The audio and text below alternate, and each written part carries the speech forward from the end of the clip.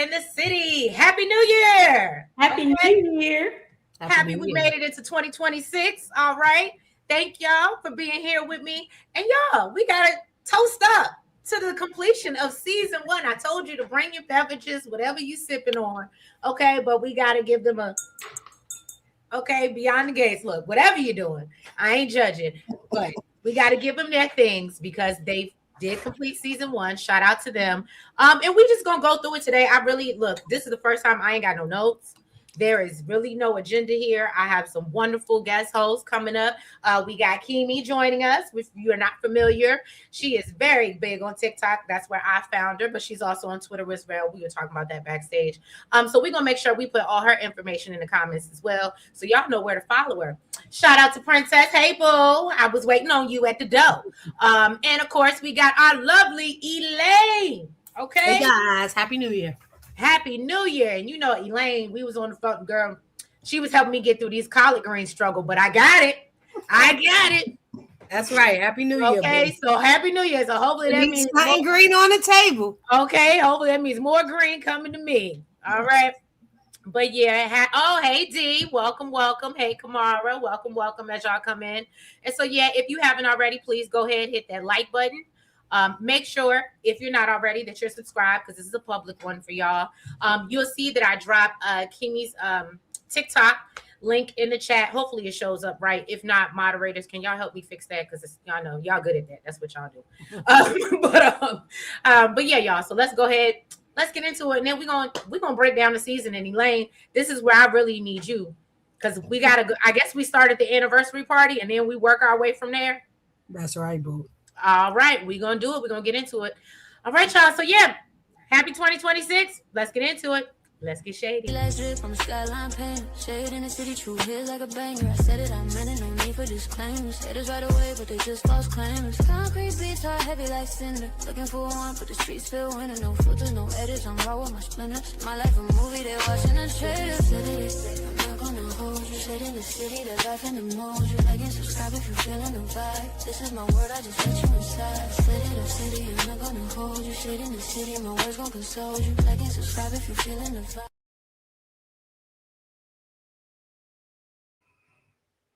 Right, Just Jonda, I see you in the building, boo. I'm about to drop the link for you. Hey, Bobby Wobby. Hey, A. Smith. Look at all y'all rolling in. I love you. Hey, Bobby Wobby. I see you, boo. Right. Okay, so we're going to start something off before I bring Jonda up here because I feel like it's going to be a lot of us tonight. So, because I did put the invitation out because, again, it's the big, we completed season 1. So, if you hear this noise, that means I need to interrupt, okay? Okay, so just so y'all know, because we get to talking, we get passionate, and I don't be trying to yell over y'all. So when y'all hear that sound, that's a great idea, Trees. I be trying to think of some things. I done had some time on my hands these past couple of days since I ain't had 5 episodes back to back to back. You know what I'm saying? But yeah, y'all. So let's kick it off. Before I start off, hey, Sweet Pea, as y'all are rolling in, and for those that are watching on at the X as well, I want to say, let's just get into today's episode because I made a comment on Twitter or X, and I said something about I felt like Kat's decision to not get tested was nonsense.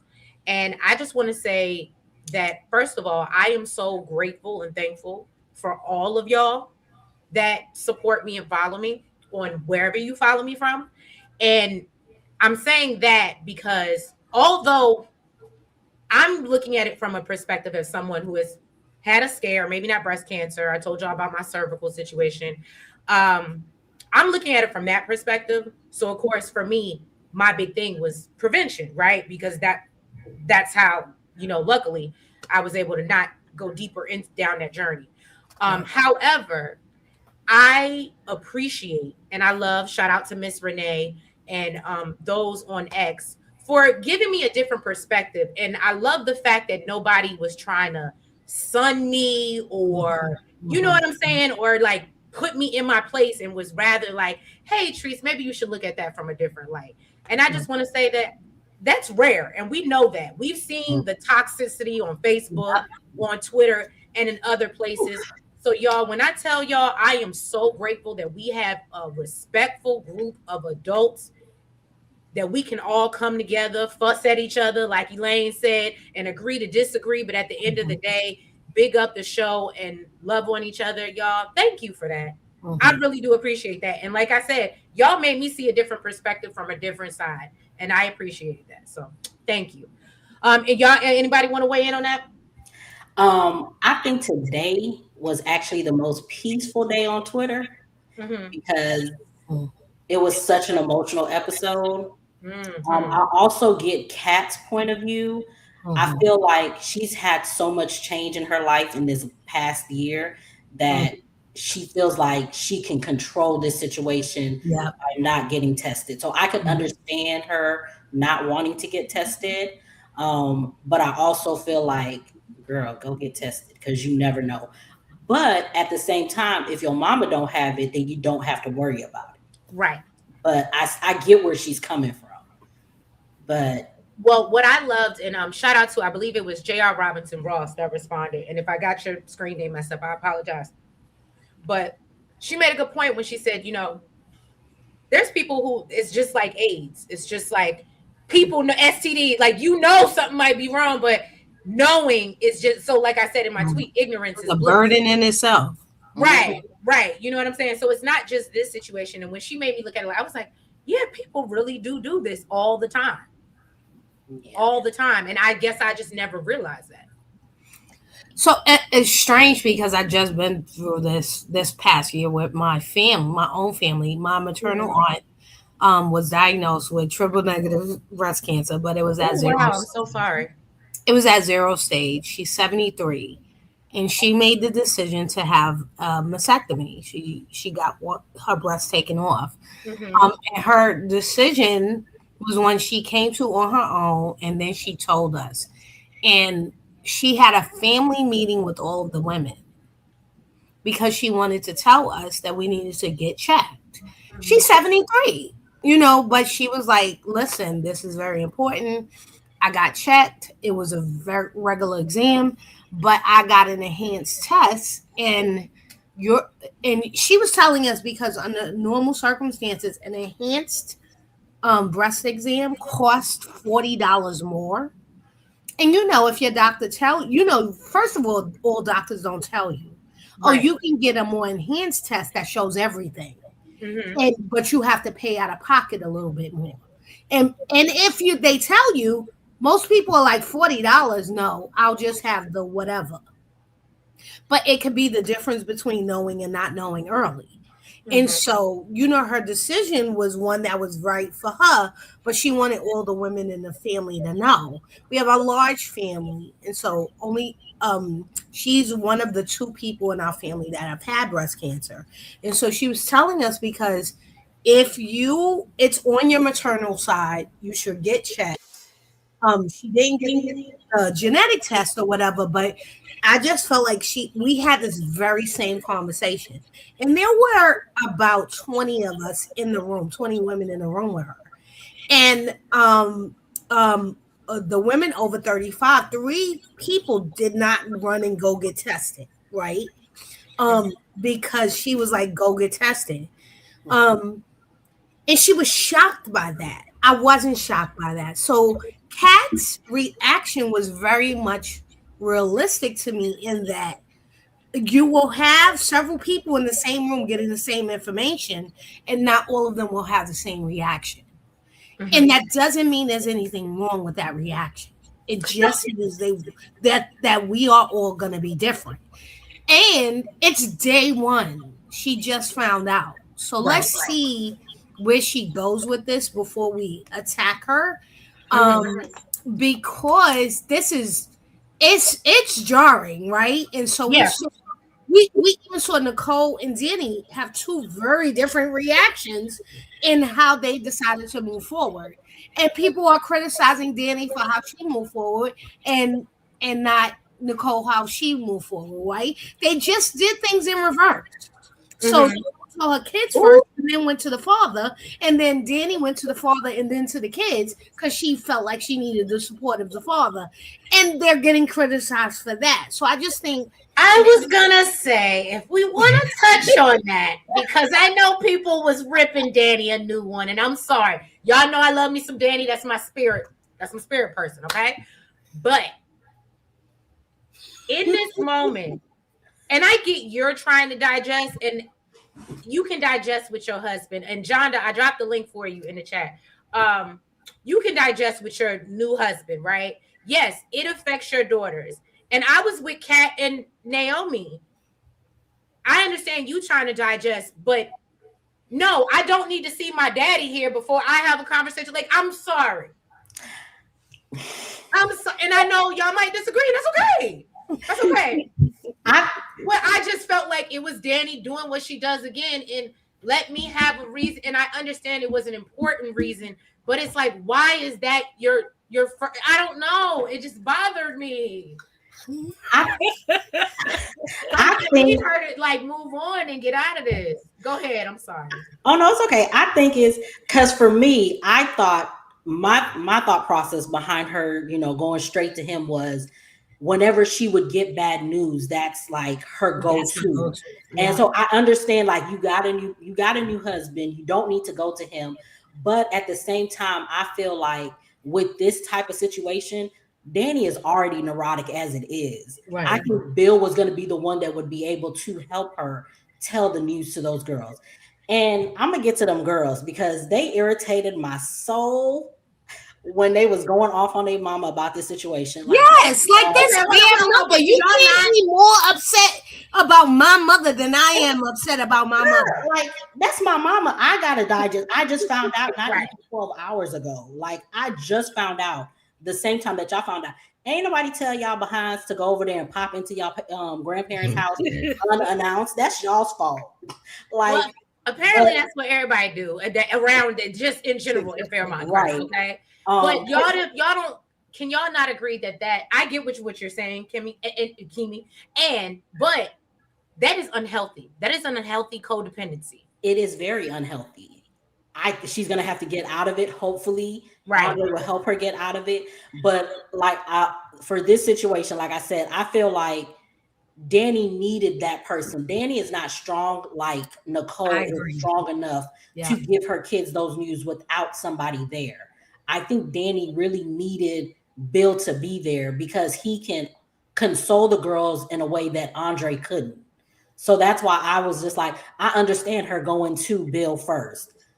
Just like Nicole, she called Ted, and it looked like she was going to tell him first, but it was just like, I feel like if she would have had Ted there with her, then maybe they could have talked. Well, I don't think they could have talked Kat into it, but at least she would have had somebody. You know what I'm saying? Because like she was also at a loss for words where she couldn't say nothing. She took a long time telling this story. I was frustrated with Nicole. She was like, well, yeah. I was like, come on, bring it down. Come on. You got to I think that's how Bill felt when Danny was over there. He was like, okay, let's get to the get. Why are you here? Hey, John, welcome in, baby. Hey, Cleo. Hey, Quake. Hey, Net. Hey, Corey. I all see y'all came in the building. So, yeah, but I like Elaine, I like how you said it was just like they all said the same. They did it in reverse, each one of them, but it also speaks to each character. Like Danny, again, is that neurotic person. She's going to need somebody there to give out bad news. Nicole can do it on her own. Like she can stand on her own. Danny can't do that. So that's why she needed Bill. So I was okay by the way, it's very indicative of what we've seen this season to bring it, full circle, instead of looking at the whole overview. Danny has spiraled out of control without Bill. And she needed someone to be her anchor, and that's how her and Andre connected. Andre was her anchor. Her family left her in limbo and was like, this problem that is Danny. Oh my goodness. They sat around talking about her, but they didn't do anything for her. They talked down to her. Nicole lectured her. Her mother lectured her about, stand up, do this. You don't need Bill. Bill is this. I know my husband of 30 years is a dirtbag, but that doesn't stop the 30 years of him being there. And so I thought that I hated to see her go through that, but who has Danny been all year? That is who she's been all year. Who So at has least she's Nicole consistent. been all year? She left Ted and didn't look back. Mhm. I respect it. I love it because I can't stand Ted. Ted is like the gum on the bottom of my shoe. And Aw. so but my people here know I don't have it for Ted. However, Nicole stood on who she was the whole year. No, she didn't. Go ahead, Jonda. Donna said, hold on. No, she didn't. I think we are giving Nicole too much credit over Danny. Danny stands in her emotions. She stands in her feelings. She owns it. Yes, she may spiral out, but if that's how she's feeling at the time, that's what she's gonna do. Yes, she did. She did get with Andre. I don't know if I necessarily feel like he's the heavy in that relationship. I still kind of feel like it's her. Like he fell in love with her first. He wanted to take things further and she just kind of fell into it. I mean, Danny's a lover girl, right? And so I don't want us to feel like her being a lover girl, or maybe it's just me. I mean, everybody can feel how they want to feel. I told you like, she's my spirit person. That's why, because I'm a lover girl. I don't feel like being a lover girl should be kind of an indictment on her strength, so to speak.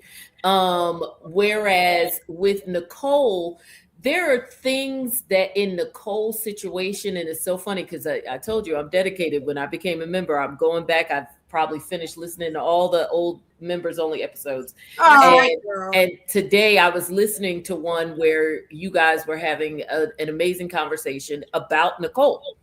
And it was those episodes ending with 102. But at any rate, and it was about how Nicole's reactions and how Nicole holds back, and how she doesn't stand in her stuff, which is why people keep things from her a lot of times, because they don't think that she's able to handle it, or they don't want her to handle it, or they don't want to put more on her. So yes, I agree with you. She left her situation and didn't look back, but she kind of had to, because Ted was just such trash. But most importantly, I agree with you all when you say this situation shows who they are. Danny and Bill, no matter what their situation is, stand 10 toes down united for their kids. When it comes to Nicole and Ted's kids, it is all Nicole. It's always been Nicole, because Ted is not their emotional touchstone. He has admitted that. You guys talked about that in that episode as well. So I think that it's not so much the fact that Danny needed Bill. It is that exactly what you all said in a nicer way. This is who Bill and Danny are for their kids, which speaks well of them and is going to piss off their spouses if they don't figure out a better way to do it. But this is who they are as a united front, dysfunctional or not. I agree. I agree. I think that was a very good assessment. All right. So if we're gonna go all the way back. Oh, by the way, quick and dirty, if I could speak to the breast cancer. Yeah. No, because I'm posting y'all's so y'all do y'all thing, because I'm actually posting y'all's links in the chat. I just posted, awesome. Thank you. Yeah, I just posted Kimi, and I'm getting ready to post Jonda's, and I'll post Elaine's Twitter as well, so y'all can see her cutting up on a regular basis. Speaking on the breast cancer, because as you and I discussed, I'm a breast cancer survivor as well. And so this definitely touches very deeply with me. I did not have triple negative, but I know several sisters in the mix who have had that one, and it is treacherous. I appreciate how they are doing this storyline. I appreciate the information that they are giving about Black women and how our health is treated in particular. And I think that that's why it was key that they gave her triple negative, because of the fact that it affects Black women disproportionately.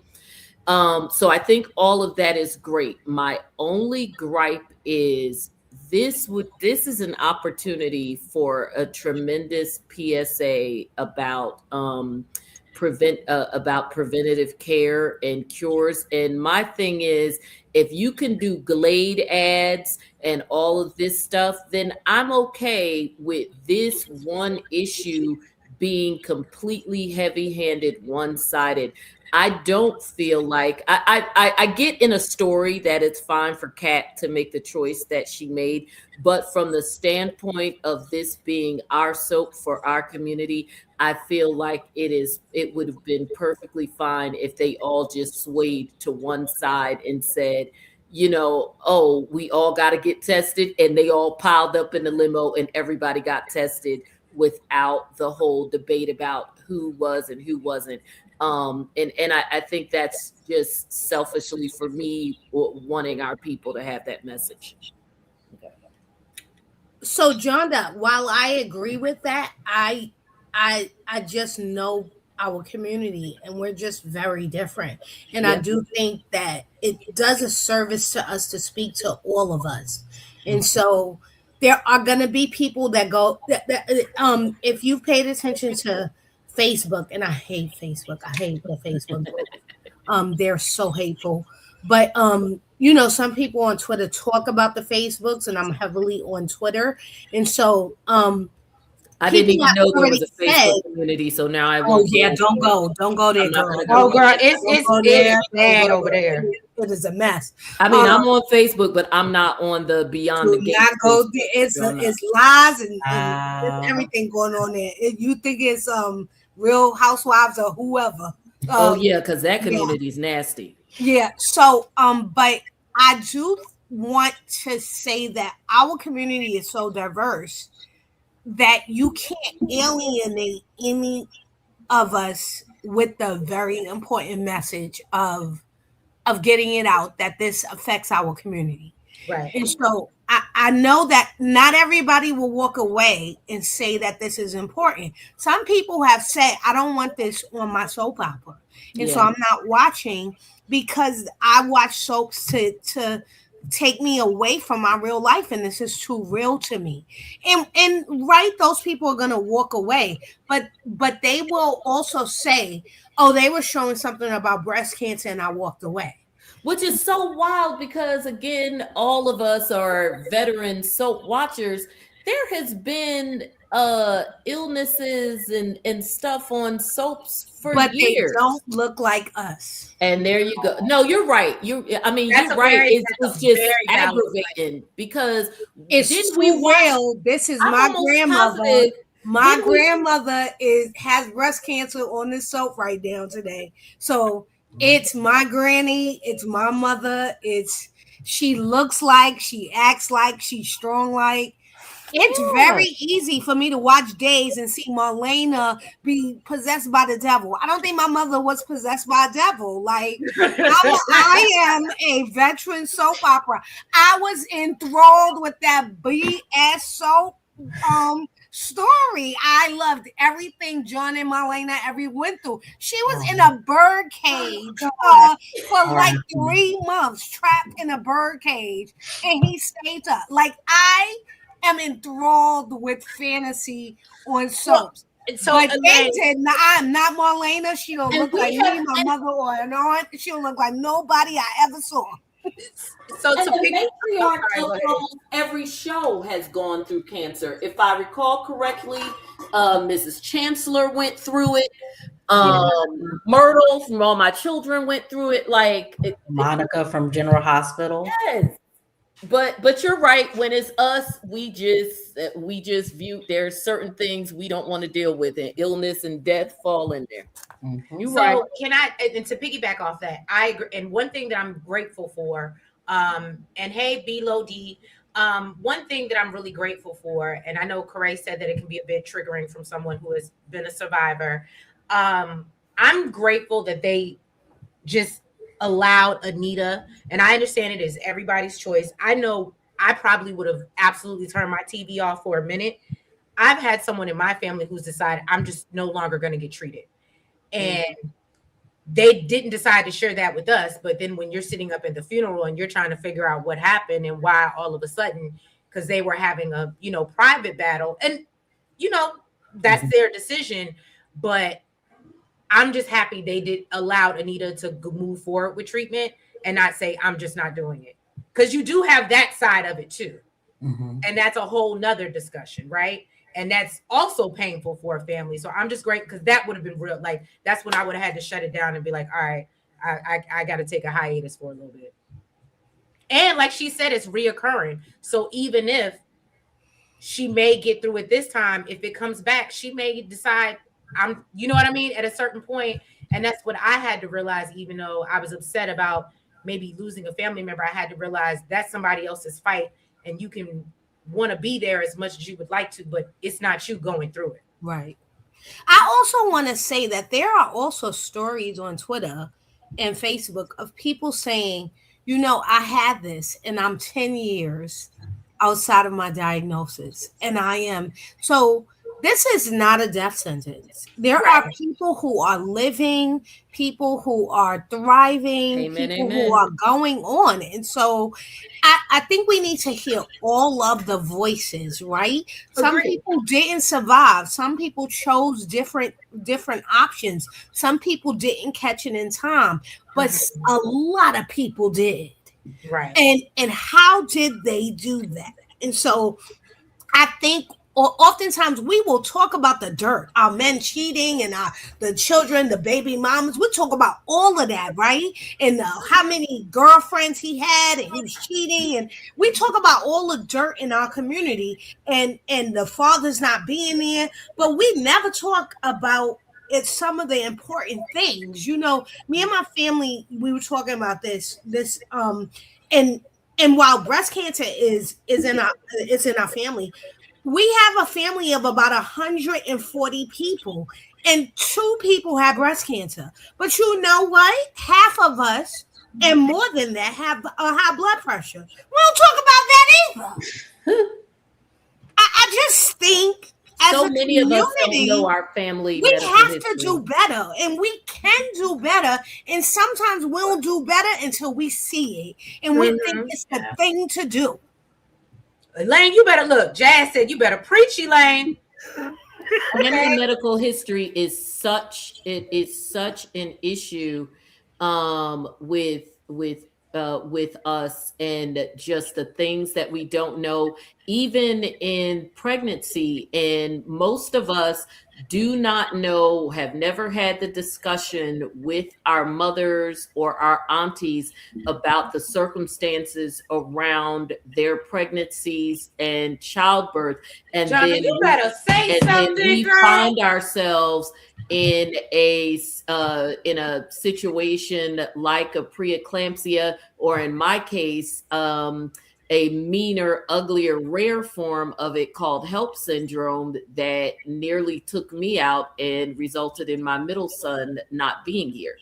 And so but I didn't know that a surgery my mom had around the time that around the time my younger brother was born, was because she had a form of preeclampsia. And they may not even given it to her in those terms. But the bottom line is, even how you give birth, of course, I found out now, even how you give birth can be harkened back to your mothers, your sisters, and your aunties. So now my daughter will know that if she is pregnant, she's got to tell her doctor, my mother had severe preeclampsia, yada, yada, yada. And so did her mother. Those are conversations that when we know better, we do better, and that we need to have. And as it relates to the non-treatment, I guess if we're going to explore that, perhaps I would have preferred that they did it with one of the older characters, like maybe Danny or Nicole, who were reluctant, because I think also because we know they're writing this not in real time, but within the past several months, I think having it be a younger character kind of gives me a little bit of the Ananda Lewis situation. And remember, she chose not to get treatment. So, so it hits on so many different levels. And they may not have thought of that. But when I look at Kat, and Kat being that age is like, ooh, so anyway, that's just my thing. Kamara, Great point. Yeah, Kamara made a great, well, yes, Jonda, you made a great point. I'm so sorry to hear about your son. Kamara said, I think it'd be interesting if one of the men came down with breast cancer. I say that because I don't think enough of our community is aware of that. Absolutely. Or even if, so what's crazy is, like, prime example, I have on my grandfather's side, and I brought it up to my physician, that a lot of the women in my family have developed colon cancer. And so I remember I was like, this is really like a thing. Like, I'm really scared. And so I remember approaching her at the age of, like, starting at the age of 36. And I was like, when can I get a colonoscopy? When can I go? And finally she was like, okay, your 40 is coming up. And because it makes sense, because based on your family history, but insurance won't do it otherwise. But she was like, I can write you an order at 40 and we'll get you looked at, because early detection is the biggest thing. So yeah, y'all, it's a real thing. Like Princess said, tonight is going to be a deep conversation. Especially when it's talking about health. We all have, how we like to handle things. And I mean, nobody's wrong or right. I feel like you have to do what's best for you and what's best for your family. I think that's where I leave off with it. But yeah, all right. Let's lighten up the mood a little bit. Yes, Lord. Whew. Okay. I mean, we had to do it because we had to do it. We had to do it because that was literally today. That was literally we've literally covered Thanksgiving, Christmas. I'm not Thanksgiving. Christmas Eve, Christmas, New Year's Eve, and New Year's Day. Okay, so now we can spin the block and go back to where it all began. That's right. Let's get up off the floor and stop crying. Yeah, off the floor, stop crying, and let's talk about the it of it all. All right, the anniversary party. I feel like if y'all in the comments or chat disagree, correct me. I feel like this is where it all started. This is where it popped off. That's when I said, this is my show.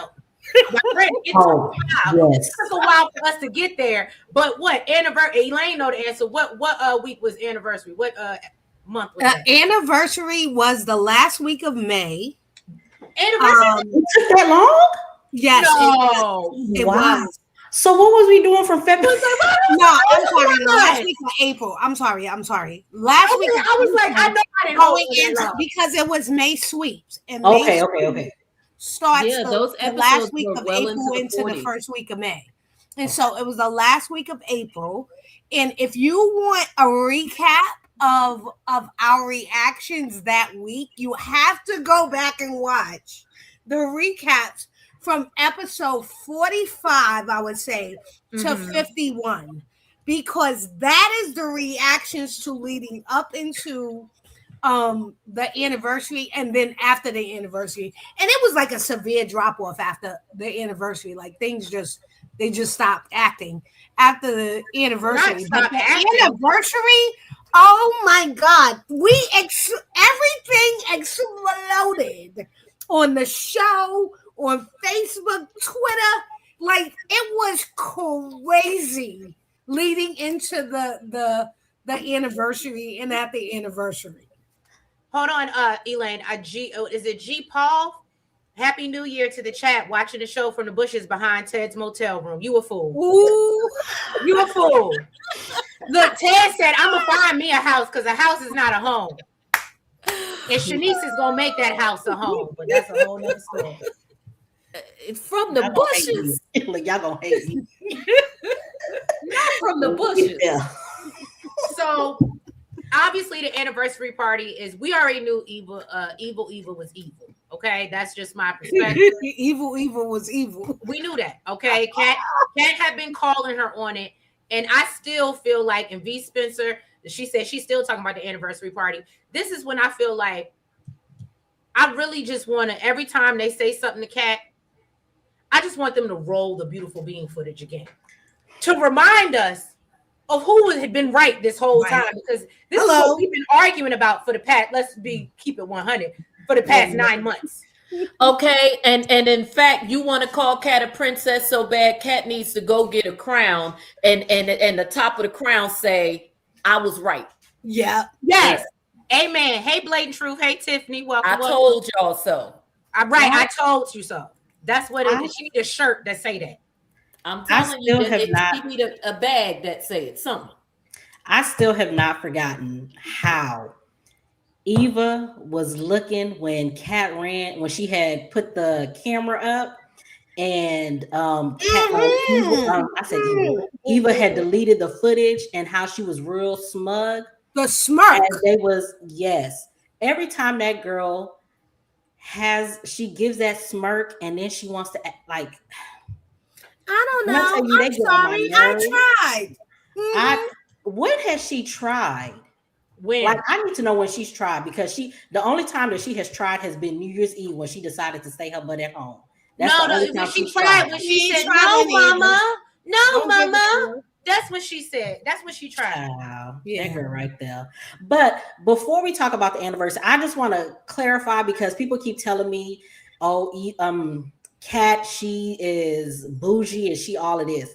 When she first met Eva, she caught her snooping, and that's when she called her tacky and trash, right? That was the first time she gave an inkling of her being I will say up or whatever, right? And Elaine is probably the best person to answer this question. But before she goes in, I'm gonna say I do think that Kat gave off classist vibes or elitist vibes, because she always commented on what Eva was wearing. So she may have not called her trash. And that's why I said Elaine is probably the better person to answer that. But she did make comments about her clothing and just little snide remarks, basically insinuating like you're beneath me type of But I mean, honestly, Eva kind of was tacky the way she was dressing. So I mean, I can't with y'all go follow Kimmy. She's still on her TikTok, because this is what she be saying. Okay.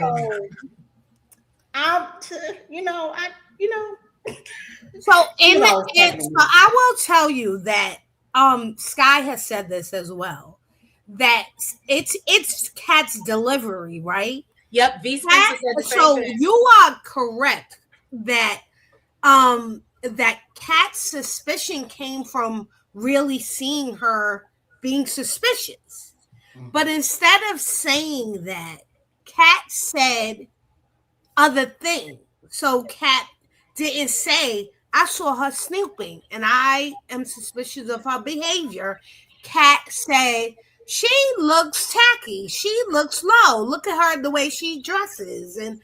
And that wasn't the way to lead. The way to lead was to say, "I saw her snooping. Is she supposed to be doing that?" And to lead in a more intellectual way to get to her mother and father. And instead, she led in the way that she, sort of sees the world, which is through her bougie eyes, which is like, "Oh my goodness, she's suspicious because she's tacky." But we saw that Kat wasn't suspicious of her because of that. Kat was actually suspicious because of her behavior. Even when she told her parents about she couldn't tell them about the camera and everything, because she would have to admit that she set up the camera to try to trick Eva. Even then, she acted like, "I just don't like her."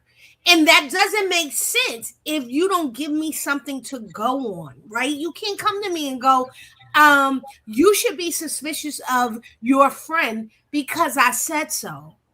But you got to give me some clues. Like, the evidence is 1, 2, 3. You got to give me something. You can't go, "And it's because I feel," or "the clouds were blue this day." Like, that doesn't make any sense. And so you have to make logical sense to your logical, critical thinking doctor parents, right? Especially Nicole. Yeah. And so Kat is suffering from not being able to articulate herself in a manner where her parents will respect her opinion. She's relating in a way that she understands, that Dingy Chelsea understands, but not in a way that true doctors of the world will understand. And so I do think she's suffering from that. And even while I defend and say she's been absolutely right, I think you're right about that. I think this just goes back to showing what has been said over and over. They Ted and Nicole are trash parents because by now you should know what even Anita finally admitted that they have always known there was something a little special about Kat having a third eye. They didn't use those exact words, but they have referred to it. Kat got instincts and Kat tends to see things. If you her mama and her daddy, why y'all don't know that about that? We know Well, our kids quirks and different things, and I certainly by now she 26. You ain't figured out that that baby seeing things. You ain't figured out that that baby is the one who dreams about fish and know that people pregnant. That's Kat. I love it. Hold on, Jonah. Let me stop you real quick. Thank you so much, Blatant Truth. Happy New Year, everyone. Thank you for the $9.99 super chat, starting us off right into the new year. And I also wanted to highlight Jazz's comment because you were whole fool and I can't with you. She said something about we can't be mad at Kat because the clothes be looking like tablecloths and curtains. So you know what? V Spencer ain't no better. Said Eva and Nine Lives Leslie. Oh, I might have to steal that V. They nasty, vile, gutter snipe right about the hood. Well, Kat didn't do herself any favors by hurling insults over facts. Like Elaine said, very, very good point. Kat's too honest for her own good. Absolutely agree. Okay, so I think we all on the same page. To be honest, I don't think they would have listened to Kat even if she did articulate it better. Okay, Jazz. Okay. Yeah, I don't think they would have either. So speaking of that, well, you know what? Let me not go to that. So we still on it. So then obviously we know the breakdown, like Elaine said. Nicole never looks back. Okay. She's like, I'm done. This is when we start to see the emergence of Carlton. But I think the next big shocker was Martin's secret. Correct me if I'm wrong, Elaine? That is correct. And I also think that Nicole was kind of she was teetering on the fence. She was twerking on the fence. Still probably 70-30 on the dumping you. But there was a moment, and then the Martin thing put the nail in the coffin. Again, correct me if I'm wrong. Well, the Martin and the Leslie thing, because we got to remember Ted supposedly slept with her again. So yeah, that's what it was. No, but before that was he invited her to go out, and then remember she had to choke Leslie out in the cafeteria. Yes. So, you're right. You're right. Ted did not do anything right in getting Nicole back. Remember, he kept running around telling people, I know what's best for Nicole while not doing anything for Nicole. We saw him with Eva and Leslie more than we saw him with Nicole for 2 whole months. And so, and they could say what happened off screen all they wanted. It didn't happen off screen and it didn't happen on screen because Ted is trash. He's garbage. He is the gum underneath my shoe. He didn't do a thing. I think we see that he, and I think Treese said this. She said this term. He is emotionally unavailable. Mm-hmm. And unintelligent. And he was hiding it. When you have a partner who is emotionally available, you can hide it by simply standing next to them and claiming that I'm with her and I'm emotionally available.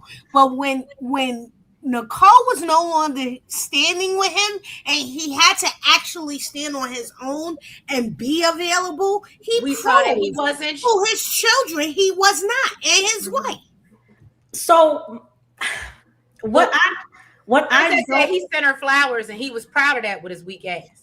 Go ahead. I'm sorry, Kimi. No, it's okay. But what I don't like about this whole Ted situation is when we had the old Ted, he was down for his kids. Like we saw him. Well, I don't know about him and Martin, but with him and Kat, like they had conversations, they had, relationships.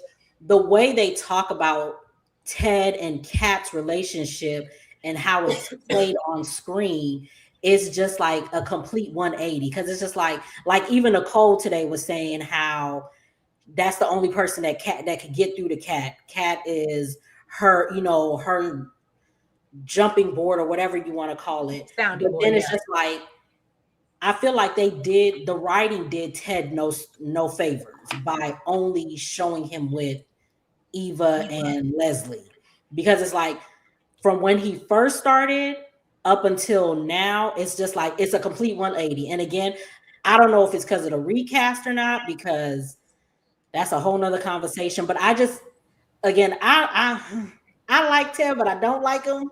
So it's like he's not on the bottom of my shoe, but I still feel like his relationship with Kat, I feel like was so much better in the way they talk and say stuff.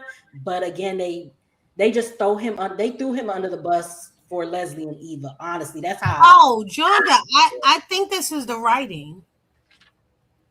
And and that's why it's just like, why would y'all do that for your leading man? Because like even with Bill, like I'm sorry, Cammie, I think this is the writing. They wrote this. So I also want to say, as we discussed the anniversary and how we traveled to this point, I want to point out the writers that started with the show were veteran writers from other soaps that came on board to help Valjean start her soap. This was a really big venture for her. They wanted to start her up good, and they left in June. Her co-head writer left in August. And so what we are seeing on our screen are different people who have different visions for the show and who may not believe that the old writers did the right thing in the writing of the show. And so I want to keep that in mind as we discuss how people have changed, how things have changed. I did not think, and not to jump to somebody else, but as an example of the difference between old Ted and new Ted, because I don't think it's just a character. Haley was vapid, and I saw her as a child who was molested by an adult. And then when they showed that she was poisoning Bill, I was like, come on, Haley. Come on, hood rat. Come on, girl. I see you differently. I have not seen her as a child bride since. And so that's a good thing that they did, but I think that was always coming.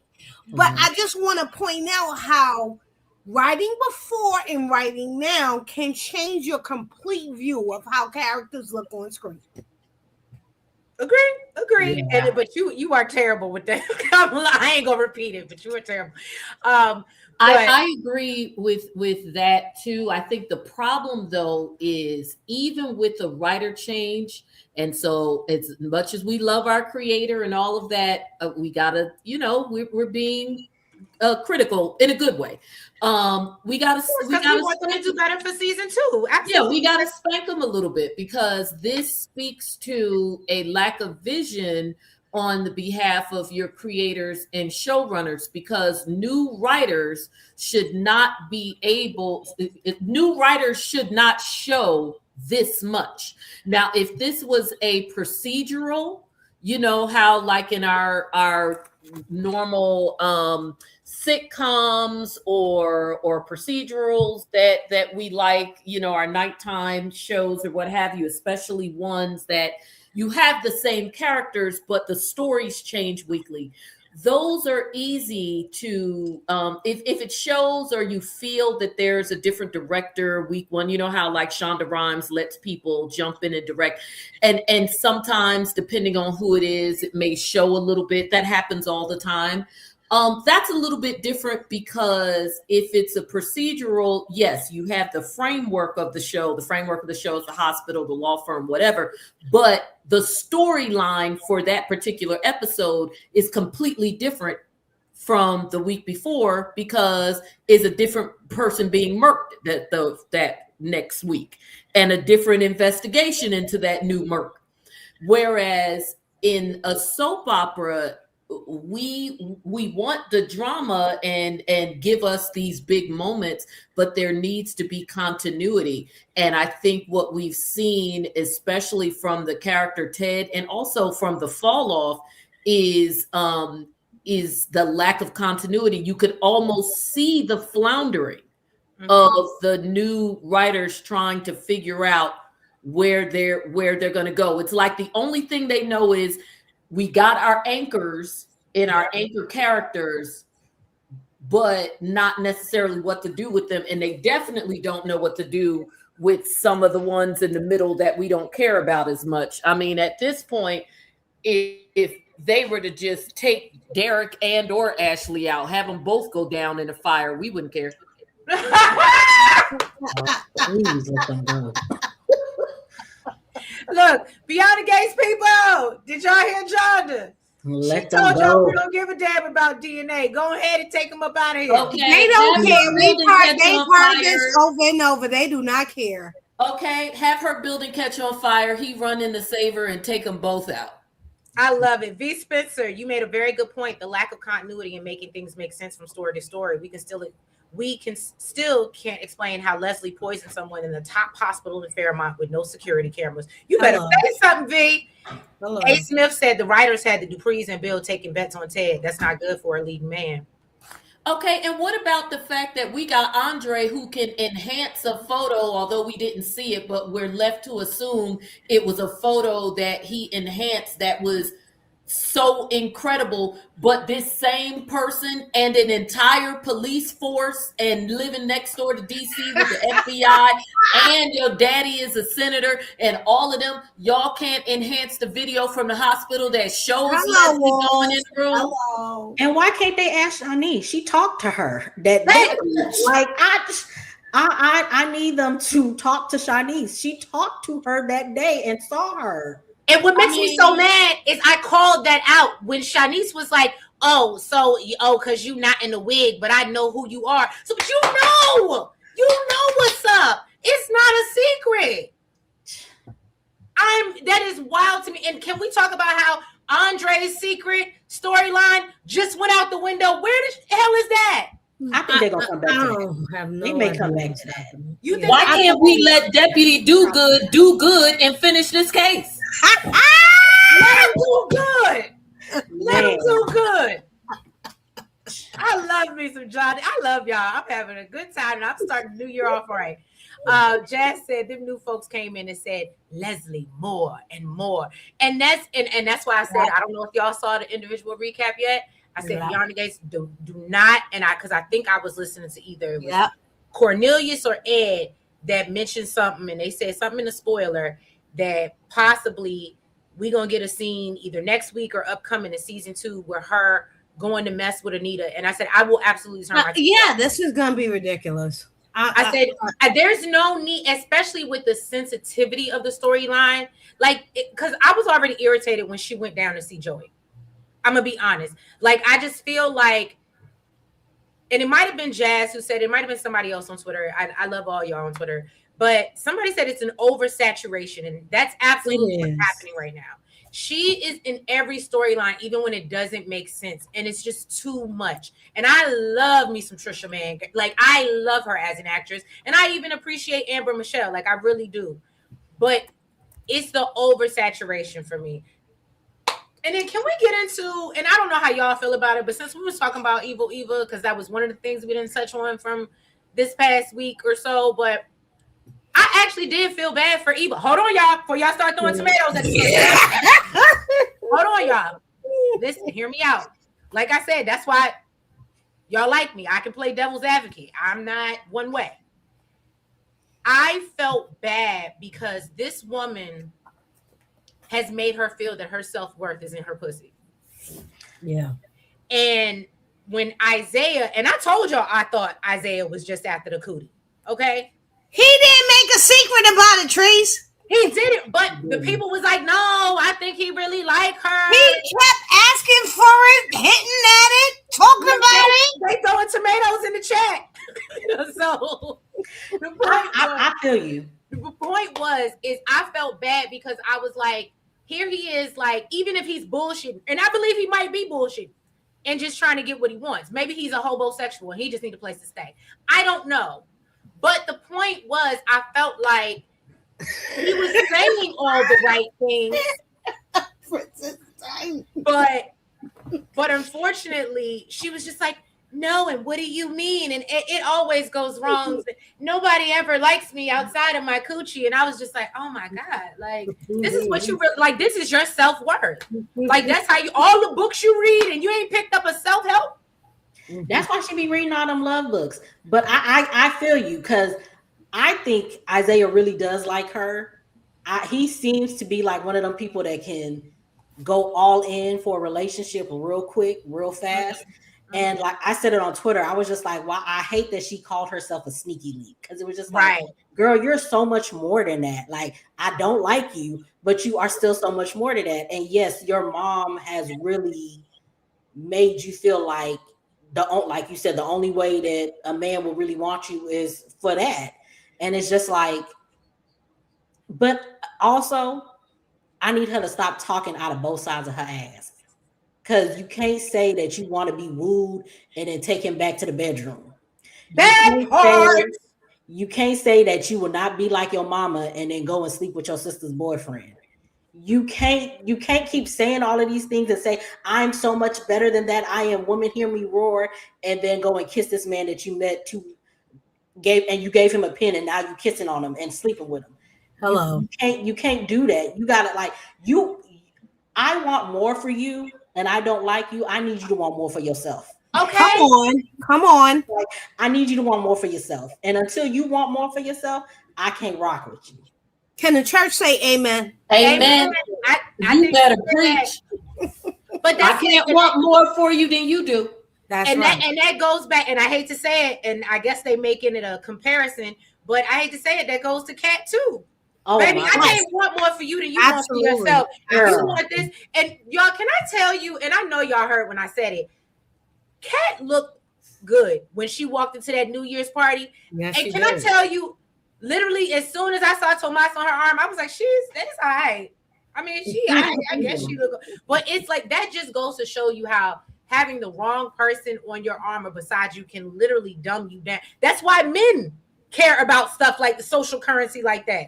Because who's on their arm over here? I'm sorry. I will say though, you're preaching over here. He acted when he didn't have no lines. He was really acting. No, and then when he was like, "Oh yeah, I'll take you to Puerto Rico. We'll have a good," and I was like, "Sir." When he don't have no lines, the one line they gave you, and you can't even deliver, and you're supposed to be. I get more excited about going to damn Puerto Rico. I don't think these writers that are on the show now are also traditional writers from other shows, but not head writers. And so I just want to point out that they believe that they are writing what soap people want to see, but not necessarily what Black soap people want to see.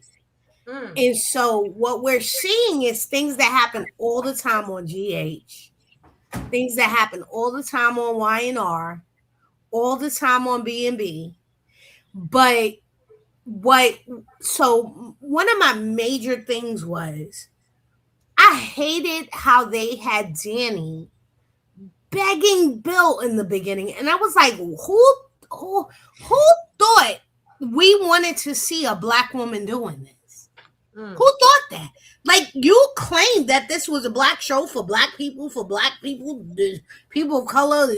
You kept telling me to watch because I'm Black. And then I tune in and you show me some downtrodden woman begging. She's rich, but she's begging this dirtbag who's been cheating on her for 30 years to not leave her for her daughter's best friend. Are you kidding me? Like, I was appalled. And so, Elaine, really quick. Tay, the link is in the chat. It should be pinned. If you want to come up, you are more than welcome, because I know Tay got some craziness to say. But go ahead, Elaine. And Happy New Year, boo. So I just think that sometimes I think the writers are floored that we are not against Cat. They have no idea what to do with that. They thought that we would go along with the writing, which has been against Cat for the last 3 months. And so I don't think they know what to do with that. They had no idea that the audience would not be against Kat, that they wouldn't be with Eva. They heard that we loved Leslie but do in the anniversary because she was so bad and fun and whatever. And so they put her everywhere and in everything. And they have no idea why now all of a sudden we're like, why is Leslie everywhere? Right. You did too much. And they have no idea what this audience, again, this audience wants to see. I watch a YouTube recapper who's a white guy, and I left him because he made some comments that I thought was semi-racist. And I think I discussed with Treese early on. It wasn't racist, maybe, but when people start to talk about things like, oh, Anita and Vernie are uppity, I get code, and so I'm out, and so I feel like that's code. So I left, but now I'm tuning back in, and even he's like, listen, I thought this wasn't a traditional soap, so why are you doing traditional soap things? And so I don't think they are paying attention to the fact that we tuned in because you told us this was different. You told us this was new. You told us this was for us. And then it turns out this is a Tyler Perry daily soap. Whoop! I didn't want to say it because a lot of people have literally, Elaine, a lot of people have been telling me, and I said, and I literally have to say, my boo came to me and he said, it's giving real. He was watching one day. He said, it's giving real Tyler Perry. I said, it's just filmed at the studio. It ain't got nothing to do with, but literally a lot of people, I've been getting those comments a lot. And I hate, because y'all know why I don't review Tyler Perry anything, because I am not going to, I already know I'm not going to like it. I'm going to be very critical, and I don't want to tear another Black person down. So I just choose not to watch it because I already know going in what his MO is. I learned that from the damn Divorce is Black. I will never get that hour and change back. I'm sorry. But the point is that, yeah, and I've been hearing that from a lot of people. I thought they did film. Princess, what you mean? I thought they are filming at Tyler Perry Studio. Are they not? No, they're in Georgia, where are they but filming? not I thought, here. because I thought they were in Atlanta. They got their own spot, if I'm not mistaken. Oh, excuse me. Look, correction. Yes, I am never has a above sound reproach. stage. Yeah, because the guy who played Andre came out and he was just like, we don't film on Tyler Perry Studios. We are not a Tyler Perry, but y'all sure look like it. So now, you know, It's interesting that you said how what they told us in the beginning, and just to piggyback on what Elaine said, it's almost like they did a bait and switch, right? Because when we had that first couple of episodes, when we saw Danny like wild out, and I was loving it. I fell in love with her from day one. I was like, yes, give me some old school Erica Kane, but like a sister would do it. Yes, bring that gat to the wedding. Like, I loved it. I had no issue with that because that's soaps. You know, you got to go all in big. And so I thought that was great. And I still was like, yeah, sister, you know, give it to us big. We like our stuff big because, like you said, it's for the culture. Then, like Elaine said, they went left with her begging and wanting. She didn't come out and beg, but we knew that's how she felt, that she wanted him back.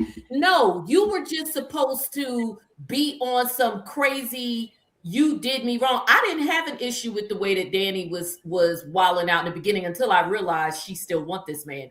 I didn't have an issue with her wilding out in the beginning because, number one, we were still married for the whatever our marriage was. We were in it, and you were doing the chick at the office, and then you dumped me, and you rubbing it in my face, buying her a house in my family's community, all of that, and on top of that, for the chick, you was in my house eating my meals, befriending my child, and then you go and then you sleeping with my man. So I didn't have an issue with Danny wilding out as much as she want to. Go to the house, blow it up, do all the things.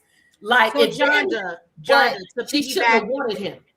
To piggyback off that, don't forget, Danny was the one that suggested Haley for that job. Do y'all not remember that? Oh She Lord! said, Yeah. Every I time you recommend. remind me of that, you make me mad all over Yeah, again. she was the one that said she recommended Haley for the position because it was like assistant or something. It was it wasn't paralegal yet because that's what she is now, but it was like an office assistant. And I guess she needed a job, and so Danny was the one that said, "Oh yeah, let Haley do it." Haley was part of the family, right, Elaine? Mhm. She absolutely was. Yeah, so Danny had every right to be tripping.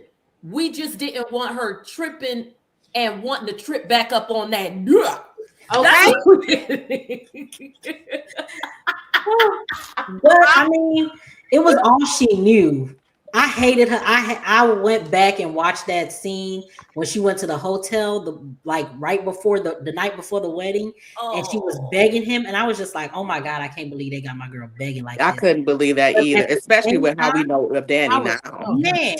But it was just like at the same time, that's all she's known. yeah. Like she got with him right out of what it was, what 18, 19 or something like that, when she was young, because she was doing her like modeling and then they met. Mhm. So that's all she knows. So her like begging him and accepting all his cheating and all of that. I mean, we hate to see it, but I'm pretty sure a lot of us know a lady or two who's done that she thought or who having a is piece doing of a that. man was better than not having a man at all. Yeah. No, Danny but was it was, his lover and his secretary.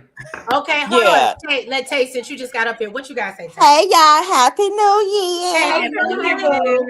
Yes, Elaine, I was just as baffled by that scene as well. Like, because I think that, you know, our women do kind of they low key beg the man back even when he ain't no good. But they don't just be like, please, Bill, don't do this. Please, Jeff, like you can't do this, Hakeem. Like you gotta take me back. It's gotta be us. They don't do it like that. They do it other little ways, like well, the kids ain't gonna be going to no wedding with you and unless you come over here and see me, and all that type of. That's how they try to do. They little big in the man back. They don't just be blatant like that. And I was just like, what is this? What is going on? Because I felt what she was feeling in the moment, like, dude, is you for real? Like, this Danny, Bill, like, you really about to marry this girl? Like, are you really gonna marry this girl? For real, for real. Like, after all the stuff we done been through, I done let you cheat in peace. Like you really about to marry this girl, Bill. Like this is Danny, this me. But when she was like, please, Bill, like I was just and I couldn't take it even with how we know of Danny, because even with the Bill stuff, and I know she probably felt low in the inside, they didn't show us until like that moment that made her look like a complete and utter fool, in my opinion. And it seemed like he had he was prideful in that moment when she was sitting there begging him, which that made me, every time now that I really know what Haley's plan is, which I always had a feeling that she was up to something with him. I just can't wait for the plan to be executed, because like he was sticking his chest out, even like how he tried to act like he's so for the family now and stuff, everything. But the family that you claim that you are so for now, and you don't play about your girls and all this type of stuff, that's the same family that it was no need for you to beg or to go and bribe the Duprees to get them to come there, because of you knew what Martin had done. So he used that as a tool to get them to come to that wedding. Like, even how he just said the other day to Haley, you the one that came after your friends dad. What did you think was gonna happen, or whatever the case may be? Like, Bill, is you cool? Because you was just doing the same thing with Vernon, acting like everything's is supposed to be the same way, and they supposed to accept Haley into the family as if they didn't already had accepted her in the family. And look what the family did again. But I don't understand what Bill thing is, because dude, like, I don't know, dude. Bill is diabolical in my opinion, and he tries that stuff with the family, and he be seeming so dang on genuine and everything. Like, he seems so genuine. But I cannot forget when he made them come to that wedding, to Okay. appease Haley. Like, you weren't thinking of her like, girl, why do you think this community wants you to want to come to our wedding after what we done? Like, why you didn't have that mindset then? And again, too, I can't forget that, like, he was torturing Danny with Haley. It wasn't like you did your file, y'all did your thing, but he was torturing that girl with her.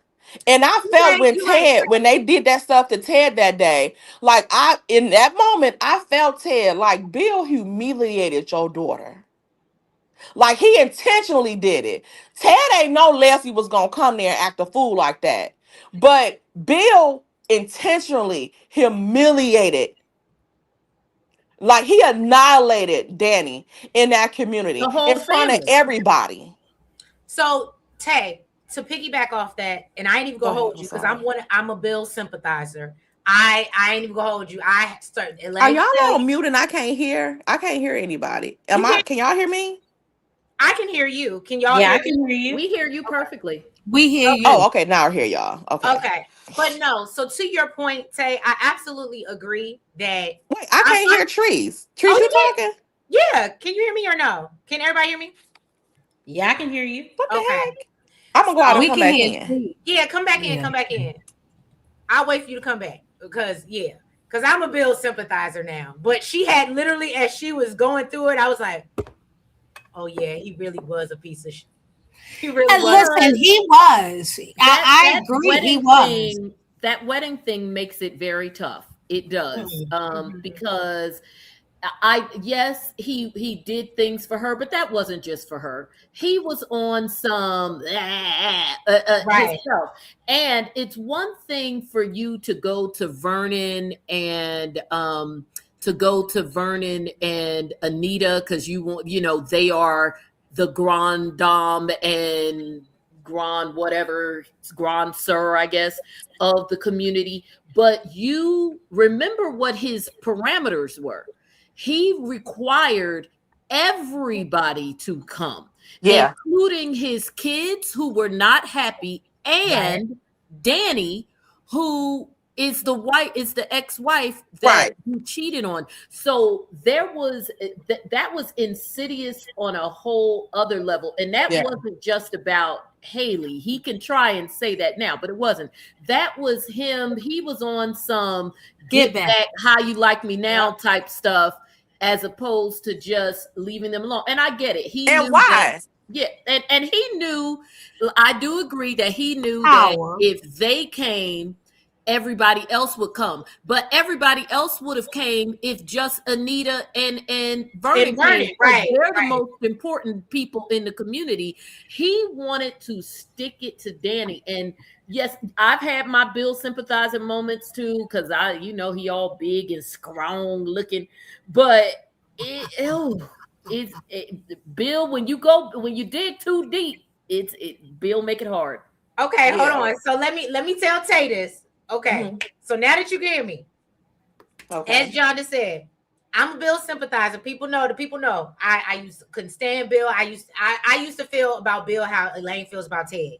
Or how we all feel about Ted at this point. Mm-hmm. But he softened up. We see emotional moments. We break down. He clearly, now here's my thing. Because clearly you had what seems like maybe not the best childhood. So, you got these trauma issues. Then you meet this lovely woman from this good family. You want to be accepted. Hey, Gonda girl, welcome over. You meet this wonderful girl. She gives up everything for you, and at the same time elevates you. And what I've always been told, and y'all can correct me if I'm wrong, because some of y'all are a little bit more experienced than me here. But I've always been told when you build up a man, that's the quickest way he'll never appreciate it. That's when he leaves you for the next best thing. Yeah. The one that doesn't make any money, that can't help him at all, Mm-hmm. that can't really offer him anything. So I just feel like it was that type of situation. And so I'll say to you, Tay, you reminded, like, as I was sitting here, like, well, no, and Bill is a better person now. And then when you went through that, I was like, damn, he's really fucked up. He's really fucked up. And then now he's trying to blame it on Haley. Like, No, it's you, because you should have had them same sentiments with Haley when she wanted to move beyond the gates, when she wanted the people to come to her wedding and all of this stuff. You should have had that same thing, Bill. Like I said, I sympathize with him sometimes, because even like watching him having these flashbacks of his family and stuff, again, he seems so genuine. Even Right. when he's talking to like Naomi, like when Naomi told him that he was DOA to her, like I felt for him, because he looked like he was messed up. I don't think he want Chelsea to love him and like him and stuff like that. Oh But no, but his he really main care person about is Naomi. Naomi. Yeah. Yeah. Yeah. He deserved that. I ain't feel bad for him in that moment. Naomi is a reflection of himself. Yeah. And I think she knows she is as well, which is good, speaks to the trouble she's having in her own relationships, because she thinks that she is her father. However, beyond that, um Bill, I wanna remember, Bill was played, and there is no greater sucker than someone who thinks they can sucker you. Mm-hmm. A con artist is the easiest person to con, Yep. because they think they know it all. Everything. Yep. They And smarter so than everybody. to Didn't see we talk about Bill this be last week? conned this way, yeah, to see Bill be conned this way is an education on not being too hot on your horse, because Bill may be a fixer in his past. We ain't seen him fix a damn thing since he been No. on screen since last February. Not Well, one didn't thing. he? Okay, so where we were at was Martin's secret. So did he not? Because it damn sure wasn't. What's it? Like Randy. And Randy, if you end up in the chat, because this is public, I'm sorry. I know how you get in your Joey fixed it. Yeah. And while he was in the mix of getting Joey to fix it against Vernon's what Vernon actually wanted, he wanted to fix it, because and this goes to the two different people that Bill is. Bill is a weak man who made himself vulnerable to a woman who is using him and is playing him. And he is also this person who really loves his family. And we've seen Bill give the children in the Dupree family more empathy, sympathy, and love than their own father. And I'm talking about Ted again. We know, girl. We know. I still don't think they gave Kat her just due on finding Chelsea. Right. Sure We didn't. didn't talk about okay. So thank you, Tay Talk, because again we're recapping the whole season 1. Oh, okay. So yes, so thank you, because we were talking about big moments, and so that was a big moment. We got a shout out to Brianna, I believe her last name is Roberts. Shout out to Brianna, who played Allison. She did a phenomenal job. I definitely thought it was crazy. Y'all seen me with ketchup on my forehead this year and the big eyes, the big crazy eyes, and we had a lot of fun. Hilarious. But no. So yes, thank you, Tay. So even that, I love when somebody put in the chat, and I love what they're doing for breast cancer. Why didn't they put nothing about stalking on that screen and give us some type of awareness? Because that's a real thing, especially in this online climate. Especially in this online climate. That Right. I think they did miss the mark on that one. Good catch, Trees. Good catch. No, and it wasn't me. And if you said it in the chat, I apologize. I don't remember. It's Bobby Wobby. Bobby. Thank you. Oh, good job, Bobby. Yeah. Because they should have responded upon that, especially with us, like everybody really on this stage that does content creating. Like that is a thing. It's a thing. And then young people, all of it, just that whole awareness, and even people who are not like big content creators or what have you, people expose themselves so much online, and you just never know who is watching you, and it's crazy, and people will try to get you. It will turn violent. I've certainly represented many stalkers, so it is real and it is prevalent. Oh, let me tell y'all. Are you okay with me telling them, Jonna? Can I tell them? Uh-huh. So we got a resident Shade Squad lawyer. Okay, on the I was about to say, not her representing the So stalkers. when she say she representing, because she in court representing y'all. Look, y'all, boy, wait till Y'all being Bill Hamilton Esquire, Billy Hamilton, Belicia Hamilton Esquire on here representing them daggone stalkers. Okay, at this point, at this point, I'm gonna have to go in, just show up and prosecute the case against Leslie, and I'm on the other side because we got to get a case going. Okay, we love you, John. Regarding this comment on the screen, I don't think they're done with the Allison story. I think she's gonna come back. I think that's why we haven't heard anything. Yeah, because I feel she gotta like go to they trial. want her. Since Michelle is of that B&B era, or whatever, I think she's gonna be low key like a Sheila Carter, but crazier. So I don't think we're done with Allison, or at least I hope we're not done with Allison. I hope so too. I think we should come back every once in a while just to, put that fear of God in Chelsea real quick. And someone who acts like her wouldn't take a plea. So give us our trial. Okay. And I'm still waiting on the other trial. Look, I'm still she mad. gave you your things. Who, Leslie? Can we get an arrest? Not hers, but Naomi, her that sexual harassment trial. Nobody going on trial. Don't nobody get caught. The sexual harassment thing went away. Remember, they got that committee. Oh no, that's why I said I'm still mad that we didn't get it, because I wanted to see her go head to head with Bill. I wanted to see her have an office. Kimi, I was gonna say Kimi, when she's operating out of the law offices of Orphe Jeans, that's very hard to do, baby. But Cheap said, Jonda, that they trust you as their lawyer over Naomi. So clearly, nobody wants anybody working at the law offices of Orphe Jeans with you. We don't. Y'all don't have to lay off Naomi. Naomi is an op, but y'all got to remember who raised Naomi. Bill is an op low key as well. And y'all with that office of Naomi, all y'all some haters. Leave that girl alone.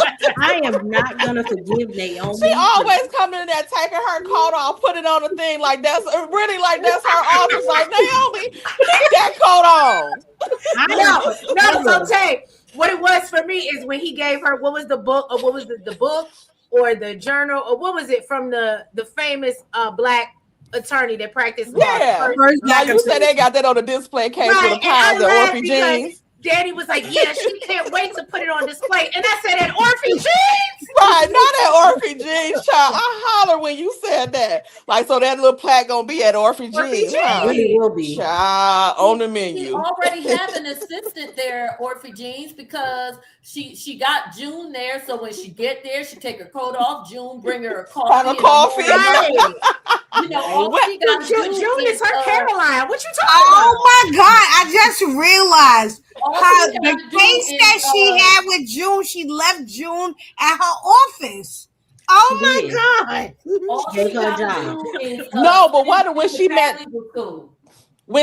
with the girls for the harassment lawsuit for Bill thing, they all met there and was looking around and stuff like, we can't be seen in public. First of all, y'all are in public, so this confirms that Orphe Jeans and that booth over there, booth number 2, is her office, because it was like, why y'all couldn't just meet at her office while y'all want to be in secrecy and all? We can't let anybody know. Anybody that come in Orphe Jeans? And the thing is that isn't Orphe Jeans supposed to be the best soul food restaurant in the DMV? They make it seem like Orphe Jeans is that place. Remember, even when the articulates, girl, I was about to call them Arcanet to make them Zetas. But even when the articulates came to town, they were like, oh, we want to go to the famous Orphe Jeans. So if everybody at Orphe Jeans, then why you having your super top secret legal meeting where you trying to sue the all-powerful Oz Bill Hamilton? At Orphe Jeans. They ain't even go to Uptown. They Orphy knew it was a jeans. mess. Well, I Well, will yeah. say we know the Orphy Jeans is there because that's Michelle's, I guess, grandmother. That's named Right. after her grandmother. I thought it was But her I mom. will say they missed an opportunity, and I don't care what nobody says. And I'm sorry, this is where we're gonna have to tussle or agree to disagree because that coffee shop was a waste of a set. That coffee That could've been shop, the it was courthouse. not needed. They could have kept meeting up at Orphy Jeans and in Uptown for coffee because we've seen them do it, and we could have used that for something else. And let's not forget, you got the whole country club. Right. So That's they what I'm saying. got- We have enough. So I just this whole we could have got Naomi in office. We could have got a courtroom. And I just feel like we're missing opportunities and we're wasting. Nobody needed that coffee shop or whatever But it's you supposed know, It's They no, got yeah, like they Nicole's did. house They and got the boom boom 70-something room are the sets. same set. But But this they is why said they they had, needed like- somewhere else. I think they needed another spot because quite often people go from eatery to eatery. So like they'll go from Orphy Jeans and then go to Uptown, or they'll go from the country club dining area to the little bird cafe or whatever it's called. Like, why would people come from Orphy Jeans and go to Uptown? And both of those are like restaurants and stuff. Like Uptown is a restaurant as well. I know it's like a little lounge place too, but it's a restaurant as well. So they'll go from each place. Like, why are you at Uptown when you just left Orphy Jeans? No, so can I say, Kamara said, we being too judgmental. We on a budget. What y'all want? Law offices or bedrooms? I'm just saying. That's true because we done talked about, y'all, if we don't get rid of this big comfy couch, I am tired. We are grown people. If we have our own places, I am not doing it on my, and that I pointed that out. Elaine, do you remember which recap it is? I said, I was so pissed off. I said something about them doing it on the couch all the time, but I said, okay. That's kind of nasty, whatever. But then when Chelsea said something about her having her own bedroom, I said, y'all really get on my face. But I think Danny is the only person that has a full house because we've seen her living room, Right. we've seen her bedroom, we've seen her guest house. She's the only person. I think they put a lot of sets with Danny because that was the character that they were going to really focus on. Well, Nicole has sets. They're just not bed sets. Nicole actually has 2 office sets in a living room. This is true. Yeah, but Nicole's living room is basically just a boom boom room with different furniture because people come through the windows. Yes, they Not come right. through, but she got a bar. It's people different. constantly walking in, just random. Danny, Nobody has people locks on walk their in doors. Danny's patio. Like They walk in the boom boom room. Yes, through the window. especially after Kelsey just got kidnapped. Why is that door still open? That part, and then wasn't Bill supposed to be enhancing security, but yet Tomas, Eva have walked in since then, and ain't nobody said a word. Why? Eva would have left out on the stretcher. When Eva came to her house, she would have left out on the stretcher. That's what I need to know. I need to know how they getting in the gates first of all to even get to Danny's house. Okay, you better preach because Eva, I know you're not on the list. Why are you? Why are you in the gates? Why are you here? That part. Who's buzzing you in? Leslie don't even before Leslie started building her house, she was rolling up to Anita's house. Who's buzzing her in? Exactly. And they're just walking in. Nobody on the show really knocks. I guess that's what happens when you live in gorgeous Prince George's. Now I lock my door. But my boo always tell me we live in gorgeous Prince George's, and I be like, I don't give a damn. I'm locking my door. So as y'all heard this week, they clearly live in Prince George's County, the same county. So maybe that's the same thing they live in, and they live beyond some gates. So maybe they feel more protected. Which I don't know why, because the girl got kidnapped beyond the gates. But I don't know why they would feel protected if the gate ain't never locked. Okay, right. But that ain't my business. Everybody beyond that mofo can come in. Right. And hello, Leslie showed up on that elevator. I can't. So okay, we ain't even getting. Look, we doing bad, y'all. We ain't even getting to Martin's secret. Okay. Okay. So Martin's secret came out, y'all. So and we know, and we had the KKK. That was a great storyline. It was. It was a great storyline. It kept us captivated. It kept us, and Martin worked his way back into my heart. Yes. I felt bad for Elaine can tell you I started off couldn't stand Martin. I was like, actually I couldn't stand Smitty. And I Week said, 2, you turned on. and then I You flipped. was like, Smitty, what is wrong with you? And then week 2, you was like, Smitty, I see the problem. Yep. Martin is the problem. I was like, Martin don't treat you like nothing. This ain't Lee. I wanted him to cheat on that man so bad. I So still then, want him to cheat on him. so then finally, we realized Martin was really battling some stuff, and we see what he was really dealing with, and I felt bad for him and what he was going through. And you know, we gonna get there. Martin turned over. We went to the other side once he started messing with my baby cat. Okay. Oh yeah. Yeah, But go back. But however, I did feel bad in the story and him protecting his grandfather and him kind of feeling like Smitty wouldn't understand, if that makes sense. You know what I'm And saying? he was right with that, I think. I think he was right with that because Smitty doesn't understand. And I used to like Smitty. And then during that time, I started not to like Smitty because I'm like, Smitty, like, this is an interracial relationship. You just don't get it. You don't understand. You don't understand. And you won't probably ever understand. I don't care if you have black kids, you have a black husband, you won't understand that situation. And also, too, I didn't like how he was treating Vernon and Anita during that time. I just don't even like that he called them Vernon and Anita. Mm. Excuse you, sir. Where's the Miss and Mrs.? And he was treating them like he was somebody or something. And I was just like, Smitty, you pushing it because they want you to get back with Martin. But Smitty, you getting on my GD nerves. And I was happy when Martin pulled that little spade on him and crushed him like, you know what? I'm not coming off the couch. I'm leaving. Oh yeah, no, but this is why I And said holler at me if you when you serious, shouty. this is why I was telling the girls, you don't play love games. Cause Yep. Smitty thought he was like, oh, I got you. I got a one up on you. You feel bad. And granted, was Smitty owed that after all Martin had put him through, treated like Yes. absolutely, he was owed that. But he did too much. And He the went problem too was far. Martin called his bluff and was like, okay, you think you could do better without me? Watch. Just don't believe me, just watch. And walked his ass off. And I was here for I said, Martin, you high booty, you better do your thing.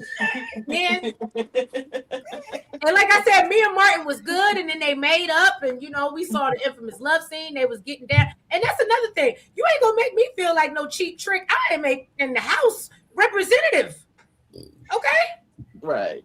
You not you telling me leave the money on the dresser and go sleep back on the couch. I was with Martin. You ain't gonna play these love games with me. You know I want you back. Either you want to be back, and I can respect that. I'm not about to sit here. Martin is not one of those people, and I'm gonna be honest with you. That's like Ted. I'm gonna give you a little. I'm gonna say I'm sorry. I'm gonna send you some flowers. I'm not gonna grovel at your feet for too long. And if But that's after 30 years, you do, and what no, you I'm did, not you saying. Now, hear me out. I'm He not saying. didn't do nothing. I'm not sorry, saying you it was was right. right, but I'm Flower, saying no. I Lauren think behaved. Martin's problem was different. I think Yeah. Martin Smitty's problem was quite different than you cheating. You did something wrong. Martin got himself into a situation. Well, he didn't even get himself. He found himself in a situation and didn't think he could tell his partner. That's not the same. Martin didn't go out choosing to do something. So Okay, I I get what was you're saying. really, I think they did a good job of making us sympathize with both parties in that story, because that was the Yeah. first story that we got where we got two sides, and it was hard. And Smitty had points and Martin had points, Yeah. because in the Ted and Nicole thing, Ted was wrong and Nicole was right. In the Danny and Bill thing, Danny is not wrong and Bill is wrong, right? And so the Martin thing really had us go, oh my goodness, what do I think about Martin? And maybe this went into what I thought about Martin. It did make us sit back and think, oh my goodness, this character and what he's been going through, and I see why he's behaving this way. He's trying to hide stuff. It did make us seek a little further into Martin. And so this was the first deep deep dive. This was a very good storyline because I did not like Martin either. He was an a-hole of the first order. He just was. He was controlling. And he Um, still is. he Yep. has those aspects, but the more the story went on, and the more we got to know the members of the family, you see where he gets it from. And You that's see all I how was close he alluding is to. to his grandparents. He gets that from he gets the controlling part from Anita, and the talking out of I'm going to talk my way out of situations from Vernon. And so I still find it amazing that he is Ted and Nicole's child and not Vernon and Anita's, because he behaves so much like them.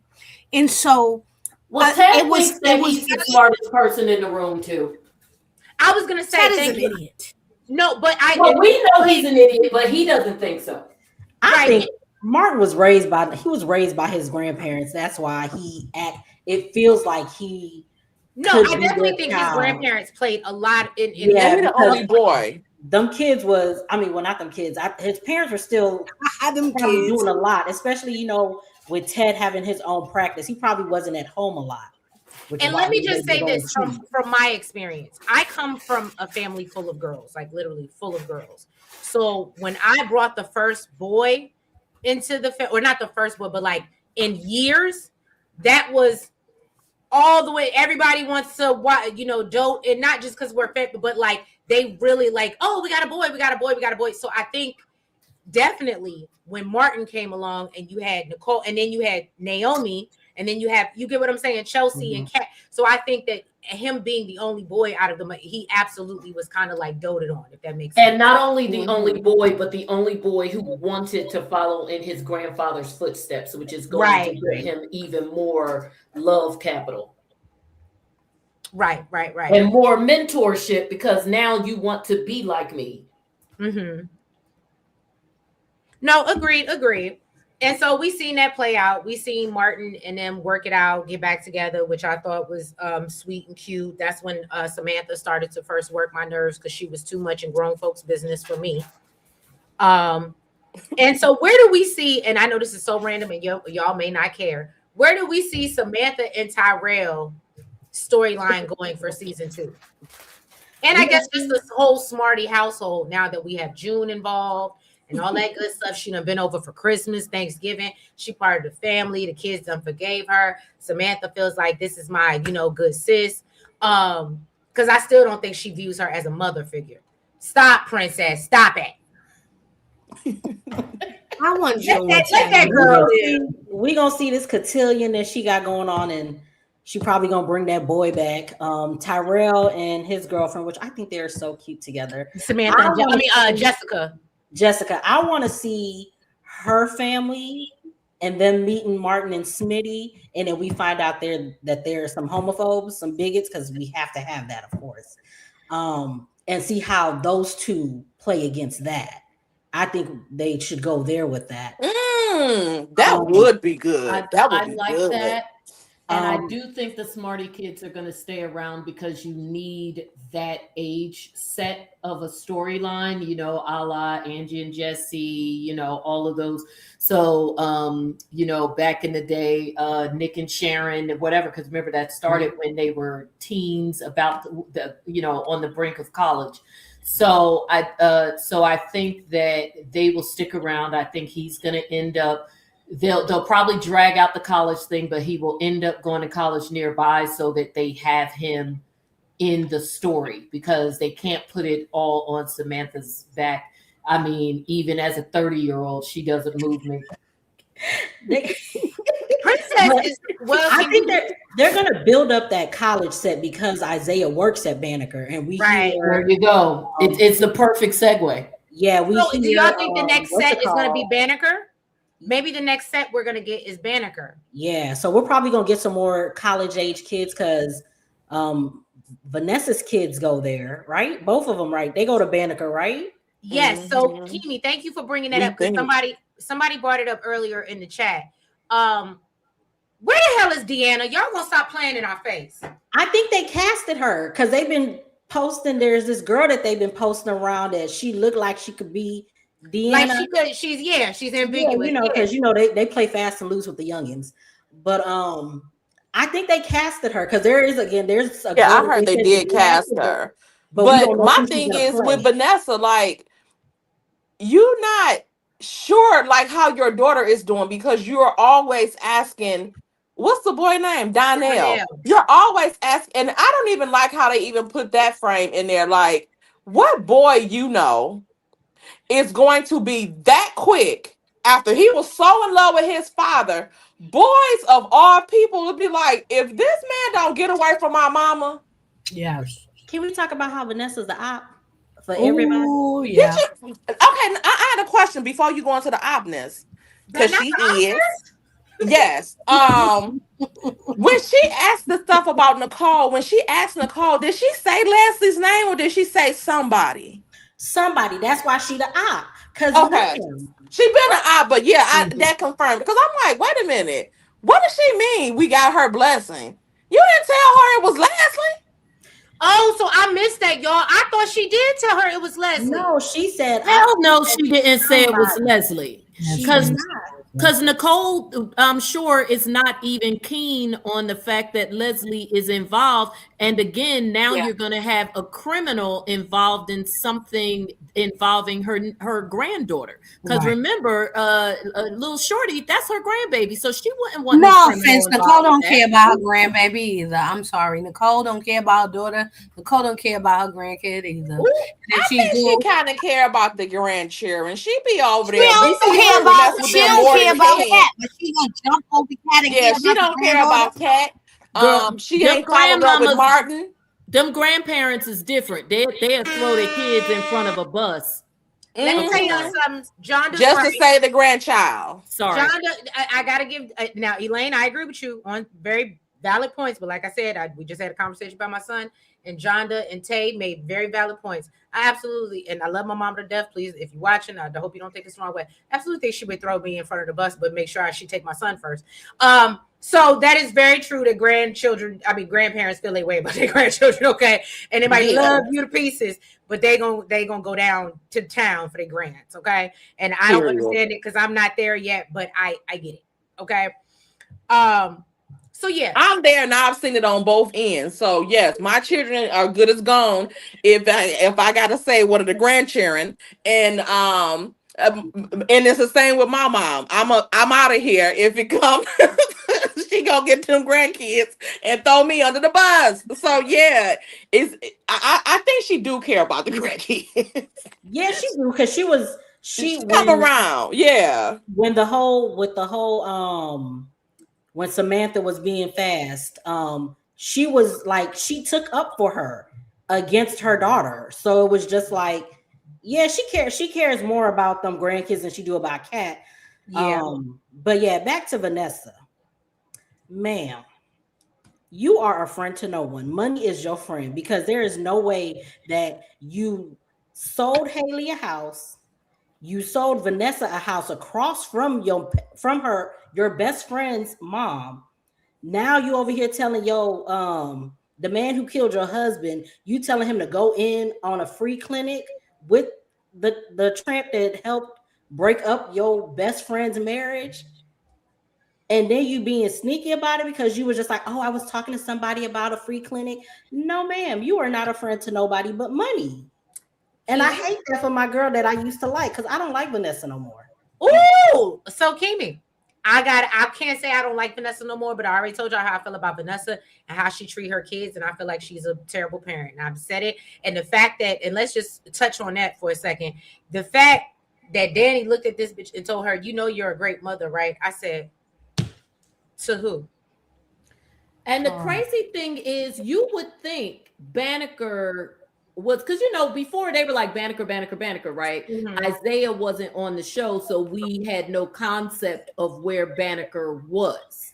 So when she would talk about her kids away at Banneker and whatever, you didn't make the connection that Banneker, I guess, is basically like, I guess, a UDC or a Howard or something. Banneker is right in DC. You would right, it's right in DC. You would think that Banneker was in Colorado with the way that it's so hard for her kids to come. Like your daddy, the child's father died, and I literally forgot that they were both at this school that is around the corner.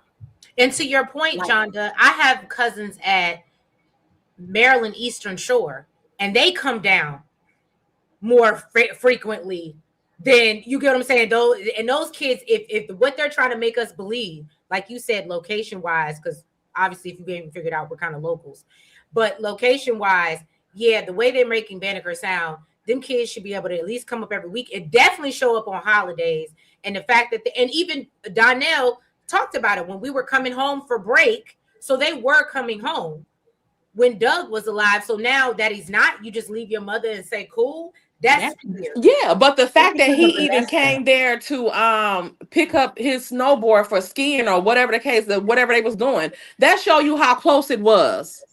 It's because of Vanessa. And plus Isaiah works there now, because remember, Fairmount Crest is not a town. It is the Fairmount Crest is a gated subdivision. Exactly, it's a gated community with a country club in it. But they all live in whatever town. I don't know if they've ever said what the town is supposed to be. They just let us know. They finally let us know, because we were. In the beginning, the big talk was whether it was in Potomac or whether it was in Prince George's County. And so now we know for sure that it's, I mean, they made hints to it because they were so close to DC, but yeah, it's Prince George's. So we know that Isaiah assumably lives outside of it, because pretty much anybody who doesn't have a mansion lives outside of the actual subdivision. So they all live in that town. And they're able to go to Banneker. Isaiah is able to go to Banneker right down the street. I mean, he looked like the type that probably ride a bike. Not right. No, don't do that. He give me electric scooter. Don't do that. He give me electric scooter. Yeah, maybe electric scooter with his saddlebag. Yeah, I see it. He better not have his long tail on no electric scooter. You gotta understand how the DC ones. You gotta understand how the DC ones. Right? If she wouldn't have said that, I see him on a bike. But if you know how many people around here be really biking and electric scootering to where they do to work, I'm telling that is a very real. And he mountain bike. He is riding. He's riding a bike. Now he's a brokey. He isn't commuting unless it's close. Well, you know, we got the metro out here, Chief. I don't know if you're from here, Chief, but we got the metro, so he can get on the metro.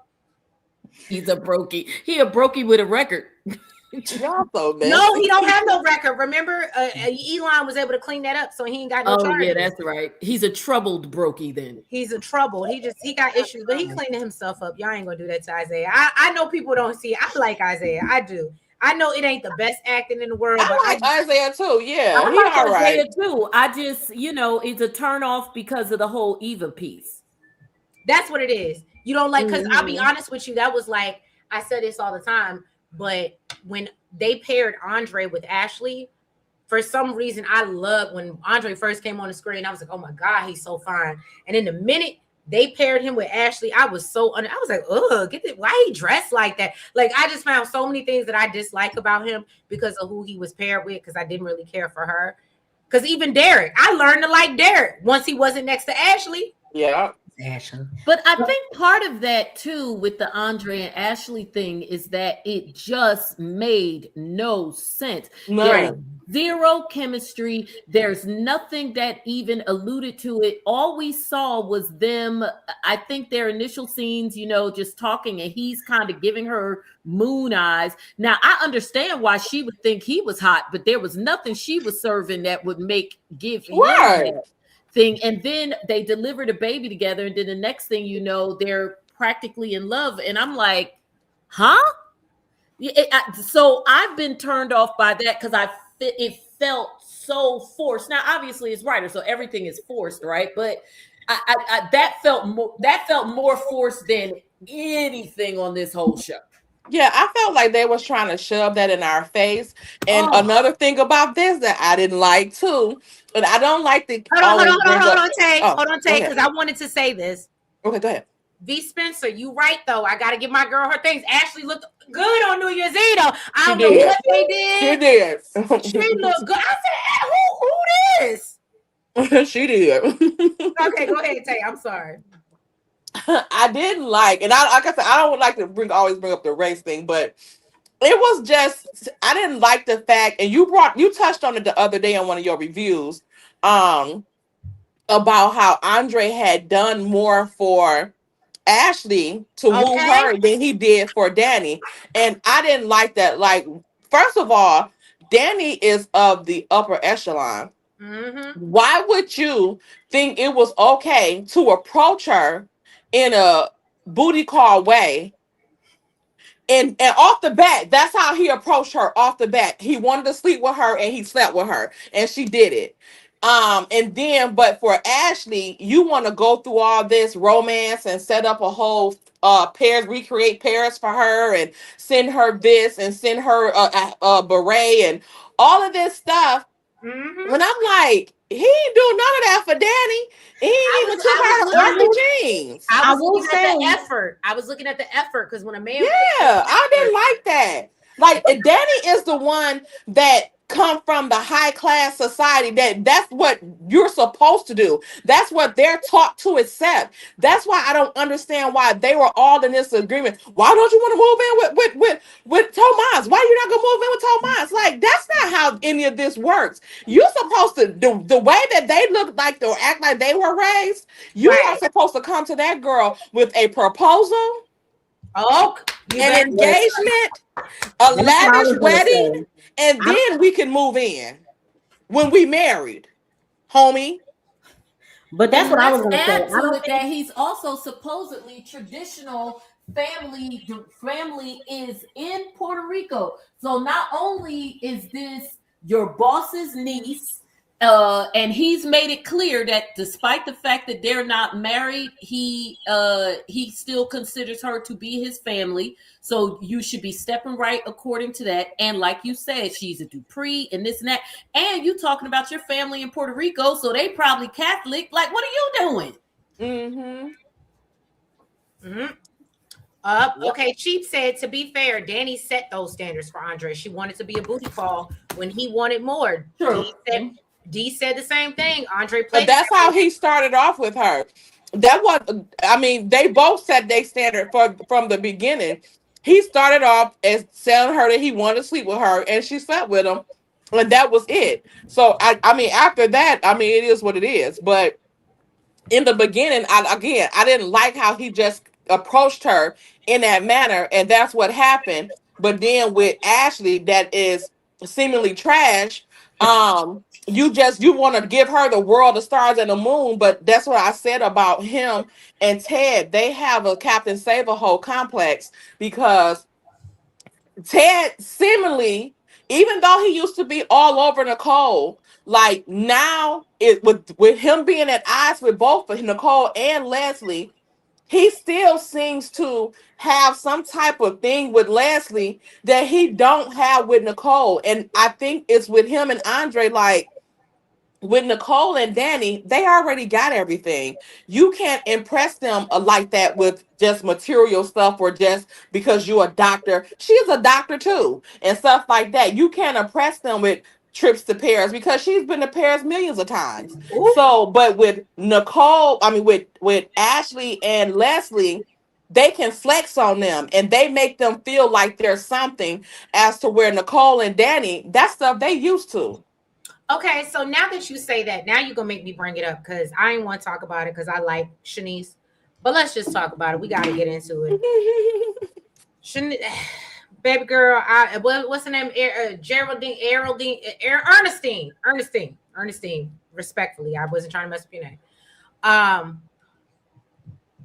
If I would read this script, I would hate that these writers are doing this to me. Because I'm sure if you don't pay attention, you see what people say about you. We loved you. We was caping for you.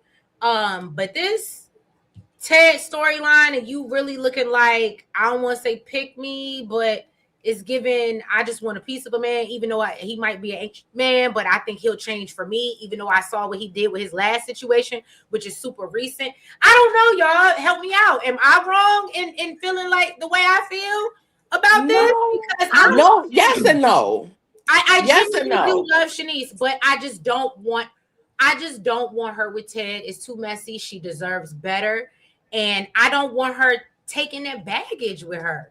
Does that make But sense? this is the thing too with them. You have to realize that even though Ted is a piece of S, um, the other people in town and stuff like that, they don't see him like that because they only heard about his indiscretion. They didn't like actually see it in live action like they did with Bill. Like they didn't see it in live action. So what they seen of him was a good man. He took care of his wife. He took care of his son. He pampered his daughter and all of those things. And he's a doctor. He's a family man. Hold on, He hold on, hold adored on, his hold on, Tay. wife. Hold on, Tay. I gotta cut you off at that point though, Mhm. because then my thing is, but we know Shanice knows who this bitch is. We know she was this scary bitch in a wig pretending to be jump off a roof. We know she was the lady that came inside the hospital and possibly poisoned Laura. So I get what you're, and that's why I felt like when she got off that elevator, or when she went on that elevator and she looked at Ted, like why? So that's what I'm saying. You see all, not just Nicole, because Nicole ain't no real baggage. That's just a marriage that ended. Okay, Mhm.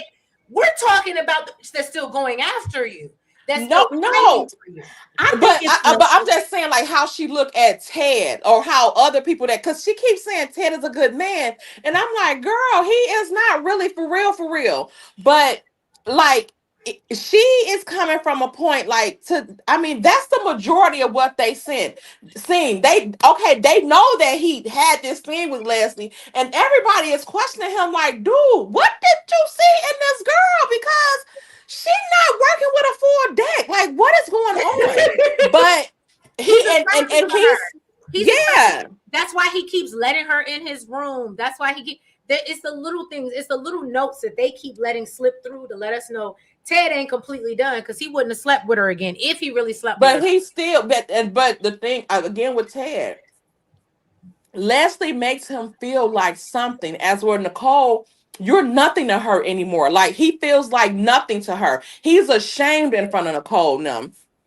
But to Leslie look at him on a high. He's on a pedestal in her eyes, just like with Eva. That's why he's picking Eva over Kat because Kat is not putting him up on this pedestal and all of this stuff anymore because she now see that he has a major flaw. He had a major flaw. He's no good. Like he lied to them their whole life. That's why I like when she said to Martin when Martin was like, "This girl has been lied to her whole life." She said, "We were too." Right. You mean? So I think that that's the only saving grace that I give them is because they don't see the Ted that we're looking at like you cheated on Nicole, but outside of that, and I think that's his problem because he like other than that time when I had the discretion with her, like I've been the perfect husband, and he probably had been, but you wasn't because you was deceiving her the whole time. She didn't know that you were capable of these things. so Well, Shahran, let me just say before John does, because I know you was getting ready to start, or Kimi, I don't know who was getting ready, but remember y'all place, whoever was getting ready to start. We are at on Twitter and YouTube. We got 202 people watching, so thank y'all so much. Please make sure y'all hit that like button. Universal Soul Goddess said the ladies are serving up the real talk. I like this conversation about the difference in how people treat you because of your pedigree. Thank you so much, boo. Good. Denise doesn't need the baggage. She's young, educated, and pretty. That was RS 1602. Bobby Wobby says the writers went from making the men look bad to making the women look bad. I Yep. absolutely agree. Yeah. All right, go Kimi. Go ahead, baby. Fire off. So what I will say is I hate that I like it, but I do like Ted and Shanice. I don't want that for her because again, she is young, she needs something better. She don't need a baggage. But I will say I feel like the difference between her and Ted and then the whole her and Derek's situation, why she didn't want to be second choice to Derek, was because when they were talking, it was obvious that he was only doing that to like make Ashley jealous. So that's why she's just like, yeah, no, I don't want this. With Ted, they're having conversations like that's not about other people. I think this on New Year's Eve was when he was talking about how he misses his family and he would normally be doing X, Y, and Z and all this other stuff. But outside of that, they're having like conversations. They're talking to each other. She's seen the bad of him. She knows what happened at the anniversary party. Everybody knows that. It was Chelsea Big Dumb behind. She recorded it. So everybody knew. They saw that. She knows who Ted is. Like, she's seen him for his worst. She's seen him for his best. They're so having Kimi, hold on, baby. I hear you. Okay, hold on. They said Princess said they talk about birds, but no, I hear what you're saying. But here's my only thing. Let me ask you this: if a man, for me, if I'm sitting on not even because this is not even a date, but we're sitting talking, and all you can talk about every time I talk to you is about how you miss your ex-wife, guess what I'm not doing is getting involved with you because you clearly are not done with that situation. And so, and because you notice in the differences, and if you look at how when Carlton tries to talk to Nicole and anytime she does not want to talk about Ted, that's somebody, in my opinion, who really wants to move on. Who really is like, I'm putting my past, this is behind me. Yeah, this was a part of me. We've been together for years. So yeah, there's things that's hard to shake. But I'm not going out trying to, and maybe it was just conversation. Maybe he wasn't trying to get at her like that. But I feel like ever since they've been flirting, Ted's been clocking it. He sees her vulnerabilities. He knows she wants some type of love relationship. And I feel like that's what he's harping on, and that's what he's going. You get what I'm saying? Right. Like even with the bird feeder, he's trying to be her protector. Oh no, even though you don't like birds, let me teach you how to like them. And then I'll protect you. You know what I'm saying? And it was like, but I don't like birds. And for somebody who don't like birds, ain't shit you can do to protect me because there's more of them than there is you. Yeah, I think it's just maybe it's the chemistry. That's why I like them. So no, is there? Am I gonna? And I'm not saying I get it. I just want you to think about if you were on a date with somebody like what Ted was doing, would you be like, oh my god? And that's why I said, for me, I'm not here for it, but the chemistry is there. And that's why I said I hate that I like it because again, I don't want that for her. I don't want Ted for her because Ted, you got Leslie still there. Right. And so it's like, no matter if Shanice gets with you, that's going to be her headache. And I don't want that for her. And again, I think it's just the chemistry that's making me overlook all of that. Because if you got good chemistry, I can overlook the stuff that I would normally be like, yeah, no, I wouldn't. You can overlook all the red flags. Yeah, I could I could. I mean, not in real life, but for the show, I could overlook it for the show. And can I tell y'all, in real life, I wouldn't do it. So can I tell y'all random prediction for season 2? Leslie, and I'm sure y'all already thinking this from my content creator heads. Leslie's gonna come after Shanice. We may not get a repeat. We may not get a repeat of a kidnapping story, but we're definitely gonna she's gonna come after Shanice somehow. Absolutely. She is, and I think that'll be when she gets caught. Yes. So but if they get rid of my me, I don't think they've done enough. So for me, I don't think they've done enough to show Ted has changed. So to me, it feels like Ted has settled on, okay, my wife is divorcing me. I'm not over it. I still think she's wrong, whatever. And this woman is attractive and paying attention to me. So let me move to her because she can make me feel like a man because my wife is not. And so to me, I don't want this for Shanice because Shanice seems like a nice character. I think she stood up for herself when saying to Derek, I don't want to be the second choice. And so to see her put herself in Ted's path, I also have a problem with Um, again, and these are the writers. Her setting Nicole up on a date and then encouraging Nicole to move forward with Carlton That part. while also pursuing Ted and stroking his ego. Cause And I think it's it all looks in the like you a same thing. sneaky bitch. And Yeah, nobody I likes don't see it you. it looks like that you. way. No, Not it is. that She's not like way. You pursuing can't on the Ted. It's one just hand. He goes, happening. I I'm can't with help Trey. I but don't see it that way. see, you can't say to I can't help but feel. You can't hear him say, I can't help but be sad that she's moving on, and not understand that you had a part in her moving on. That part.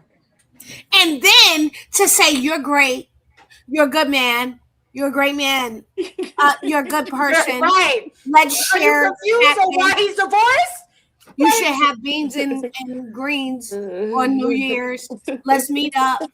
Oh my goodness, you bought me a cage or whatever you did, whatever. So I I don't like that part of it because it looks contrived. It looks like you're plotting. And I don't think that is Shanice's character. It's not who we've been introduced to from the beginning of the show. And so I have a problem with that. This week I also had a problem with, and I normally don't have a problem with this, the fact that Shanice is with Ted on New Year's and the young people at a club watching a concert. And she should be with the young people at the concert, but she's with Yeah. old lady restaurant getting catfish or whatever they're doing. Yeah, even Ashley was at the club. Yes, and so how do you have, she was with Derek in that realm, and now she's with old ass Ted while his daughter is at the club with the people who you used to hang with. And so it feels contrived to me. I think I would have liked June in this storyline with Ted better, because I would have felt like June had to settle for Ted whatever she could get, because she had a hard time and he had a hard time, and what does she care that he ain't shit? She was living under a bridge 2 weeks ago, and so I can't, Elaine, I can't. and so, what does she care that he's still in love with his wife, because she don't have no real prospects? So, I would have felt better. But for Shanice to be who we say she is, she's a physical therapist, she's a nurse, she's top nurse, she this, she that, she thinks high of herself, and da, da, da, da, but she settles for unavailable, unemotional Ted, who still allows Leslie to force his way onto him. And he goes, "Don't call me Teddy." The next day she calls him Teddy, and forces her way into his room and kisses all over it. I just don't want this for her. I just don't want this for her. Yeah. Okay, so before anybody comes up, let me read the comments. KB said bird behavior. That's why he gave her that feeder. Okay. D said Shanice let Wig know she is not the one or the two. And D said because she was going to get takeout and chill. She said that just worked. Now, I'm going to say, I love me some. I really do love Shanice. But I just, again, because what we know about, and if I knew that about a man, you were just not getting anywhere. Like you're giving F-boy vibes. I know how you move. You clearly can lie. You did it for 20 years. Like it's just, and all of her having knowledge of all this and being like, but maybe. And if she's handling it like Danny, like, oh, I just want him to break me off. We're gonna be cuddy buddies. And we just now, mind you, I don't know how that's gonna work in a work relationship. And that's why another reason why I think it's stupid. But that's what the writers want to give us. And yeah, she did used to flirt with Doug. You're right, Bobby Wobby. I'm not going to negate that. She did used to flirt. And that's why I would She flirted with Doug? I never She saw did. that. Come on, her sugar daddy, She did y'all. used to flirt with Doug. But the thing is, that's what I'm saying. Shanice is flirtatious. That's just her personality. So Yeah, I was about to say, I didn't see that at all. But I think nobody on the show was attracted to Doug. Don't be mad at me, but I think his wife Wayne can correct me. I think I was calling for, I wanted Vanessa to just go ahead and go be with Joey and Doug go be with Shanice. I think I said that before. Before they got rid of Doug, and that segues into, I guess, our next big. You said it, and we didn't agree with you, but yes, you said. Oh, damn. Okay. And so that segues into our next big storyline. John just said, and we didn't agree with you. That segues into our next storyline, which I think is the next biggest one, which was the loss of Doug, R.I.P. Doug, and the Vanessa Joey of it all, and him getting going to the crossroads, so he won't be lonely. You know what I'm saying? Meet And me at the crossroads so you won't be lonely. lonely. And so I miss my Uncle Charles. Yeah, you know what I'm saying? That's it. That's just very pivotal to me. I don't know why that video scared me for life. And I just think about Doug walking to the crossroads up the hill with Easy E. Poor Doug. Poor Doug. So we see, and I know a lot of people had a problem with it. And again, y'all, we are talking about the season as a whole. That's why we are 2 hours in at this point.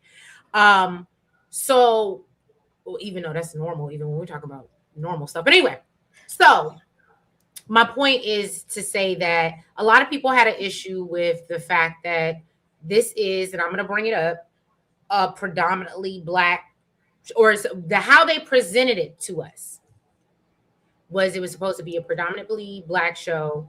And yet we see most of the non-Black characters who are in the lead, aka Joey. And he is running things in Fairmont Crest. And it seems like he has more power than any of the Duprees. And Vanessa. So, and their whole dynamic, and her husband getting knocked out, and shout out to Lauren. I'm not going to try to say your last name because I always mess it up. But shout out to Lauren because she always, retweets and relikes my stuff. But yeah, I mean, I love her as an actress. But yeah, you don't really care for them kids, girl. I was here with Donnell when he said I saw something in a dynamic with the marriage. There was something wrong. However, I forgot it was John Doe or Tay that said, ain't no young man. My son is 7 years old and let a man talk to me for too long. And he'd be like, how daddy this ain't that. This is not what you want, cuz. Step back off my mammy. Right. Back off my mama. So it's just very interesting to see the whole Donnell being accepting. And of course, and so did anybody else, did we miss it? When she said, oh, Donnell said that we going, try to ease Deanna in about the Joey thing. I said, did I stop watching the TV? Vanessa made that up, just like she said they had Nicole's acceptance when she just told Nicole that somebody wanted her to find a spot for the clinic. Vanessa confuses me because it's like you want everybody to know that you're with him, but you don't want your kids to know. And you running around town with him, but you want to ease your daughter into finding out about him, like she not gonna see this or hear about this. Like Vanessa was acting like a bird when it came to Joey. She knows it's wrong. To go back to just kind of hit a couple of the points that you made, especially about this being a predominantly Black show. And then you've got this prominent character of Joey. I think because sometimes you gotta make yourself look at it a different way so that you can look at it, And so I think in this instance, my way of looking at that is, yes, he is a prominent character. Yes, his character wields power, but at least they made him the bad guy. Mm-hmm. And we know on a soap, a bad guy, well, in any artistic production, bad guy is a major character, and people sometimes end up loving the bad guy depending on what it is that they're doing. But at least they made him the bad guy. You know what I mean? At least he wasn't like, a rival to Vernon on the same level or something to that degree. And then to address the whole thing about no boy, I agree, no boy would do that. I think that they needed to find a happy median with that. It is fine that Donnell said, I could see that you all's marriage was whatever, because they do see. And certainly if they didn't really recognize it when they were younger, they certainly recognized it by when they're older. You hear people say it all the time. Kids know way more than what we give them credit for because they're living with you. he could have made that acknowledgement, but still not be like, and I'll walk you down the aisle to the next mofo. You know, they like, Oh. yes, guys, it didn't have to be the whole enchilada. That, and Right. again, like you said, culturally, all things, it just wouldn't happen. Although I don't think little white kids would either. Like, they boys don't play with their mamas. Okay. And then finally, just with somebody said her being his bottom is just somebody said in the comments, and I agree, that once Doug died, that became another set because ain't nobody gambling no more. Because Joey got an office and a casino set. Now let's just do Joey's office. We don't need to see the casino. Ain't nobody gambling. What office Joey got? We've seen Joey. I could have. Well, I think that his office is the high rollers room. Not the room that everybody can just walk back there into, that he be Yeah, calling yeah, himself that's- doing I think- business in. Yes, like Naomi, like Orphe Jeans. Yeah. I think his room, his office is the high rollers room, because remember, in this past episode, to your point, Jonda, he was it Vanessa or somebody, Leslie walked in and he said it's $500 a hand or something like that. That just, so it was still a casino room, but he was basically letting them know, if you walk in here, you got to come in here with a certain type of money. Because I think he even said it's closed, but he said it's $500 a hand. So that's his high rollers room. And I guess he ain't got that many high rollers since Doug left. And so that's why he's always able to screw Vanessa and have his conversation. But he conducts too much business in that room. I agree. In order for it to be just a high rollers room. Like, he never knows who's popping in back there, which is crazy to me, for him to be a mobster and everybody can just walk in that room nilly-willy. That's why I'm like, okay, I see if it's a high rollers room, but it can't be a private room for high rollers, because too many people just walk in on him unexpectedly. He don't have a door locked. There's no security standing right there. Like, what are we doing right here?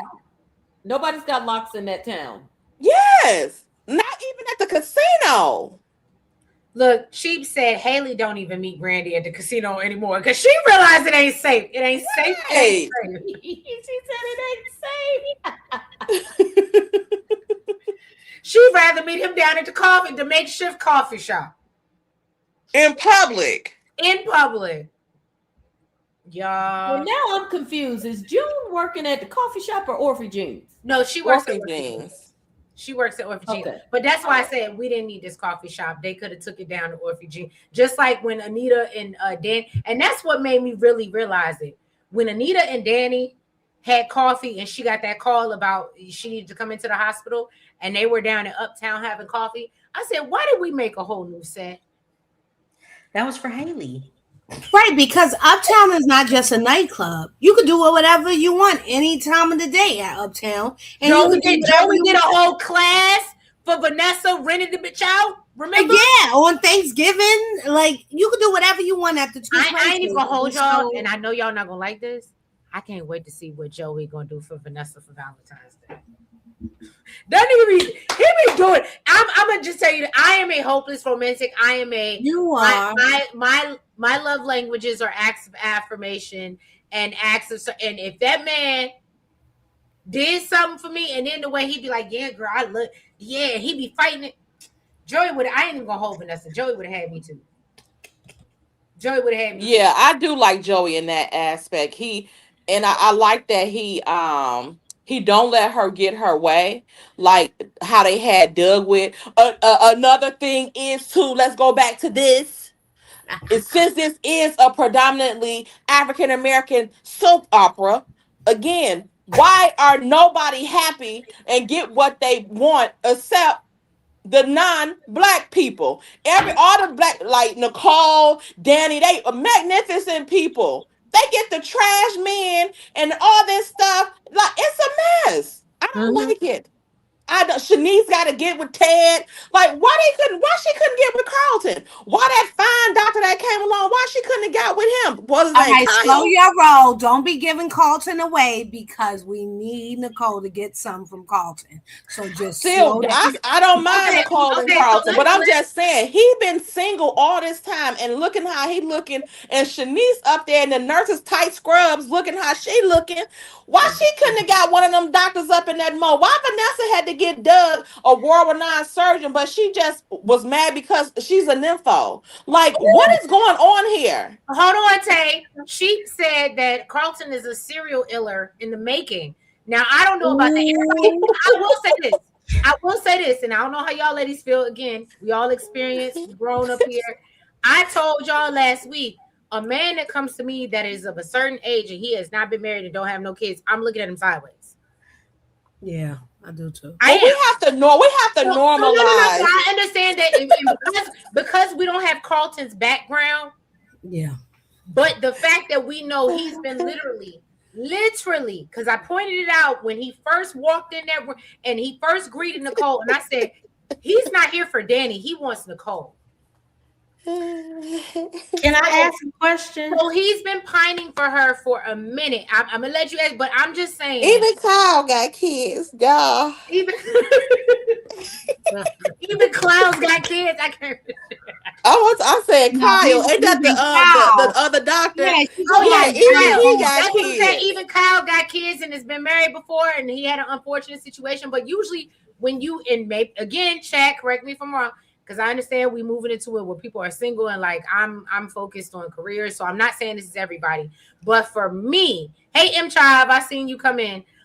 For me, if we were going to first date and Carlton, as good as he looked, if he told me he has never been, I would ask about his serious relationships. If he never said he's been married and try to dig deeper, but you ain't got no kid, and we got to imagine Nicole and Ted are probably in their 50s because Danny and Bill are in their 50s. That's another thing I want them to do when this new season start. Clarify the ages of these Give us some people. ages. They can't do that. Divorce your can't. brain.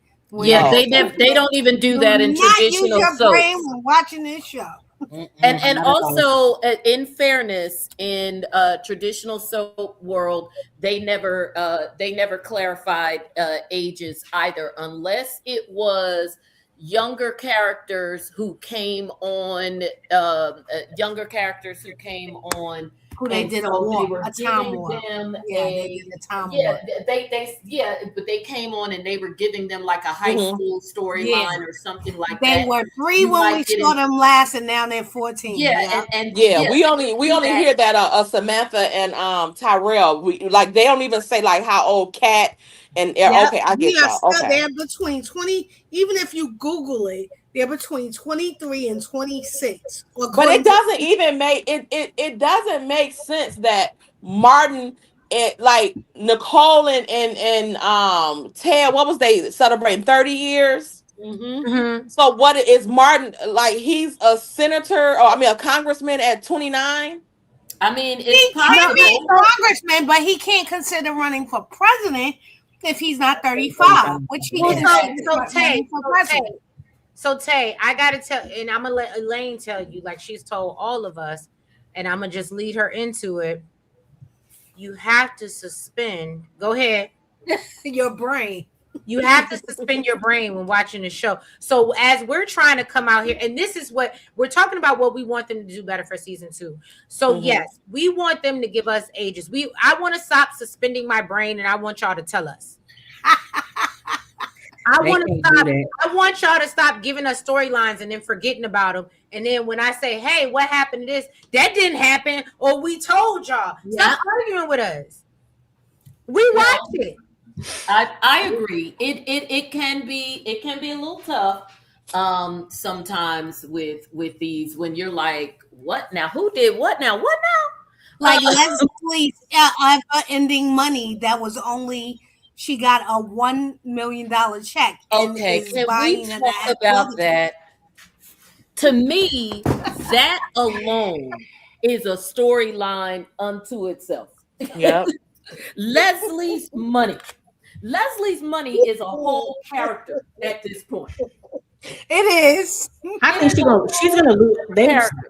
They've said it too many times about her not having a bottomless bank account. So I think she's gonna lose that money in the new year. Hopefully that's where they're I going with hope this. so. And didn't Or they even Malone is tell gonna us get it how from much her. her allotment was? I thought the first allotment was only like $1 million or something. Don't It was It was $1 a million. I thought that was Dollars. supposed to be every month or something. It was supposed No, to it be wasn't. every It 6 was months. it was every 6 months. It was Yep. every 6 months. What? Because the I- shop's got to be hold over on. $1 million. Hold on, y'all. Tay, you don't know. When I sound the horn, it's because I gotta break y'all up. Let me tell you something. Don't y'all go up here. We public. Don't y'all go up here and upset Michelle Van Jan, because you know she will drop down real quick and say, "No, bitch, I ain't give y'all no amount." Even though we saw a check. Now I'm gonna be honest. I didn't see the check with my 2 eyes, so I'm not did. gonna say. I seen it with seen mine. I but did. I didn't see the amount on it. A I lot of seen the $1 amount. It was $1 million. million. It said $1 million. a Yeah, lot of So y'all I will have said, come back and tell you the episode where you could go back and rewatch your because they power. showed it and he said it. Cheap so Eight y'all are made saying a- that, and now I remember it was for some months. She is arguing that no, we never told you that. This is the amount. This is the. I'm assuming she was like, this is the first payment, but this is gonna keep coming, and that's what I thought. But I thought it was every 6 months, as Bobby Wobby was saying. Yes. And then Michelle went at somebody, and I just don't want her coming at me, and was like, yeah, no, that's not what we said, and we never gave you amount. So they get real when you try to She check can come on for their shit. you. She can come for you, and we gonna come for her, Michelle. Get on the panel. So let's be clear. The Duprees have, Anita allegedly has, well, first of all, I'm going to go Cheap Eight's comment, which is very funny. Leslie has more money than Anita, who created the fund to begin with. Hello. Exactly. And that's the part that's crazy, because remember, Vernon comes from, the Fairmount Crest that's his father that's on the wall. Anita came from the entertainment world, and Anita is the one who set up the fund and was putting the money in, Right. through her royalties. So I guess we're supposed to believe that Anita was like, the Diana Ross / Beyonce in terms of money. Like, come on. But again, suspend your brain, because the way that Leslie is spending money, you would presuppose that this fund has $100 million in it, because the house she building alone would be like $10 million. Exactly. Yeah. So Because I'm like, what is going on? You mean the shouse? Yes. The house, a health clinic, being able to do this, do that. Don't forget the sports center at the country club. The sports center at the country club. So all of that would mean that thing would have 50 million, 100 million, whatever. So does that mean that Anita is damn near a billionaire? No. Exactly. That's why I was like, her and Vernon got to be, because even when they was talking about her doubling the offer on the house, she didn't get it financed. She paying cash money and all of this. And I'm like, so Anita them house is only what, 500,000? Like, what is going on? I will say, me and Trees hold on, property value. Elaine, hold on real quick. I know Kimi wanted to say something. I will say the only reason why she can say that she got all that money is because she did say that her, like, it's yielding investments or something like that. So she was getting money on top of her returns or something like that. So that's the only reason why I say she's getting money coming in. Now, regarding the clinic, that's why she's going to Joey, because she wants him to be the backer, so she don't use all her money. Since Naomi, with her big dumb behind, told her to do that. But again, she was only, that first check was $1 million. They showed the check. The man said it, she said it, and they said it was going to be every 6 months. It ain't been 6 months since she got that first check. So when she was talking about she was going to double it on the house that she was trying to get, at that point, I was just like, all her money is going to be gone just getting the house. But then she was just like, oh, I'm yielding investments on top of investments, when Anita was telling her that she wasn't going to put no more money in it. That's why she was just like, my money's making money for me. That's what she was saying. So Well, KB said something about the apartment building she bought for Eva and Peaches. Your money ain't making money that fast unless you out here flipping it with the Tinder swindler. So come on. And can I just say something? I commented on it in the recap. I felt a way that you over here moving, you want to move into this luxurious hotel where you don't have to, you're going to take my room and then you're going to move me back into the place that you wanted to move out of. How is that a gift? Right. That was And ghetto. you didn't even buy new furniture and stuff. I'm in there with Right. that good Yeah, time I putting gotta do furniture. Because she's selfish. She did that just so she could be closer to Ted. That's the only reason why she did it. She ain't do it just to give anything to Eva. It's always about Ted at this point for her. She's selfish. It gave me Coming to America. Remember when the landlord was like, when he said, we need another apartment that's poor, and the landlord was like, you can move Say into less. my apartment. It's real poor. Right. Say less. And that's one of my favorite movies. Elaine, Elaine posted in chat the tweets of Michelle Von John getting back at people for talking about this money. Y'all could go look at it. But yeah, it gets real. She gets real upset when y'all question her narrative and her storyline. I mean, me and Treese actually got on the live one day and was like, wait a minute, how much money are we talking? Because how much is property in this area? I live in Right. New York City. She lives in the DC area. In Right. New York City, in a non-gated community, you can spend $500,000 on a home, a 3-bedroom regular house with 2 baths, Mhm. no security, no gate, you don't even got a gate to the door, and it's $500,000. And so this is a gated community in DC. DC is very similar to New York City, and so we discussed the area that they are saying she lives in, where worst case scenario, where she's buying a house, she is destroying the house and then having another one reconstructed. Come on, guys. Come on. I mean, I First of know all, Jonda, I said my piece, but I'll let Jonda, who's from the area as well, explain that's not It's here for where they live. Those houses are easy $1 million. Over $1 million. Right. I live in Prince William County, Virginia, and they're going over $1 million. But Right. it is over $1 million. They're like in the Fairfax they're Yep. in like the Great Falls in Loudoun County of Maryland. Tyson's Corner. Tyson's, but so you're in a gated community, you're building in a state, then you have to assume that you're going a couple million plus. Then on top of that, you're doing a demolition. The demolition costs money. Hello, they don't do tear downs for free. He knocked it all the way down. Yeah, the whole thing is crazy, and that's only for the one thing. She purchased she bought the apartment for her daughter. She's renting an apartment for Peaches. She's in a hotel room every day. She's and now the state of the art athletic center. Yes, and the state of the art athletic center, whatever. That's millions. This is a country club. They ain't I going worked at a college, athletic center. I thought it was 50 million, but the athletic center at my little brother's college, it's called the Hennessy Athletic Center, was $250 million. Yeah. But I thought she bought the building and Peaches have a spot in the building. But Peaches in the hospital.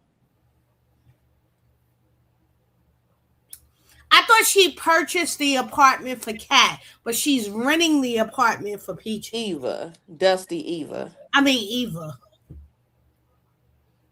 Dusty. Either way, it's too much money going out and not enough coming in. Yes. It's and Eva still dressed the same way. Eva ain't got nothing but earrings. Oh yeah. It's Jupal said it sounds like somebody is fixing the books like Jamie Foxx and Dreamgirls. I cannot. And one Ted in that. Yes, he was. Ted and Ted was in there. Yeah, Ted.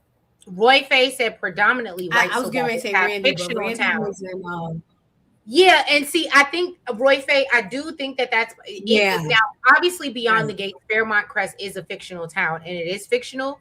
But the part of the problem is they let us know because they set us up before it even came out. They let us know in Maryland, this predominantly black family, which is beautiful because there are like in the DC if area. y'all don't realize why y'all don't get good content on Real Housewives of Potomac, it's because real people out here in DC that are government workers and that have money aren't going on reality shows. Right. Right. That So part. so that's why I thought this was beautiful to be able to kind of show like, oh yeah, like this side of, you know what I mean? Like we do got These are class, real. Yeah. right? We got classy based people, and we got the elite up here. But the problem is they set us up for that. And so we know that it's a real place. Like we know that this is where, and when you live here, it makes you, that's what a part of the reason what inspired me to want to do it.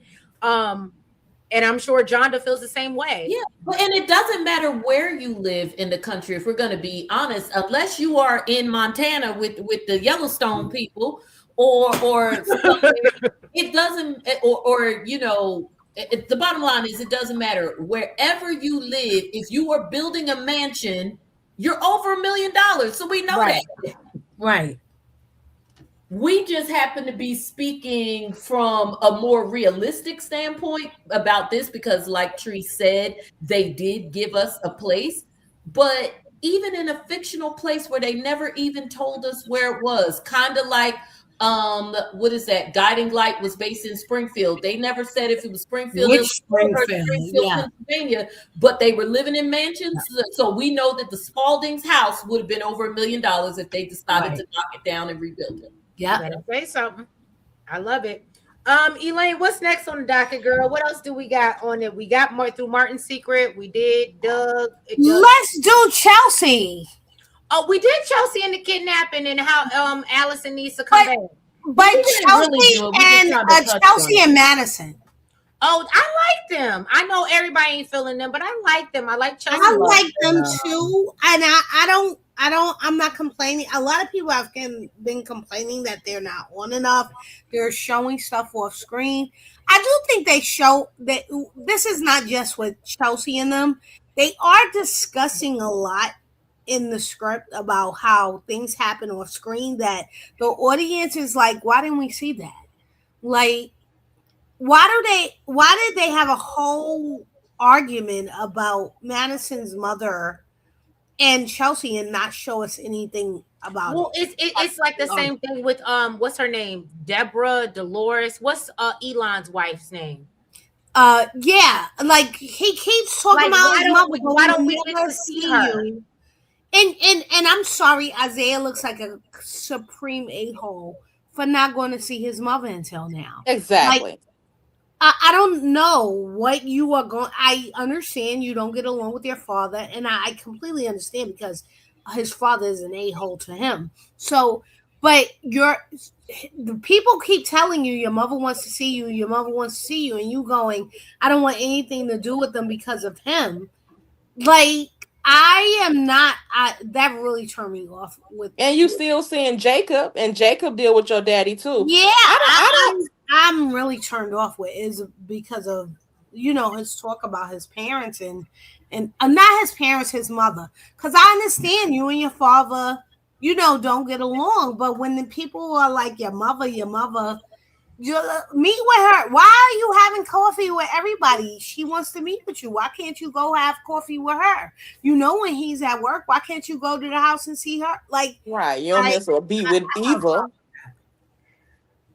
You know what? I don't know if this on your list, Trees, but can we talk about how Leslie seems to be some type of perv or something with those actual innuendos that she make and talk with her daughter, talking about her and Ted getting down, talking about am Eva over it. messing with Tomas and how was it with Isaiah and flirting with Isaiah and what is going on here?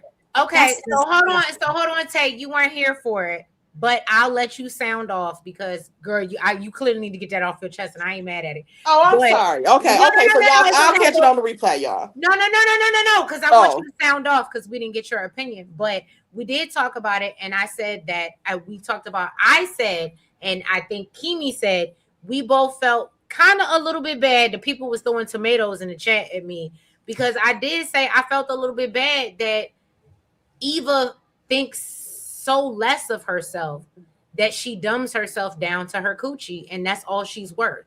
And that was taught by her mother. Absolutely. Every conversation we see, you better go get that man. You better go put it on that man. And then, and mama, what do you mean, mama? And it's Right. just, And it just be for the point of just having the intercourse with the person right. and But nothing you else. people Like say it that ain't you even like do. she trying to trick her out or nothing. Like you better get some of that money from that motherfucker about to be a lawyer. Do you know what we working with? Like it don't even be about No, that. It just be about but that's what being I'm a saying. 304. But you realize, I mean, outside of when she told Ted she was pregnant, she didn't really get no money from him. All she had was to hang over his head was I was sleeping with you. So But I she think still tried to give. She got no, money she from him. did get her bag because I was sleeping 24 with years you. later. Oh, So yeah, that's what I'm saying, that like I think that she teaches her Eva lead with sleeping together. And then even if like let's say her and whatchamacallit Isaiah don't work out, and let's say he moves on, maybe he meets somebody else. Let's say he gets with Kat He gonna meet Haley and she gonna take him. or Haley. But you know what? Her or Leslie is always going, but we slept together. And like for some women, that's a thing. Like that's a flex. Like that's Yeah, a but flex. Leslie also thinks that that is love. Now, I'm with Tay. The talk, the constant talk. Oh, how was it? What? Like, girls, stop. And that's to me when we were talking earlier about culture and who's writing. That ain't no black mama stuff unless that. I mean, that's gutter snipe stuff. Right. Your mama got to be a But real like just a I prostitute mean, to even have those kind of conversations. Right. But even She also treats kind of do Eva. it with her too. Remember when Eva was talking about her and Malone, Marcel, and she was like, "Well, you about to get it down with somebody else." And I was like, "Eva, don't you start, please, for the love of God." They treat each other like best friends and not mom and daughter. So And I that And think goes that's to what the it point boils to down where to. It. people were and saying hold that. on, and all the mothers on the line will understand what it when they say, and I don't know when they say, "I am not your friend." Yep. I am not Right, your I'm not friend. one of your little friends. But that also goes to the point to people saying too that or even Ted, like Eva must have had a good upbringing with Leslie before before she came and brought her to town with this stuff. No, it don't seem like she had that much of a good, like it's too conflicting. She act like she was doing all this ballerina stuff on the ice skates, and then on the other hand, Leslie marrying a man that don't have any money, it seemed like, but she didn't love him. So what did you marry him for? Because Right. she saw him from Peaches and she wanted to prove something. Let's talk about Wait it. a minute. Let's What we talk gotta about talk it. about that. Wait, so Oh, is is that that what it who she was? stole from Peaches? I believe hands down that Alan is the one she stole from Peaches, and that's why they had it so. Oh, I Okay, believe because that I'm not hands crazy. down. Because I thought that before. I said not that that about is a Alan, theory. but That's a I theory. said, That's a theory. didn't Peaches say that when she came to town? Like you slept with my man. Yeah, she said you took my man. You Yeah. slept Wait, I thought she had slept with him like way before she even got with Ted. Because how did Peaches not? How did Peaches and Eva not know each other then? Because I That's thought what he they. was But fooling with because her. when she slept with the guy, oh wait a minute. That's what I'm saying. She wasn't Peaches wasn't fooling with her But by the she time slept she with the met guy. Eva. Stop Okay, but if using she your could have I slept got with something him for brain. y'all. and I then got left something and for then got y'all. with Ted. I got Stop something for using your y'all. brains. Bill told her, get your shit and go. Gave her some money. She saw Peaches man. He was already side. And this goes to a deeper conversation that we probably do not want to go into tonight about her mama's man was probably already looking at her. Leslie already leads with her coochie, and I'm not giving it to her. He's wrong. But at the end of the day, and maybe they were both consenting adults at the time, but the point was she saw him, he saw her, and I think they absolutely look. Stop. Leslie's older than Peaches. We know that in real life because and that shit pisses me off too. Y'all, Peaches without that wig look younger than damn Samantha and everybody else, and I'm tired of it. Not Peaches being 30 in real life. Peaches is like 25 in real life. Yes, Peaches. I'm like, what are we Peaches doing is younger here? than me in real life. And Yes. I'm coming Peach on is up younger on than 40. you in real life. I believe that. I'm coming old- up on 40, and I feel like they put a real bad wig on her and tried to tell us that she was 50 plus, and it was real Even with bad. Leslie You're not sitting next supposed to to her, you use could tell your. that Leslie is older than that lady. Even You're with if not they had her supposed to weird use your brain. hair, Leslie looks the same age as Anita. Um, she looks the same Yes. age as Anita, and Anita just got white hair, Gray gray hair. hair. Gray hair. Yeah.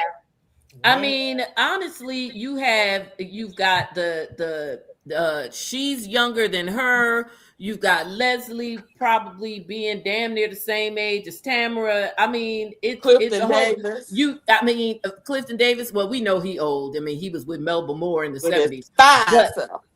And then on top of it, you got Danny being light skinned in the past, Ted being dark Oh skinned my in the God. past. They probably be mixed race in the future. We don't Can I just know. hold on, Jonda? Can I just say global warming is a mother?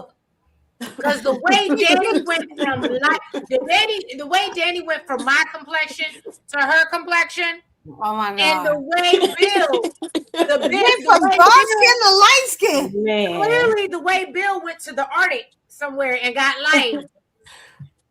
Bless their His heart. skin stretched out when he gained weight when he got older. That's why he looked lighter. But even that in the casting, You did not say his skin stretched out. I just thought that. Oh my God. I almost choked on my water. when I tell y'all, I said, look, I can deal with the Samanthas, I can deal with the Peaches, but when y'all give me these Bill and old throwback Bill and Danny's that don't even look like them, and I understand we change as we get older, but I said y'all not gonna play in my face like that. Right. Speaking of Samantha, Go ahead, girl. how do y'all feel about Ted knows that Samantha's the one who came up with the idea for the clinic, right? Right. How do y'all feel about him not saying nothing to to Leslie the other day when she was talking about her clinic? That's a very good point. But do Ted know that this was Samantha's idea? I don't think he does. I think everybody else knows, and he does. He's clueless. Ted don't know that because he with Vanessa. He's not in touch with his family. Eva told him when they had that lunch. She was just like, me and Mama are coming up with we want to do a clinic, and Samantha brought it to us, and she's X, Y, and Z, and all this other stuff. He knows that Samantha is the one who brought that to them. But he doesn't know that she's trying to take full credit and leave. Like, she's coming to him with pieces of the plan. And so all he's being asked is, will you look at this piece of the proposal? He doesn't know that she's saying, and this is my plan. And this is going to be my idea, and I'm taking full credit. She's going to him and saying, I want your idea on this one piece. And so, listen, I'm not defending Ted. Oh, you got me over. I feel bad now because I'm getting ready to have a fit on myself. If Ted does know, this again points to him being a piece of shit parent and a piece of shit grandparent. Because if you do know, then even though you don't want to work with Leslie, you get on the board because of your grandbaby.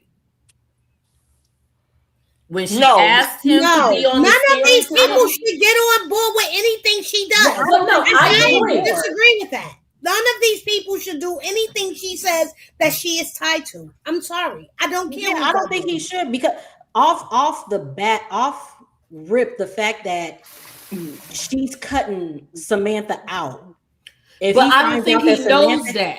Well, no, I'm just saying, if he finds out that Samantha is the one who did it, and he knows Samantha's the one who brought it to him. If he finds out that Leslie cut her out of the deal, he shouldn't get on board. He shouldn't be on the board because of the fact that you cut my grandbaby out of it and you took this away from her. I don't think he should be on the board that anything to have to do with her anyway. I don't think, because she's clearly already taken over the idea. So I don't think he should help her in anything. She gets on my nerves, and I was kind of proud for him to kind of stand up to her in that moment a little bit. That's true. He's still a piece of shit, though. He still took He's still trying to take it back. Oh, I'll consider it. I'm like, Leslie, get out of my face. You know what no means? she had that same energy for her this whole time. For a job or something. Agreed. So I gotta agree with Kimi and I gotta agree with Tay. I was happy to see Ted be like, but get somebody else to do it. But I get what you're saying, Kimi, where are you gonna negate that this is your grandchild's idea? But I will say I don't remember Ted knowing that this was like this all came from Samantha. And so I think but now let's talk about Ted. You can see, so this is why Ted is slippery with me, and that's why I can't like him. Okay, because you go in the same breath, yeah, he could have corrected that, but then you take the time to correct, oh well, you gave me some misinformation about Vernon, but you went and repeated it, you stupid motherfucker. And Nicole. Oh, Nicole, when Nicole told me, we gotta tell her. I said, Nicole, if you utter one damn word, I'm in Georgia on your ass, Nicole. Say one word and I'm on your ass. No, are you kidding me?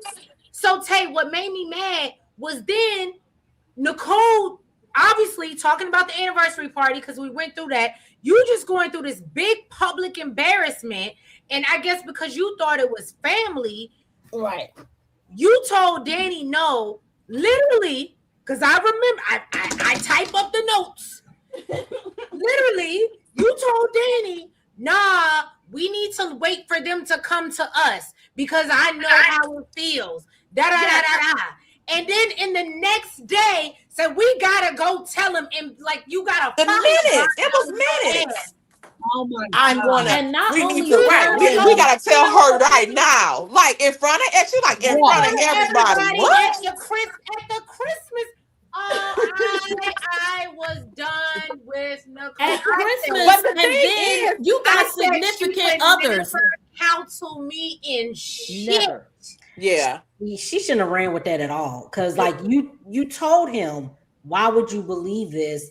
And then for you to go and actually start to believe it, that you would go that far as to want to tell your mom about it. Right. Yeah. But that's what aggravated pissed with me him off too. from the Her jump. and Ted acted like it could never be possible, it wasn't true. And then for them both to go and run and tell somebody and spread that mess to other people. Like you just acted like that could never even be a thing. And I don't care how much you start racking in your head about Ted and them. I mean, why would you go instead of going to talk to your daddy like, Dad, what's going on? Because you about to pee me off, Dad. Yeah. And the thing that really- hold on. I'm sorry. Cheat made a very good point because I was just getting ready to say this. Nicole thinks just like Ted. That's why they were together for so long. That's the point I was getting. Ooh. And That's the the thing point that I was really getting to, because the fact that Nicole couldn't sit, that was weird to me. And I was like, and then I was like, oh, I see what they're doing. Their characters have been together for a reason for this long.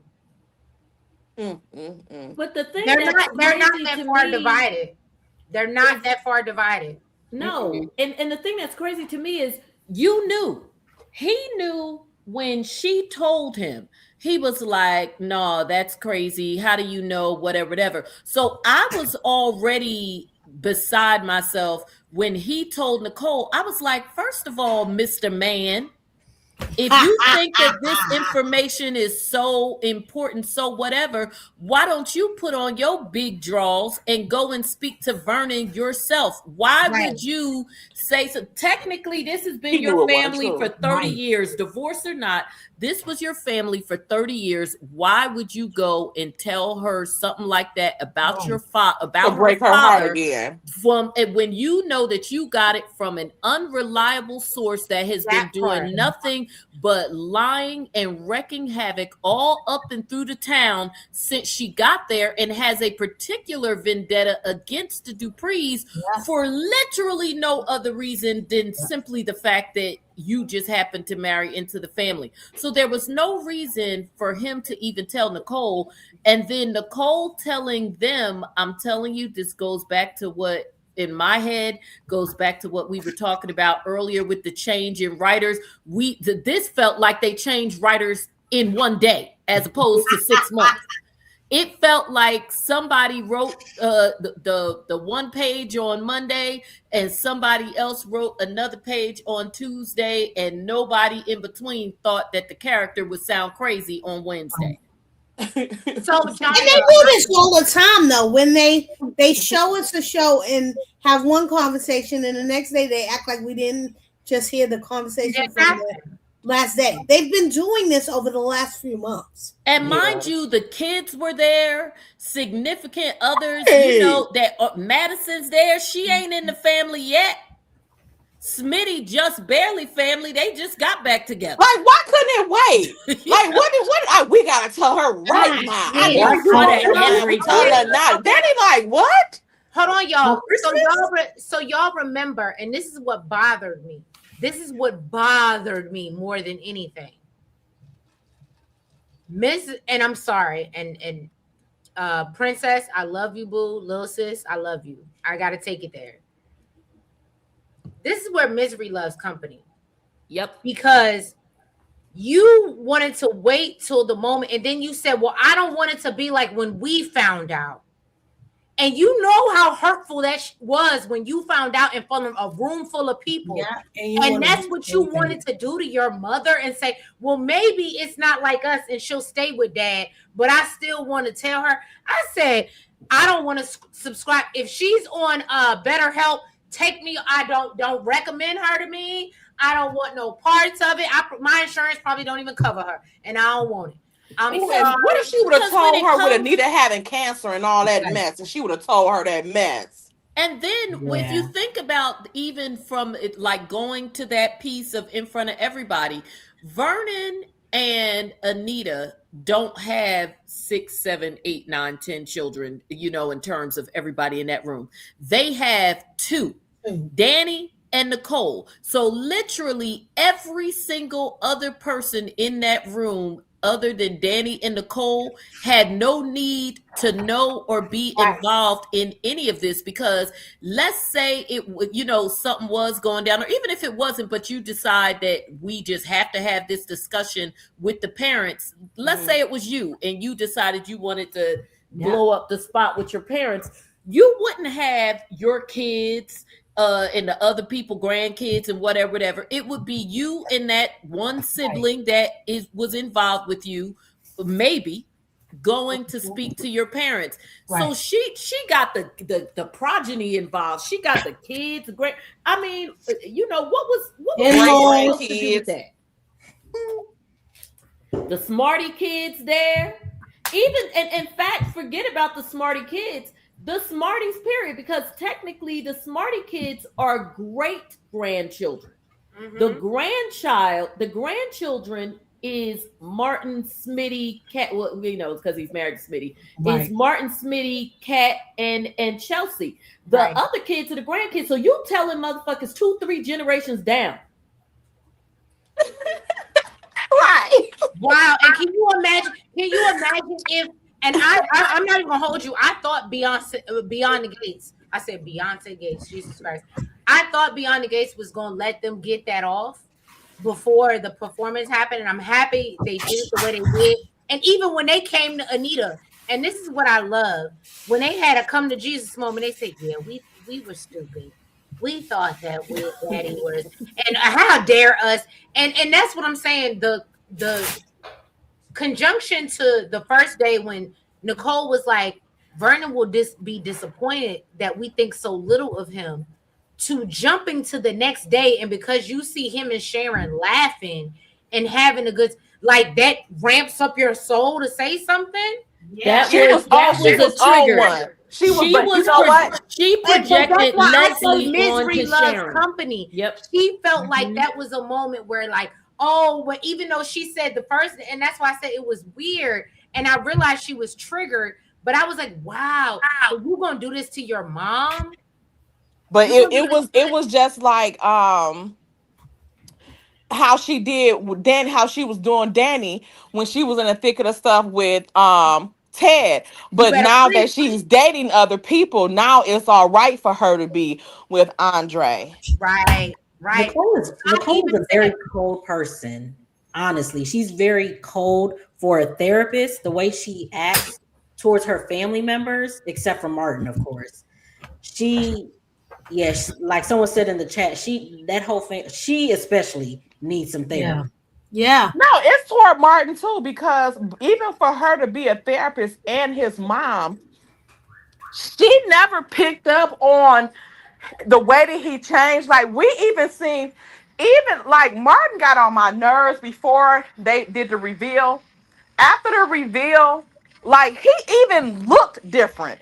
He like his physical appearance was different. It was literally like I don't know how they did that transition, but after he let that secret off, he looked at good as hell. Like his skin looked at clearer. He That looked booty at was like getting higher. yes, them butt cheeks is always on the balloons, okay?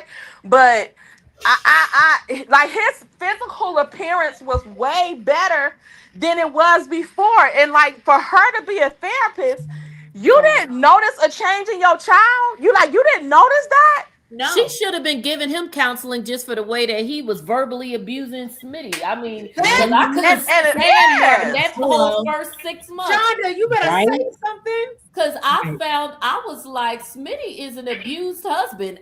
Yes, he Yeah. was. Poor I, Smitty. I think Tree said that. Tree said that in like week 4. I said he is. That's why I wanted him to cheat on him so bad. Yeah. You That's why can't I work. said You I can't. said he is an abused man, and it's unfortunate. And I said Martin does not care about him. He looks at him like he's a housewife, and it's Mhm. like, or a house husband, and it's like, yo, you gonna do this? I make the money. I'm this substantial person. I'm a part of the Duprees, and Smitty was always falling in line. But I think, and that's what I would like in season 2 for us to get more into Smitty's story.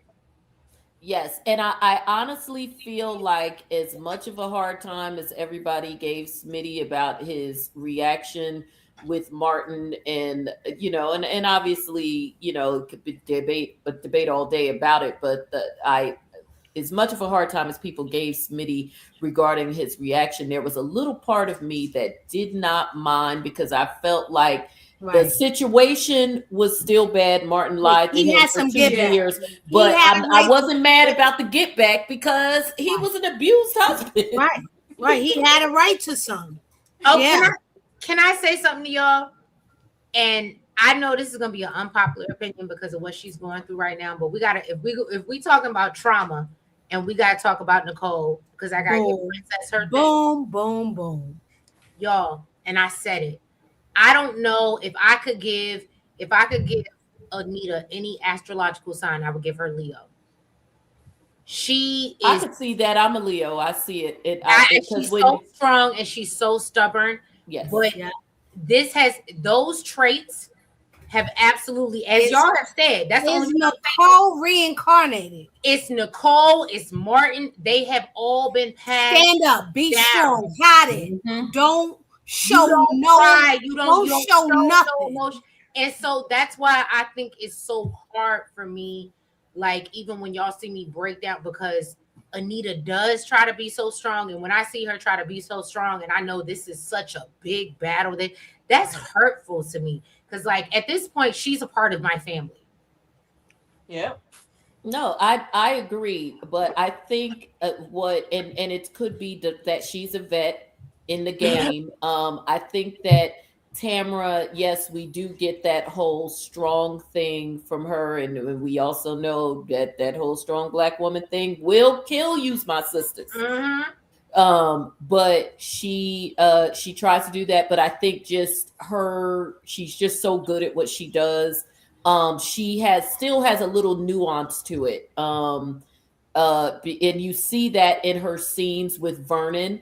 And I think that maybe with Nicole, because we have not seen her with a person like we see it a little bit with Danny. I do think that she lets it down with Danny when she's not so judgy, when she allows Danny to kind of big sister her a little bit. But We it's see so it. rare. And It's yeah, so it is rare. very rare, but it's refreshing when we see those scenes. And I love it. Jonda, can I even, because I think, and Elaine can tell again, because Elaine is our chronologicus. She didn't watch everything from the head to the toe, and you about to catch up with her. But I've said that the way Anita treats Nicole to Danny, and how she handles them, is very different. It's very different.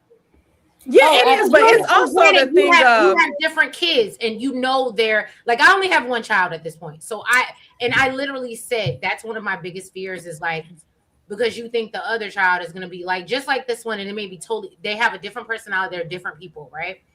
So I just think that Danny She's was totally, very hard on Danny, as is she's Nicole. very hard on Danny. She's very, and literally, and this is what bothers me so much about, They're and this is hard why, on Danny, but they don't expect as much. no, I don't. Yeah, I don't think Mhm. that they're that No, I hard don't on think that so Danny. they're so that I hard on think Danny. I wait, think it's I think the almost difference is I think the difference is they don't expect much, but it comes off as because you're less right. and because well.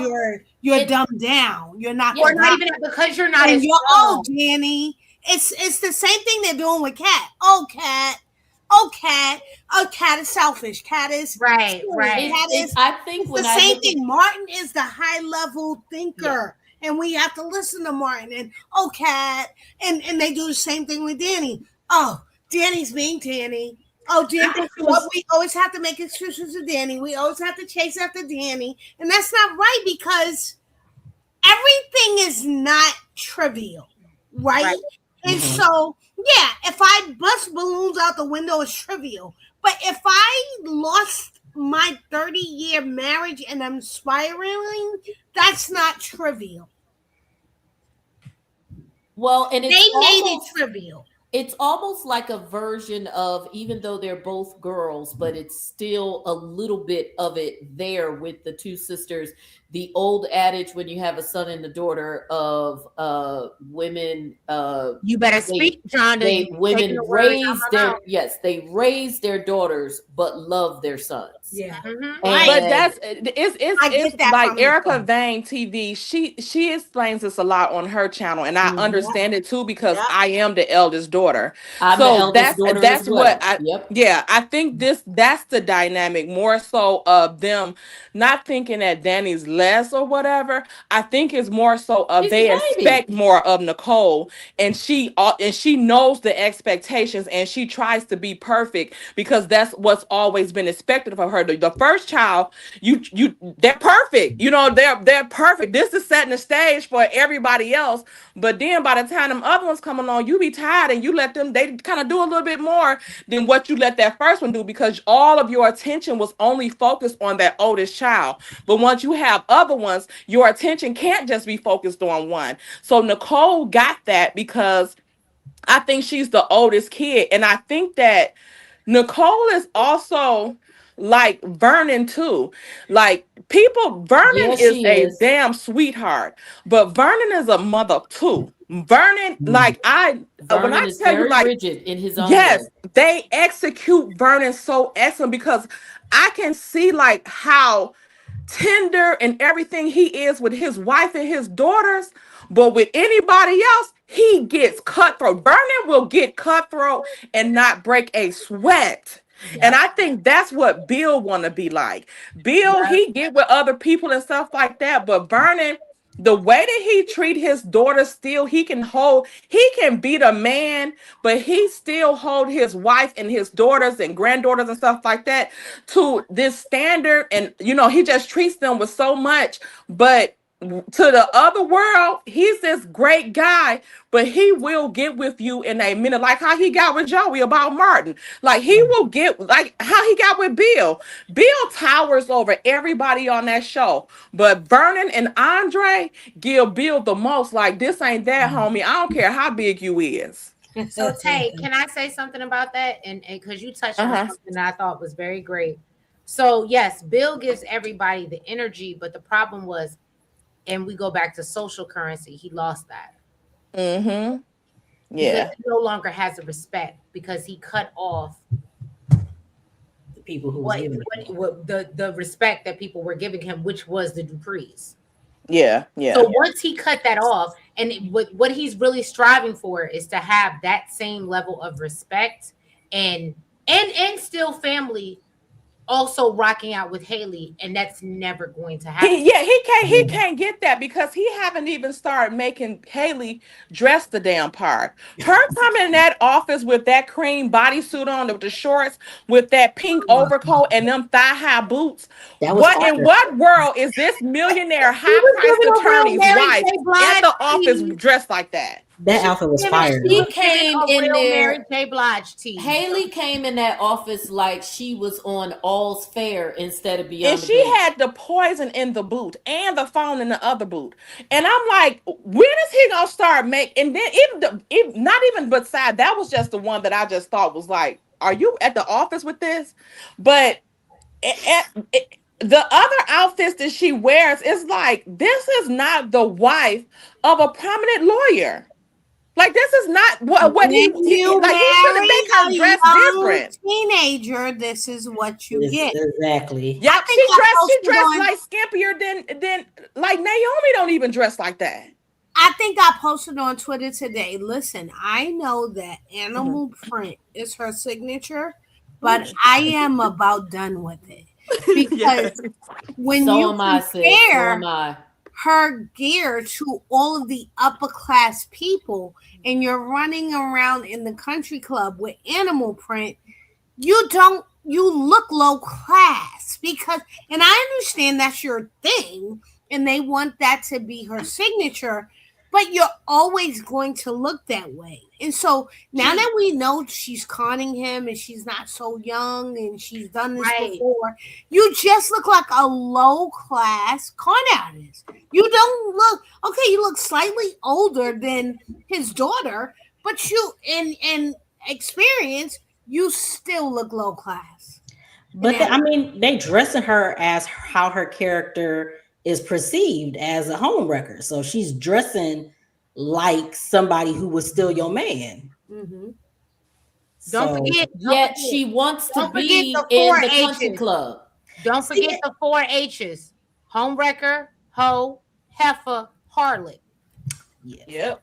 And but she wants to take her 4-H ass up into the country club. And if you want to be in the country club, especially given the situation, because let's look at it even from a real life standpoint, you want to be in a country club given the nature of how you came in and the fact that no matter what you do, you can't take away from the fact that the other person is beloved. Because a lot of times in real life, if the man is the one that's with the money and then this and that and the third, and then there's a divorce, all the friends and stuff go with him.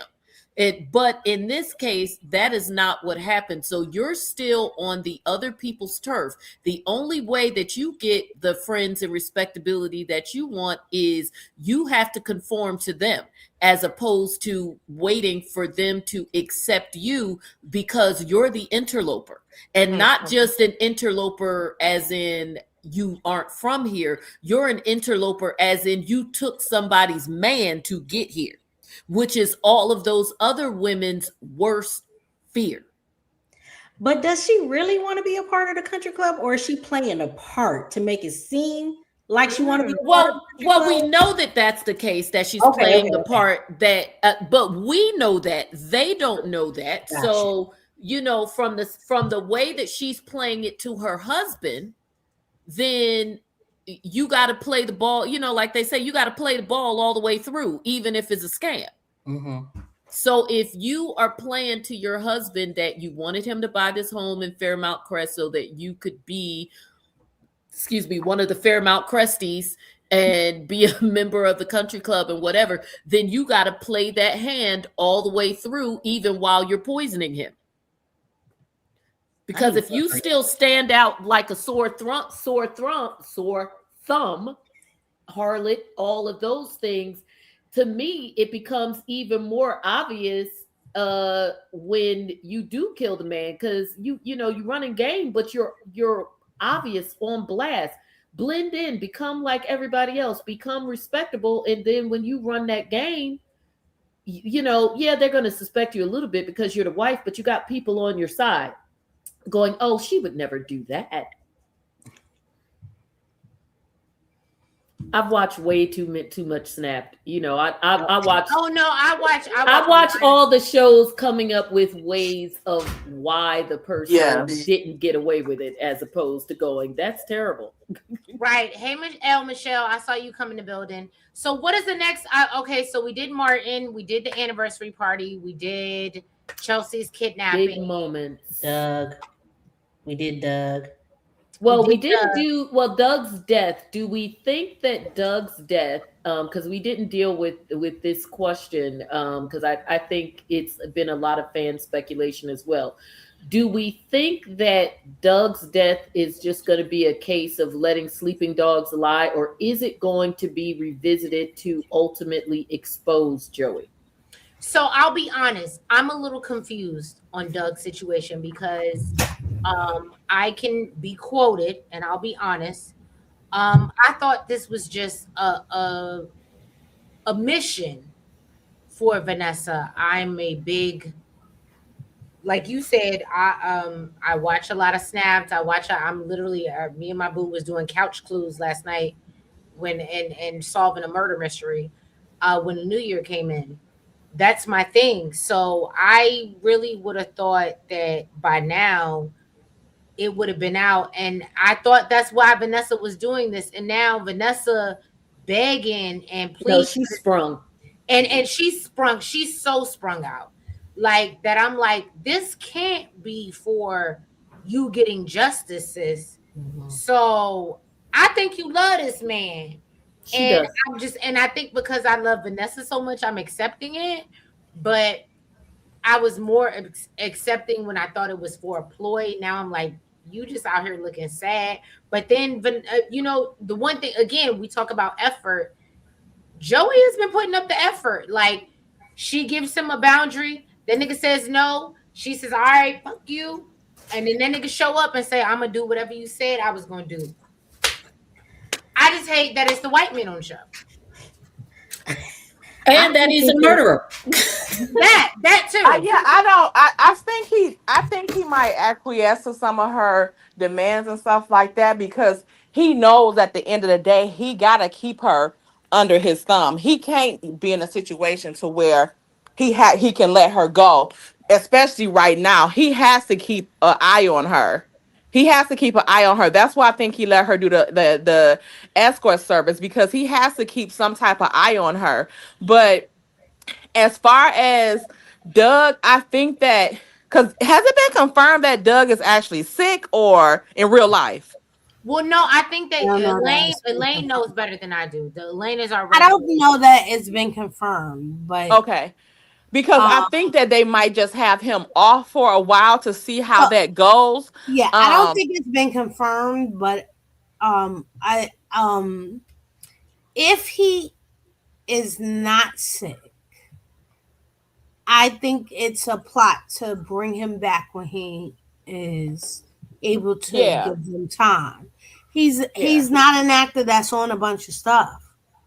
And no, so if it's a plot point, I think when he's ready to come back, they will pick up the Joey sort of got rid of him thing again. But now I think they're going with the flow of what they have on the canvas because this is who they have on the canvas.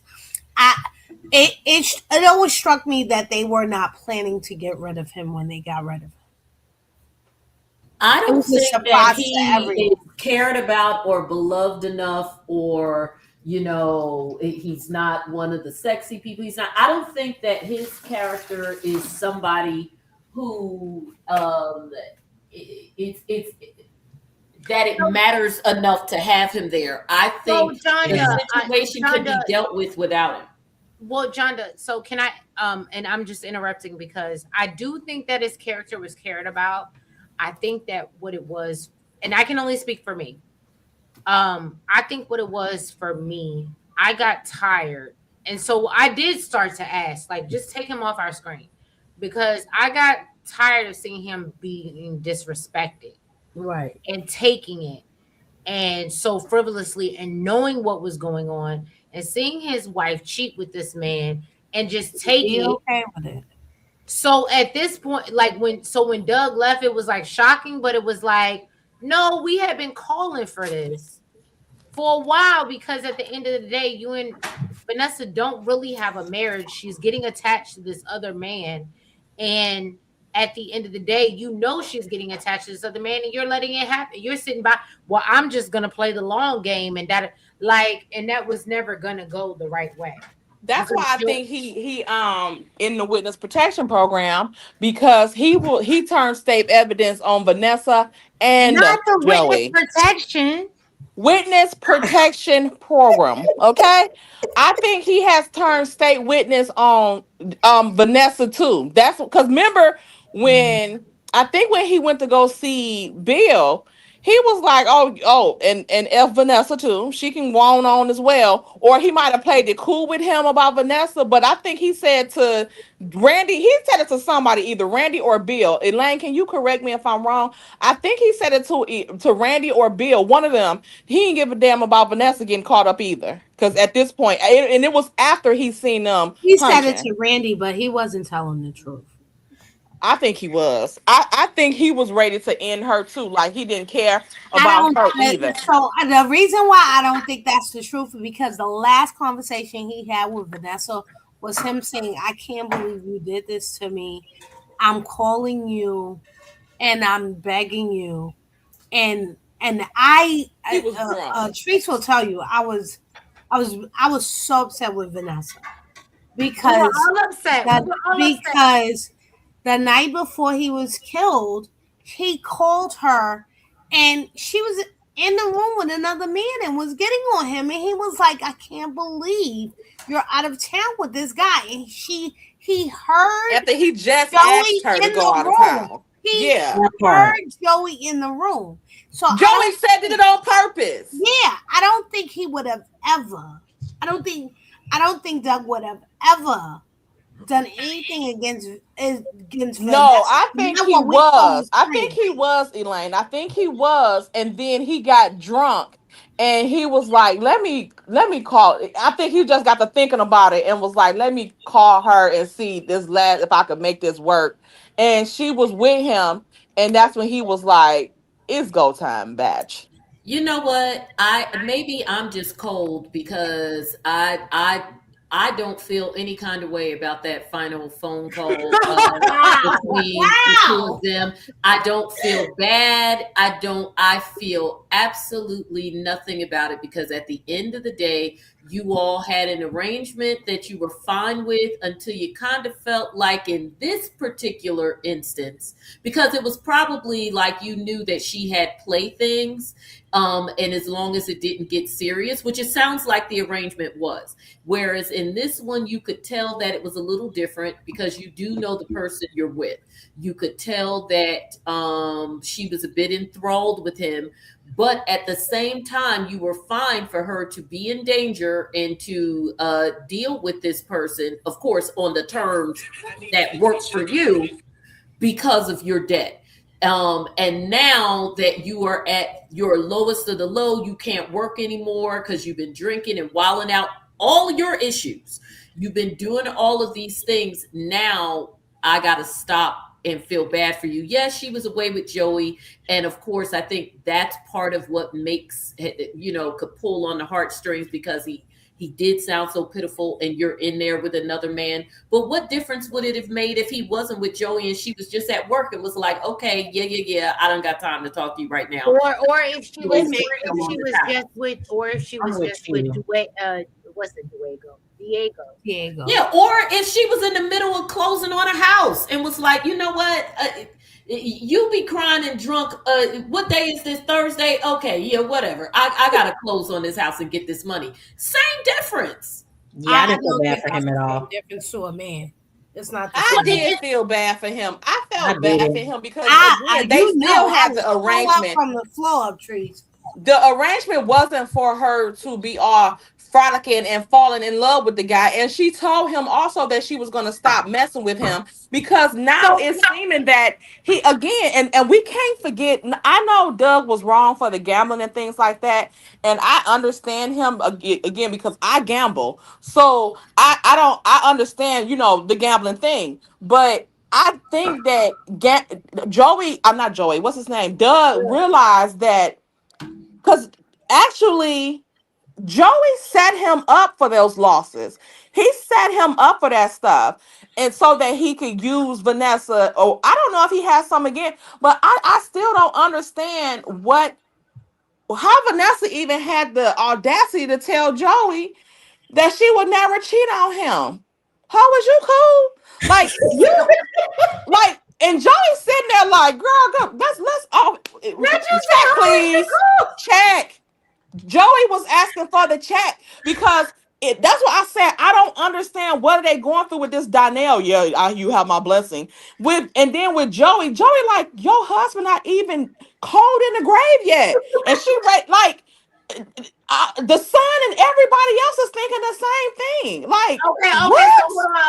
hold on, Tank. What it was for me is okay. This is what threw me off. I thought there was a plot that Vanessa had set up to come to us with the bullshit, and she was going to get, Joey arrested. But that's not what happened. When this bitch was, I am telling you, I'm not going. And I said, Vanessa. Cool it. And she You said, did what you want. Sing this one, Trees, for. Cool it down. You got to slow it down. You're gonna lose control. Like, I was like, what the fuck is going on, Vanessa? Like, you are really going down bad. And that's when I was like, oh, this is not a scheme that she set up no more. This is a real thing. But how, again, back to how y'all keep talking about like how she want everybody to, oh, I'm with Joey. She want him to admit that he with her and everybody. But again, she did that thing with her son. She didn't want her son to know. And then she did this. She didn't want the police to know. And then she did the same thing when Vernon caught her in that room, that back room. Oh, I'm just with my business partner and we are conducting business. Goodbye, Mr. Dupree. The room with no locked doors. Yeah, with no locked damn doors. Like, why would you not be like, hey, Vernon, me and him just got through that. See you next week with Nicole for Christmas. Like, why didn't you do that with him? Because you know Joey not no good, and you know you look like a fool. You know you look like a fool. Right. So did they drop the whole money laundering part of this? Because no, they still doing that. That's still going on. That's why I don't get where this is going. Okay, so they in love and now she a real criminal's girlfriend. So that's it. She gonna be a real trying to be Bonnie and Clyde on the run.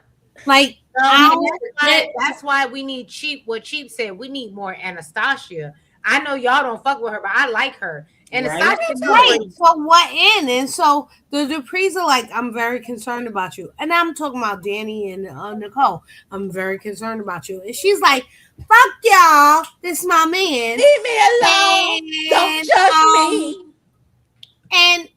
And okay, and the end. What? And Joey's like, I love you. Okay, and that's the end. I don't understand where we go with this. It's about Can I tell y'all the difference? Danny said, I don't like that shit, but I'm gonna accept it because you my friend and whatever, and we're gonna ride together. And I don't like that. And we would have. I love when Danny said, we would have rather you pick any other man in Fairmont Crest, but you know what? I'm gonna ride for you. Nicole's never gonna say that. No, ever. Because she shouldn't have to. She don't feel that way. She don't feel that way. And yeah, Danny told her that she's gonna, be okay with her. But it goes back to her being, unfortunately, they introduced us as Nicole and Vanessa being best friends. But Vanessa's first scene was with Danny. I ain't get that. It should be Danny and Vanessa. Right. Yep. That's what I'm saying. Danny and Vanessa are more because Danny will call her and say, I don't like that shit. But you know what? You my good girlfriend, and I'm gonna stand beside you. Yeah. No, she let her know, like, you still my friend, but I'm not gonna act like I accept it. Like, you my friend, you been with whoever you gonna be with, because that's what you gonna do. But Tay, the difference is, and let's not act like Nicole, Vanessa. How dare you, Vanessa? Like Nicole is so. I would and this I would never. And this is it, Princess. Don't get upset. I would never want to have a friend like her. She too I judgmental. don't know. I think Nicole is a good friend, but maybe because I don't like needs, Vanessa like that. everybody need their whole friend. Okay, Danny. But that's another Danny thing is, too. Danny is the whole friend that will co-sign your. But Nicole isn't. So why Nicole been accepting her whole behaviors because everybody in town know that she's a 304 and cheats on Doug. Right. You need a friend. You need a friend who will justify your ratchet. Danny is the friend that justifies her ratchet, and then Nicole is the friend that she talks about marriage and children in a country club. Right. Well, who would be a good friend for Nicole on the show? Ashley? Hell no. They need to bring somebody else in to be her. Probably her and Naomi. Her and Naomi seem more alike. Fucking no. Because you know what? Danny is the perfect friend for Nicole because She she's her sister. She holds her accountable, But and she doesn't tries to make respect sure Danny. she has fun.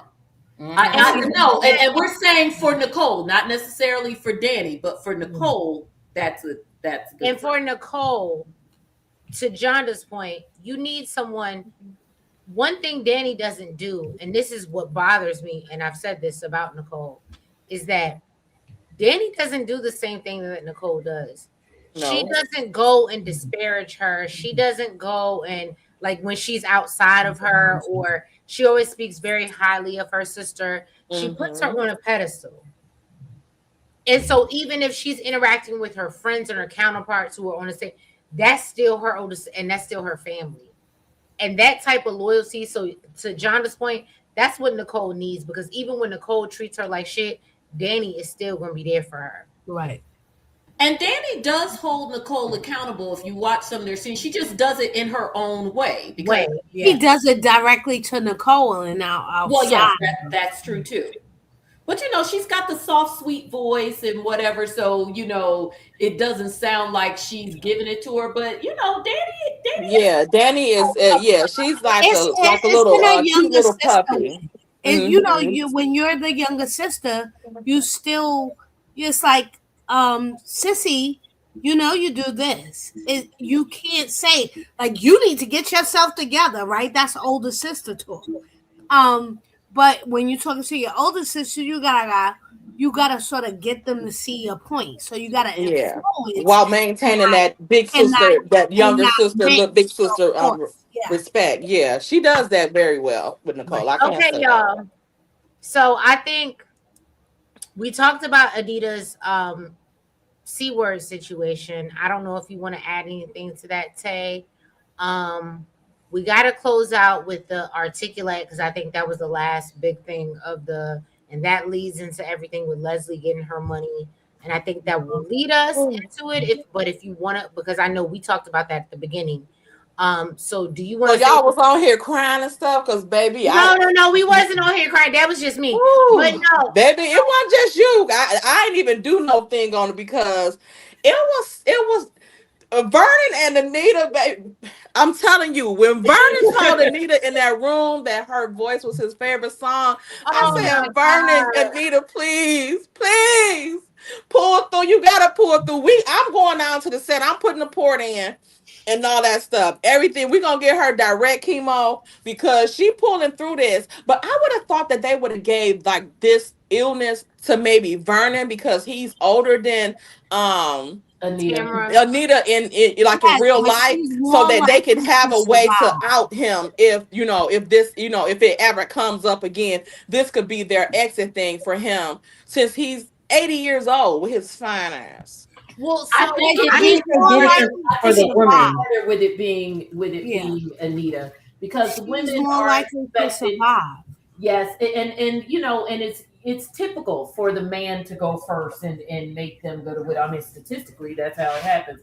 But I think it's a little bit harder hitting with Anita, and I especially love it because obviously the showrunner is a Black woman, and so to use this as an opportunity to address something so unique to us by going with the triple negative and all of that. Yeah. So I think it had to be, if you were going to go with one of the matriarch of the show, it had to be Anita. Yeah, I think, yeah, and everything again has been executed perfectly, Oh, especially spend with this the entire week for your consideration to the daytime Emmys.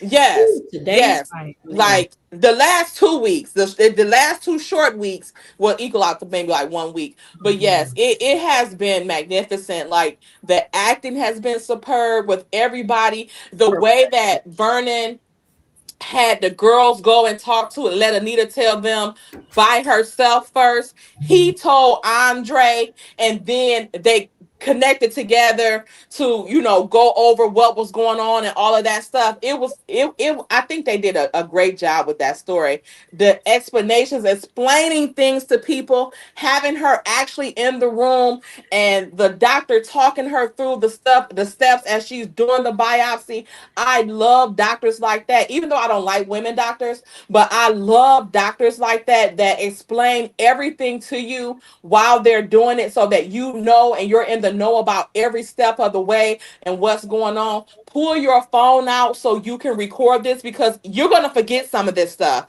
And since you don't have anybody here, you need to record it in case they have some questions. You can play the record and let them hear what's exactly going on, even for your questions, because you're gonna forget a lot of this stuff by the time you get to tell somebody else. So all that stuff, that was it. That's all I had to say about this. Right. It was And just it was so sad. it was a wonderful medical lesson. It was, like you said, the recording, it was step by step for what you Mm-hmm. want to do.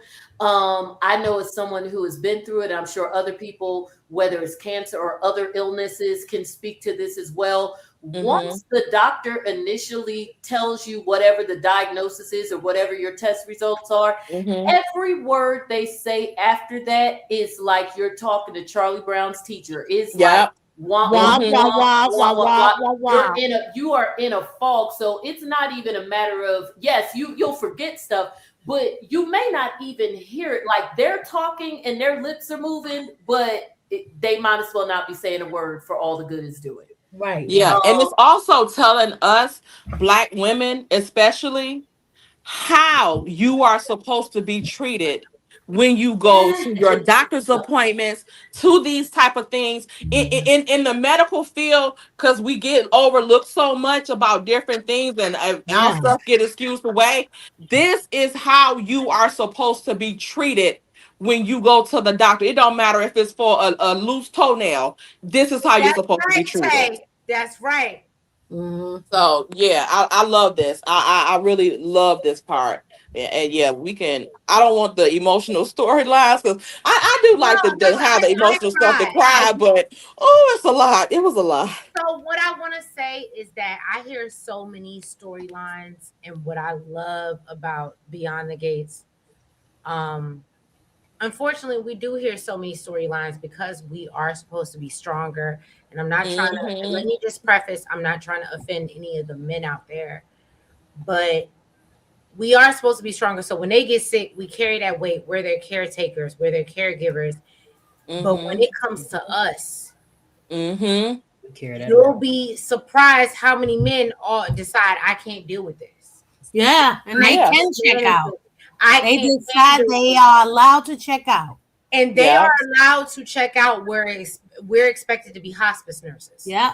Even with that, what's the well? I think I forgot what she was. She maybe she was an author, the B. Smith lady that Yeah. just passed away a girl, couple years don't ago. you get my Even She had pressure a up. restaurant up here in DC. I yeah, remember, yeah. Don't you get even my with pressure her, up. like she allowed for her husband to have his mistress move in with them when she was sick because She of Right. she had dementia. She ain't allowed nothing. He did Right. it. She didn't know. what? Yeah, Yeah, she she had had dementia. dementia. She had She She had had dementia, baby. dementia. Alzheimer's. She had no idea. I thought they said that she y'all get this. I thought she allowed No, us. she did. She wasn't. She didn't have the mental capacity to allow it. And Wow. y'all are picking back into my point with, and that's why I said I'm so happy to see Verna, because it doesn't work that way with us as Most women. of Yeah, the he said, time.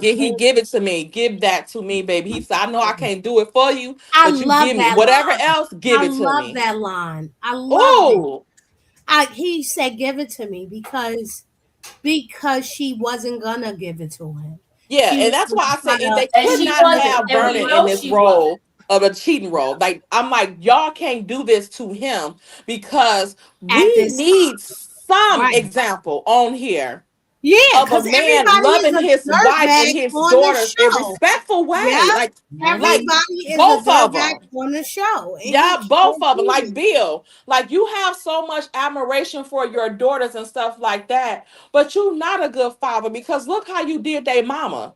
And Right. not just like you can't, fall in love with nobody else, but look how dirty you did her in that process. Mm-hmm. Like, look how Yep. dirty you did her.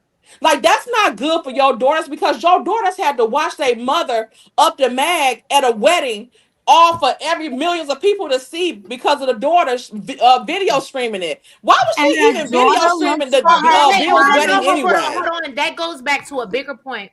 Y'all remember when Kat said the reason why she don't want to move forward to Mars is because she's seen what's happened with Danny. She's So seen what I happened to don't. her mom. So you know what? You are absolutely right, Trees.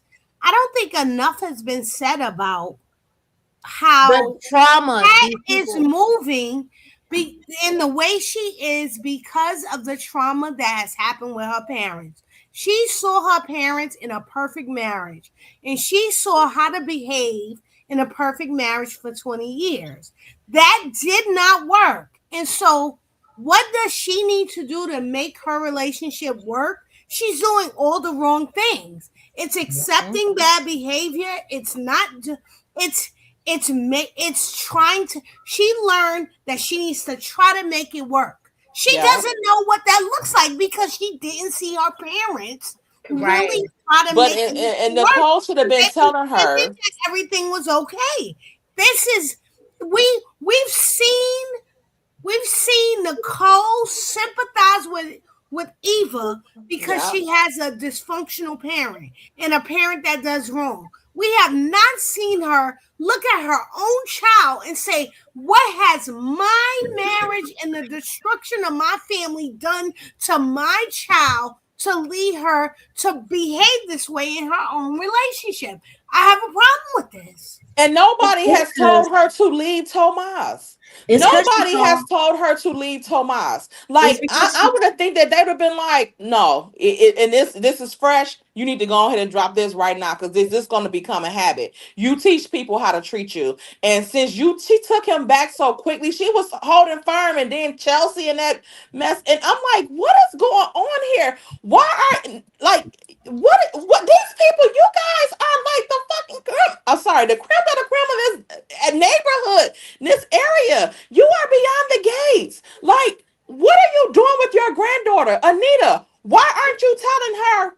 Thomas ain't the one, baby. He slept with your sister. I don't care who she is, how long you done known her, half sister, quarter sister, piece of sister, sister. I don't care. He's no.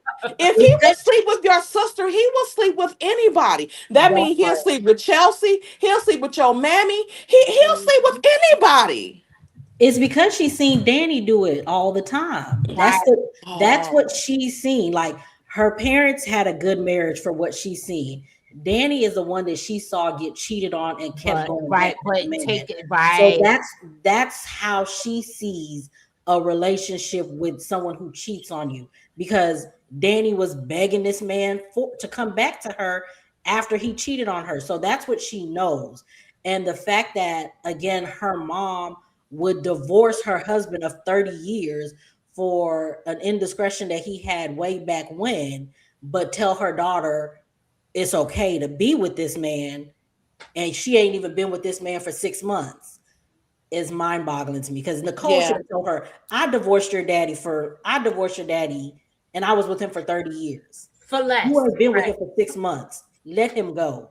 Yeah, Right. it's time to end this right now. But you know what? But Yeah, Nicole said at the table, they were saying something about her liking Tomasa, her, and she was saying cat's like cat adores him or something like that. Like I'm like, wait a minute, Nicole. So you don't like Tomas? Like, let me know. She because she says Nicole says everything about Tomas to Danny, but she won't tell it to her daughter because That part. even I forgot when it was like a scene where it was Mhm. Danny, Nicole, Chelsea, and after the funeral when they were Mhm. all talking about how Tomas had cheated on her and all this other stuff, and Nicole didn't say anything. And then once Kat left, and it was just Chelsea and Danny, Nicole was just like, "I wish she wouldn't be with him," and da da da. All basically Yeah, saying she don't need to be with this man, but she didn't tell that to her daughter. She right. But maybe basically she in a state. Well, you know how sometimes when you tell them like, "Girl, that ain't the one," that be the one for them for so long only because you No, said you it. give it to no, because she You Nicole don't too think she much. trying to let her figure it out on her own? But she no, but You she giving made it Nicole seem too like much her I credit. daughter. tried. She made it seem like it was her daughter's fault that he cheated on her Yeah, because Yeah, she I didn't asked remember her. yeah, either. I because when don't she She had said remember. asked she her, "What slept did with y'all?" Eva, So when she told her Yeah, mother he slept with yeah. Eva, I she didn't was like, remember. Yeah, "Well, I didn't he remember wouldn't have much done after that that. if the relationship was solid." Like, what Yeah, the hell are you talking about? So, can you say the same thing about your relationship? Ted Elaine, wouldn't have slept with Elaine. Leslie if your relationship was solid. Like, And what we are you know yeah. that I their thought talking she about? relationship said Hold that on, kind wasn't of in so solid defense because they Elaine, were of going through the Eva. miscarriage stuff. So we know Elaine. that their relationship wasn't solid. So Elaine, when you say that point, that actually that reminds me of a recap that I did, and that's when I said there's a real disconnect between Nicole and her daughter Hmm. because I said I've had my miracle baby. I know what that feels like. So when she broke down today and she was like, I don't want like because you can't imagine losing the thing that you fought so hard to get here, right? But it was wild to me in certain situations and back to where we were talking about, where she's just like, oh yeah, well, Kat has to figure it out, and da, da, da, and I'm not gonna tell her, and oh well, she'll figure it out on her own. And I was like, what the fuck? Like, how did it go from? And that's what I say. I feel like the writers confuse us because you go from Nicole was pleading with Ted today to talk to her miracle baby that she loved so much that she doted on, Yeah. and maybe they're giving us nuggets because I know people are trying to elate to that maybe Kat's not her daughter, so she'll have it and Kat won't have it, so they'll and I don't even want to see that. I don't Right. even want to see that. I'm gonna be honest with you. It's Yeah. just the point that there's a disconnect, and there always has been, and for some reason I can't figure it out with Nicole and Kat because there's not that disconnect with Martin, and we've seen that, and it goes back to what John just said. I don't know if it's more about raising a boy. and also she has that connection with Eva. Like I've been saying, I feel like Eva is one of the kids that I One, feel like Eva is her daughter. right, like how she I treats would Laura. hope, Yeah. yes, I would hope that if they're gonna if they're gonna change anything, I would hope that it would be Eva because I just don't hope they don't do that to Kat. But I feel like because she's so connected to Eva and she's like always like she felt like even in the beginning she was so enthralled by Eva. She loved her from jump. Like so it's just like she sees something in Eva that she just can't explain. So I feel like if anything, Eva would be her daughter as opposed to Kat not being her daughter. Right. Hopefully that's where they go. But yeah, I it's don't, I today is the hear you. only I don't like day. it. I don't like it. But today is the only day, even since the beginning when the show started, today is the only day that I've actually felt like Nicole truly loved her. Like that's her miracle baby. In the beginning, it was always Ted, honestly, because Nicole never was close to Kat. It was always Martin to me. That's how I saw it. And it was Kat and Ted. So Right. today was the first time that I've seen it where it's just like, oh yeah, that's her daughter. That's her daughter. But I hope they don't do that to Kat. If I they make hope. her Leslie's baby, I child, I hope they don't do that. Yeah, I may check out. I hope they don't do Yeah. that. If that's where they go in season two, listen. If they want to go there in season 10, when we are established, that's fine. Right. They Right. do that in season two, I may be out. Just like if they showed us Vernon was actually cheating, I would be out. I'm dead serious. I would have been out. I would have been out. Yeah, because it's just the thing about it is, I hate the way that these people fail this little girl. Yeah, she's not a little girl; she's a grown woman. But Right. the way they continuously fail her, She deserves validation and people to support her. she These does. people that are around her are the dingiest people I've ever seen in my Like life. I really want Kat to go to Scotland and find a Right. new family. Yeah. Find her people. Like that's where I'm at. That's where I'm at. But y'all, I don't think we have. Do we have any more big instantaneous? I don't give a damn about Leslie getting her check and the articulates and the money. But do we want to talk about that? Because we've been up here for almost 4 hours. But I think I want to wish better storylines in in 2026 2026, and the yeah, next we're year. hoping for better. I hope they are inspired and listen to some of the things we're saying. I really was happy to see that the show sent some of its content creators who are out there, personal Christmas mess. I think it was Christmas, right? Yeah, Christmas messages. And so I am inspired by that because it tells me they're looking and they're listening. And so I don't want them to listen to everything, right? I'm not right about all it. right. We don't want to Um, do everything. yeah. We don't want Like I Michelle don't coming up listen to everything we We say, don't but want Randy coming up in here messing with us. right. And so I don't want them to listen to right. Do what you want and be creative as you want. But there are some strong arcs that they've gone in that I hope they listen to. Leslie has been too much in the last 6 months. It's I too hope they much. listen to. Unreal. I don't want her gone. I don't want her out. I want her less. Yeah, She I want doesn't. There was no reason that she needed to be with Joey. There was. She showed up in the kidnapping, in the Chelsea kidnapping, as comedy relief. There was no reason for it, and it was just not good. It was not good. It was disturbing, and so I hope they listen to some of our substance. Because what we are saying is not we want to destroy the show. We're saying this doesn't make sense, guys. Please bring us with you. We want to go I with you. agree. Take us All with right. you. You better preach, Elaine. Take them to church as we go No, on. We ain't trying to get off the ride. We want to keep riding it. We just want to make it a little bit smoother. I Right. agree, Right. especially regarding the Leslie stuff.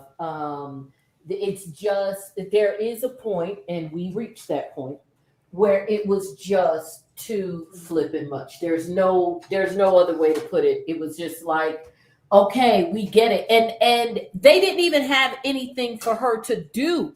They would just have her there. We don't care about you and Eva sitting around in one of the various Orphe Jeans coffee shop, whatever the hell.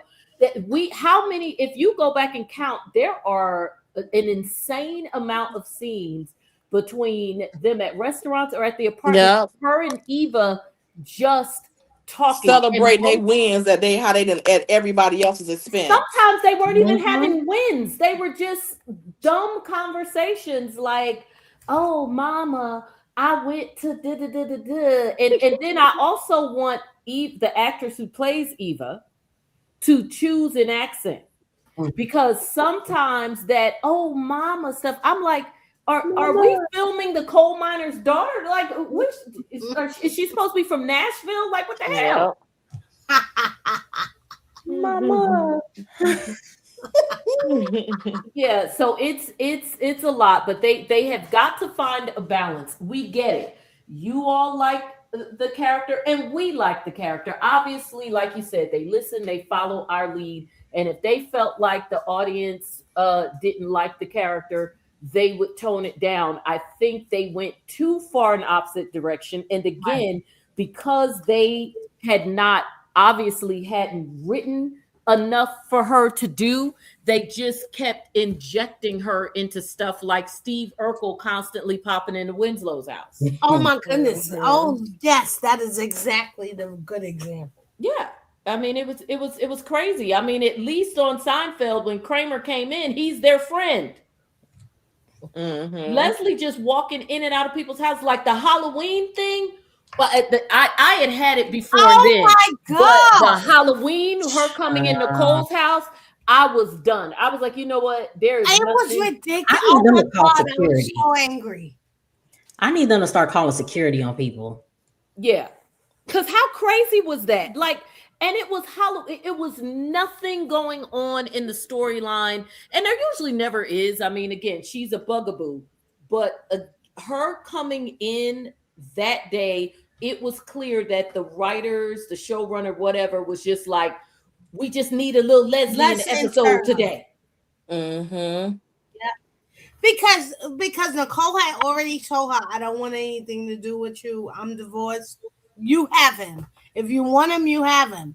And there was Right? no reason for her to go and antagonize Nicole. And Mm-hmm. and it was yet another example of the Duprees just kowtowing to her and allowing her to do whatever. And so She took these her scenes, candy like they this think dumb they're stuff. showing her, and they're just weakening every Dupree in her path, and which is angering us. Mm-hmm. Yeah, It's I mean, neither likening us to her, nor is it's also displeasing for those of us who tune in because you told us the Duprees was the shit.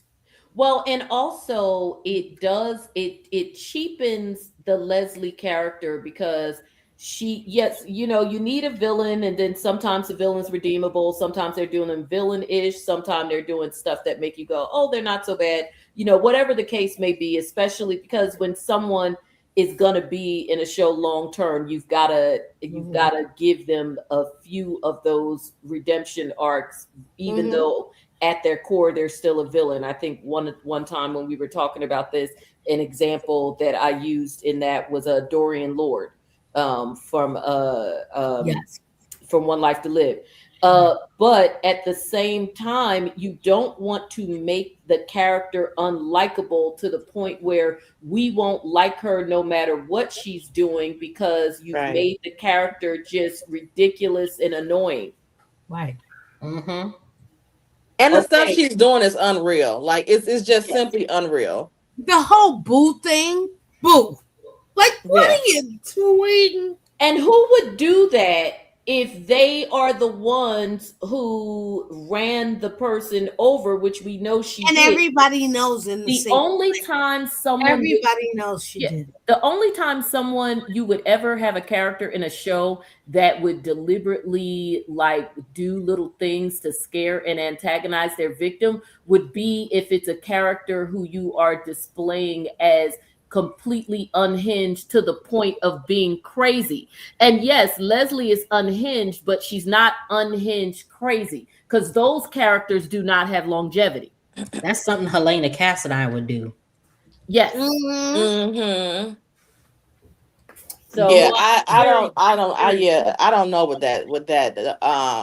She does way too much, and even like with Teddy, she just Not like with he's Teddy. right.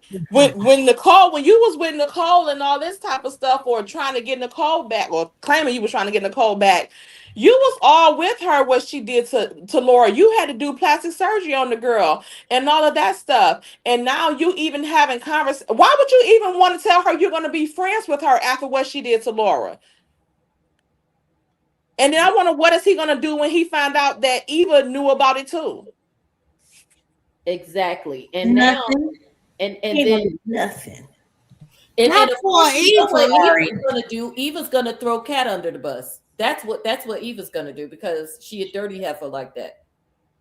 Eva's But gonna Eva say, don't know "Cat, that Cat took that helmet. They just know that somebody took it out of her room. I But think she knows. She Yeah, she kind of knows. they had like a scene where they were like, I see you and I see you kind of thing. Mm-hmm. She knows she took it. She knows. Yeah, neither of them can say anything. Now, to Cat can deny or whatever, but I'm just saying in general, she will find a way to blame somebody else. But you were keeping your mama's stuff. do you think that's why Cat kind of let it go? If I recall correctly, I think the problem was, well, first of all, it was the evidence anyway, so that would be an issue. I can't remember what happened. They didn't steal the evidence back? Whatever happened to it? It was cause they said that they didn't accept it because he went and the first time he looked he didn't find it, and then him Yeah, going back the second time they was just like something seems fishy about this, so that's why they didn't accept the yeah, but second they time he still went have around. it. Wah, Yeah. Yeah. wah, wah. So the evidence was tainted, which is what we all knew when Kat took it in the first place. Right. Who got her law degree and or what? No, not her law degree. She got her badge watching podcasts. Don't do that. She got her law degree from Law and Order University. Period. You. As do I. That's where Hey, people I really would do. rather folks get it from Law and Order University than some of this other stuff because Dick Wolf actually uses real cases as precedents. I tell people that all the time. If you He want to see do. a show that is well researched, then it is Law and Order because when they're on there and they're like in the case of da da da da da da, you can look Mm-hmm. those cases up and they absolutely do Oh, so exist. can I tell you something, Chonda? So Hmm. when I was in the tank, you know what the tank is. And they was like, you're not owed a phone call. You've been watching too much Law and Order. Now, mind you, this was years ago. This is like literally years ago before I had Of my son. course.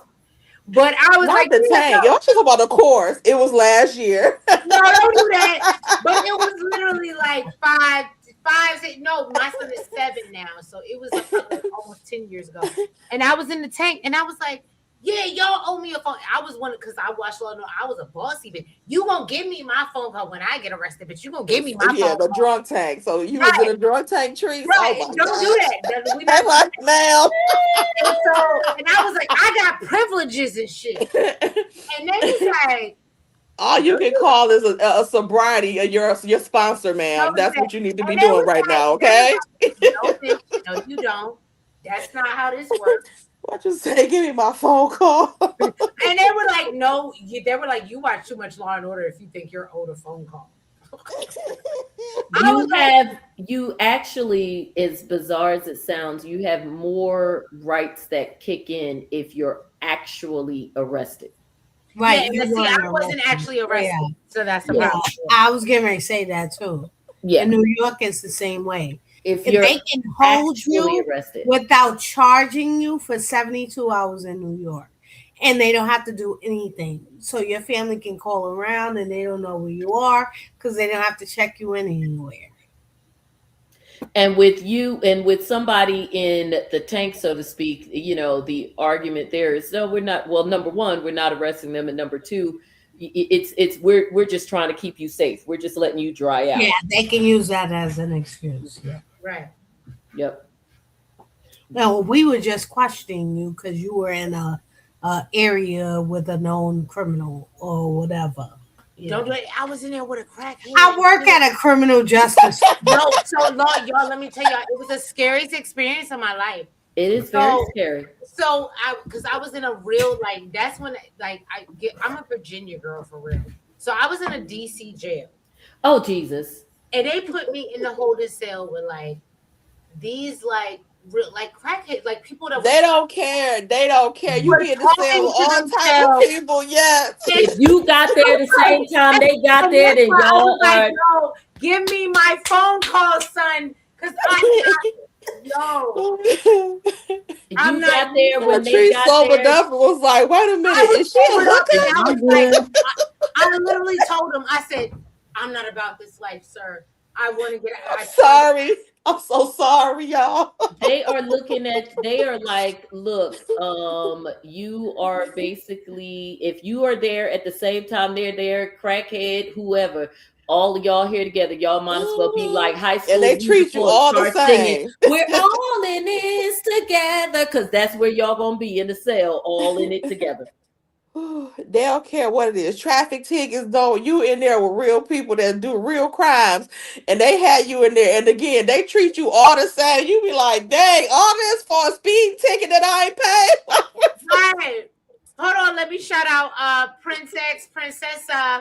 $4.99 super chat. Happy New Year. Love you. The commentary, the tweets, the sky, spaces, the trees, white YouTube videos. This is the first soap. Thank you for being all inclusive. Of Oh, course. it's your first soap. Yay. Aww. Girl, you don't know we've been down this. I literally tuned on the other day and Nikki was getting all excited for Christmas.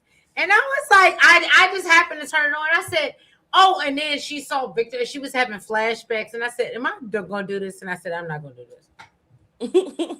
I said, I'm not going to do this. I'm not going to go down this rabbit hole with Victor. And because I've been down this rabbit hole before. We've been down the rabbit hole too many times with them too. I love them though, because that's why. And the fact that they still alive and they look good. Victor damn sure do. Hey, that's what good work will do. Right? Victor can get it. Him and Sonny Corinthos. Okay. It's Sunny for me. Now Victor can take me to dinner and walk me around, and we'll get out the cars and go to the games together. You know, because he's debonair, and you know, so I love the debonair man. You know, but Sunny, yeah, you know, I need him to let I need Sunny to let we in a dark room. Well, Sunny has always been cute, but I always like Jason too. Jason's so dang on fine. Jason, Jax. Oh, Nicholas Cassadine, baby.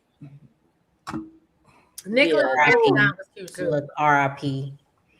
Lane, you were talking about fantasy, and we go into these things earlier. You were talking about it earlier. And before Princess, I'm Team Cat too. Okay. I was talking about how, or I was thinking about how, I don't know if y'all watch Passions, but that was one of the things that I loved. It was not real. We weren't going to have witches in real life. We weren't going to have little dummies that came to life and they were like, I couldn't get with it. Yeah. But I love that about Passions and the Charity and Miguel of it all. No, it didn't work. I loved Passions. I did. I love Passions too. I watched Passions too. I watched them all when I was young. Not all of them, but the Channel 7 was the ones that I watched. So All My Children, One Life to Live, General Hospital, Passions, Loving. Those was mine. Loving. I never watched the other ones. What the hell is Loving? It wasn't one of it was like Passions. It was like a 30-minute one. I think it came on at 12:30. And Lucy Cole was in it. Loving. So why was you Loving replaced Ryan's Hope. Now I got a question for you, because what was you doing? Because at 12:30, Young and the Restless came on. No, it didn't. It comes on at 11. So you got to remember. So the reason I was, because she was going through her rotation. So in my regular rotation, it was at 12:30. Young and the Restless came on. It came on so like 1:30. 1:30, because Bold and the Beautiful is 30 minutes. Bold and the Beautiful came on 30 minutes. Then you would switch. Either you would do All My Children. Why is Max in your house again? He's not in my house. That's not me. But then you would have your 1:30, your All My Children. I forgot what the other 1:30, like on the other. All My Children came on at 1. The only 30-minute soap they had was Loving and Passions. Yeah. All My Children and One Life to Live in General Hospital was all 1 hour. Passions came on at 2:00, like beyond. Yeah. Wait, Passions came on at 2:00? Passions came on at 2:00. So wasn't it only a half hour? No, I managed to watch all of them. I watch ABC and CBS simultaneously. It was an hour, and then you would be able to get, because then that's when Passions was in Port Charles too, like General Hospital, wasn't it? I didn't care. No, that's when I was able to segue into General Hospital. After, that was what was it that? Was 2:00, 3:00. Port Charles was. Which one was? Oh, that was a whole nother show, but it was in the same place. Okay, maybe that's what I'm thinking about when you saying Passions. Maybe that's because Port Charles was 30 minutes, right? Passions was a whole different show. It was on a whole. I don't know what network it was on NBC. I thought it was on ABC. It was NBC. It came on. And Loving was on for a good period of time, but not like all the way back. Not long. Before Loving actually was a show called Ryan's Hope. Yeah, I never watched Yes, those. yes, I Ryan's Hope was do. very, if you recall, Ryan's Hope was very working class. All of the Yes, Ryan's characters Hope. were very, it was a very working class show. And then you Wow. got into the glamour and more rich people at 1 o'clock with All My Children, because you had Erica Palmer Kane. and Phoebe and all of them. But Ryan's Hope was people were like Yes. literally working at the docks and whatnot. Like it was like gritty. So Jonda, you really be always says there's some show. It's not Ryan's Hope. It's another one. It's another big- Generations. Was it the No, city? Because I think that was like a spinoff for Generations not was that the one. black It's a real show. cool one, and she'd be like, "Yeah, y'all. I can't remember. Another World. No, As the World Turns, God and Light. no. Those were my shows. Loved both Yeah. of those. Oh, they're like old. And As the World Turns is where Tomorrow Tooney comes from. Like Gone with the Wind. Old. That's what I'm trying to think about. Well, As the World Turns and Guiding Light go so far back that Guiding Light was actually in black and white, and As the World Turns was on the radio. Beginning. Yeah. So was A Search for Tomorrow as well.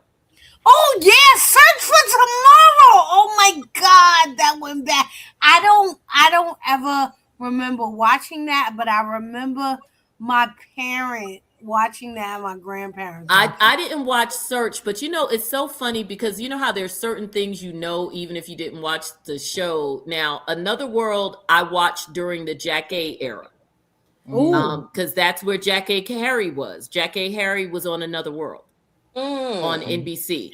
But it's so funny because Days of Our Lives, I never got into it. I knew who the characters were, but I never watched it. But the crazy thing is, there was a pop culture reason why I knew Days of Our Lives, and that's because when I was young in the 80s and we, everybody first got cable, one of the movies that came on every day, well, two of them, Incredible Shrinking Woman, and the other one was 9 to 5, which is still one of my favorite movies. And when they held their boss hostage, he got so bored he started watching Days of Our Lives. So every day it would say, like sand through the hourglass, here goes the Days of Our Lives, and then Working 9 to 5 would come in right on the end. That's hilarious. But yeah, so Search for Tomorrow, Dark Shadows, which is way back. That was I like remember Dark Shadows. That was dark. I didn't like watch vampires, it, but I couldn't do it. Maybe that's where Passions got it from. And did you guys watch Generations? Generations? No, so Jazz says Passions was 1 p.m. Right before Days. So Yes. Jazz, what time zone are you on? Because I feel like it came on at 2 p.m. on my time. But I remember it coming on right before Days and General Hospital, and it was before the 3 o'clock soaps. That's when you had from 12. That's back in the day when you had all the way through. You all the way through. You had all the way through. Because and Another World, God and Light, all of those was 2 and 3. Are you talking about when it went on Direct TV? Because when it went to Direct TV, no, it was on regular TV. It was on regular. God and Light was on regular TV. I'm talking about I don't know if you remember. We're around the same age. I don't know if you remember.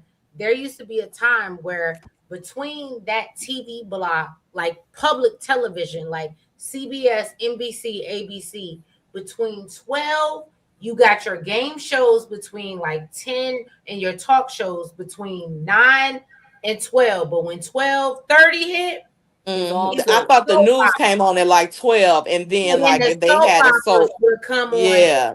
You would be in that space till 3 o'clock. Yeah. Actually, you're in that space until 4. Because if you're on the East Coast, because General Hospital came on at 3 o'clock. Exactly. Guiding Light came on at 3 o'clock because you would General Hospital and Guiding Light was on at 3 o'clock. Because for us in the north, I was in since I was in Jersey, obviously our TV was Philly and New York.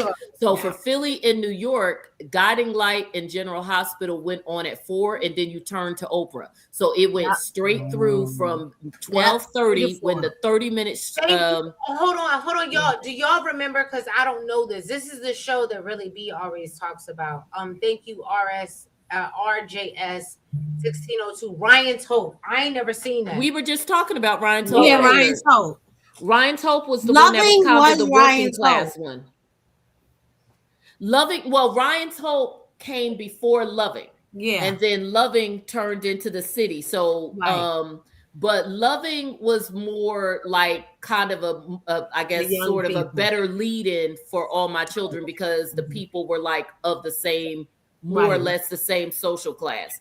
Because I remember my grandmother liked Ryan Tope. I didn't, because it was like very kind of, like I said, people were literally like working at the dock and stuff and sitting at diners, and then you go to All My Children. I'm like, okay, this is what I'm talking about. Give me the, all the bright rooms and the glamour. But then there was Generations. What was that, in the 90s maybe? Yeah, I remember Generations too. I don't remember that. I tried to get into Generations, but they had black people, but the black people was all poor in there too, and so yeah, I didn't get into Generations. I didn't either. I want to say Generations was the 90s, or it was the late 80s going into 90s. I just feel like every soap I was into, I started as a kid. And so the ones that started later on, like by the time I went to school and whatever, if I wasn't already watching them, by the time I went away to college, if I wasn't already watching them, I didn't start them. So like I didn't watch The City because I'd already watched Loving, and I was like, oh, that's new, who cares? But any of the ones I already watched, like, that tape was in the VCR. You could not watch it for a year and pick right back up. And I mean, there was stuff, even Erica was on trial for the umpteenth time. I don't remember who she shot or what she did, but there were two major trials that when I was in law school, that literally in the lunchroom, everybody was watching in law school. One was Erica Kane for something or other, and the other one was the OJ trial. So, but like a real one and a fake one, we was watching both of them. Wow. Y'all remember Sunset Beach? Okay, I love y'all. Sunset Beach. What is that? Okay, I love y'all. We're gonna reconvene. Yes. But we've been up here for 4 hours. Oh yes. Go.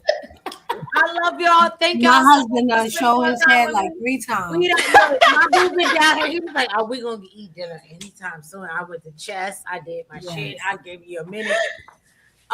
So I love y'all. Thank y'all so much. Again, I love that we have a community that we can share, grow, and are respectful, loving of each other. I have dropped everybody. I think everybody's links, moderators, help me out in the chat if I haven't dropped everybody's, but I think I dropped Elaine, Taze, Jonda's, and Keeny's thing in the chat. So I hope everybody will go follow and support. I love y'all. We will be back next week as usual, but it'll be members only. Okay. So if you want to get into that, I suggest you hit the link in the description box and you join the chat. But I love y'all, and I am very, very shout out to Beyond the Gates for completing a successful season. We got to give them their things, right? We may be critical as hell, because we've been doing this soap game for a long time. But at the end of the day, they did their thing coming in for one season. Yep. And we're going to see what they do season 2. And I love everybody, no matter what platform you support on. Please support Kimi on TikTok. Support me on TikTok as well, but support that baby as well. Make sure y'all support Jonda on the YouTube and Elaine on the Twitter. All right. And I love y'all. We'll be back next week for another round. Love y'all. Happy New Year, everybody. Thanks for having me. Thanks for having me. Shade Squad. And we'll catch y'all later. Bye-bye. Bye.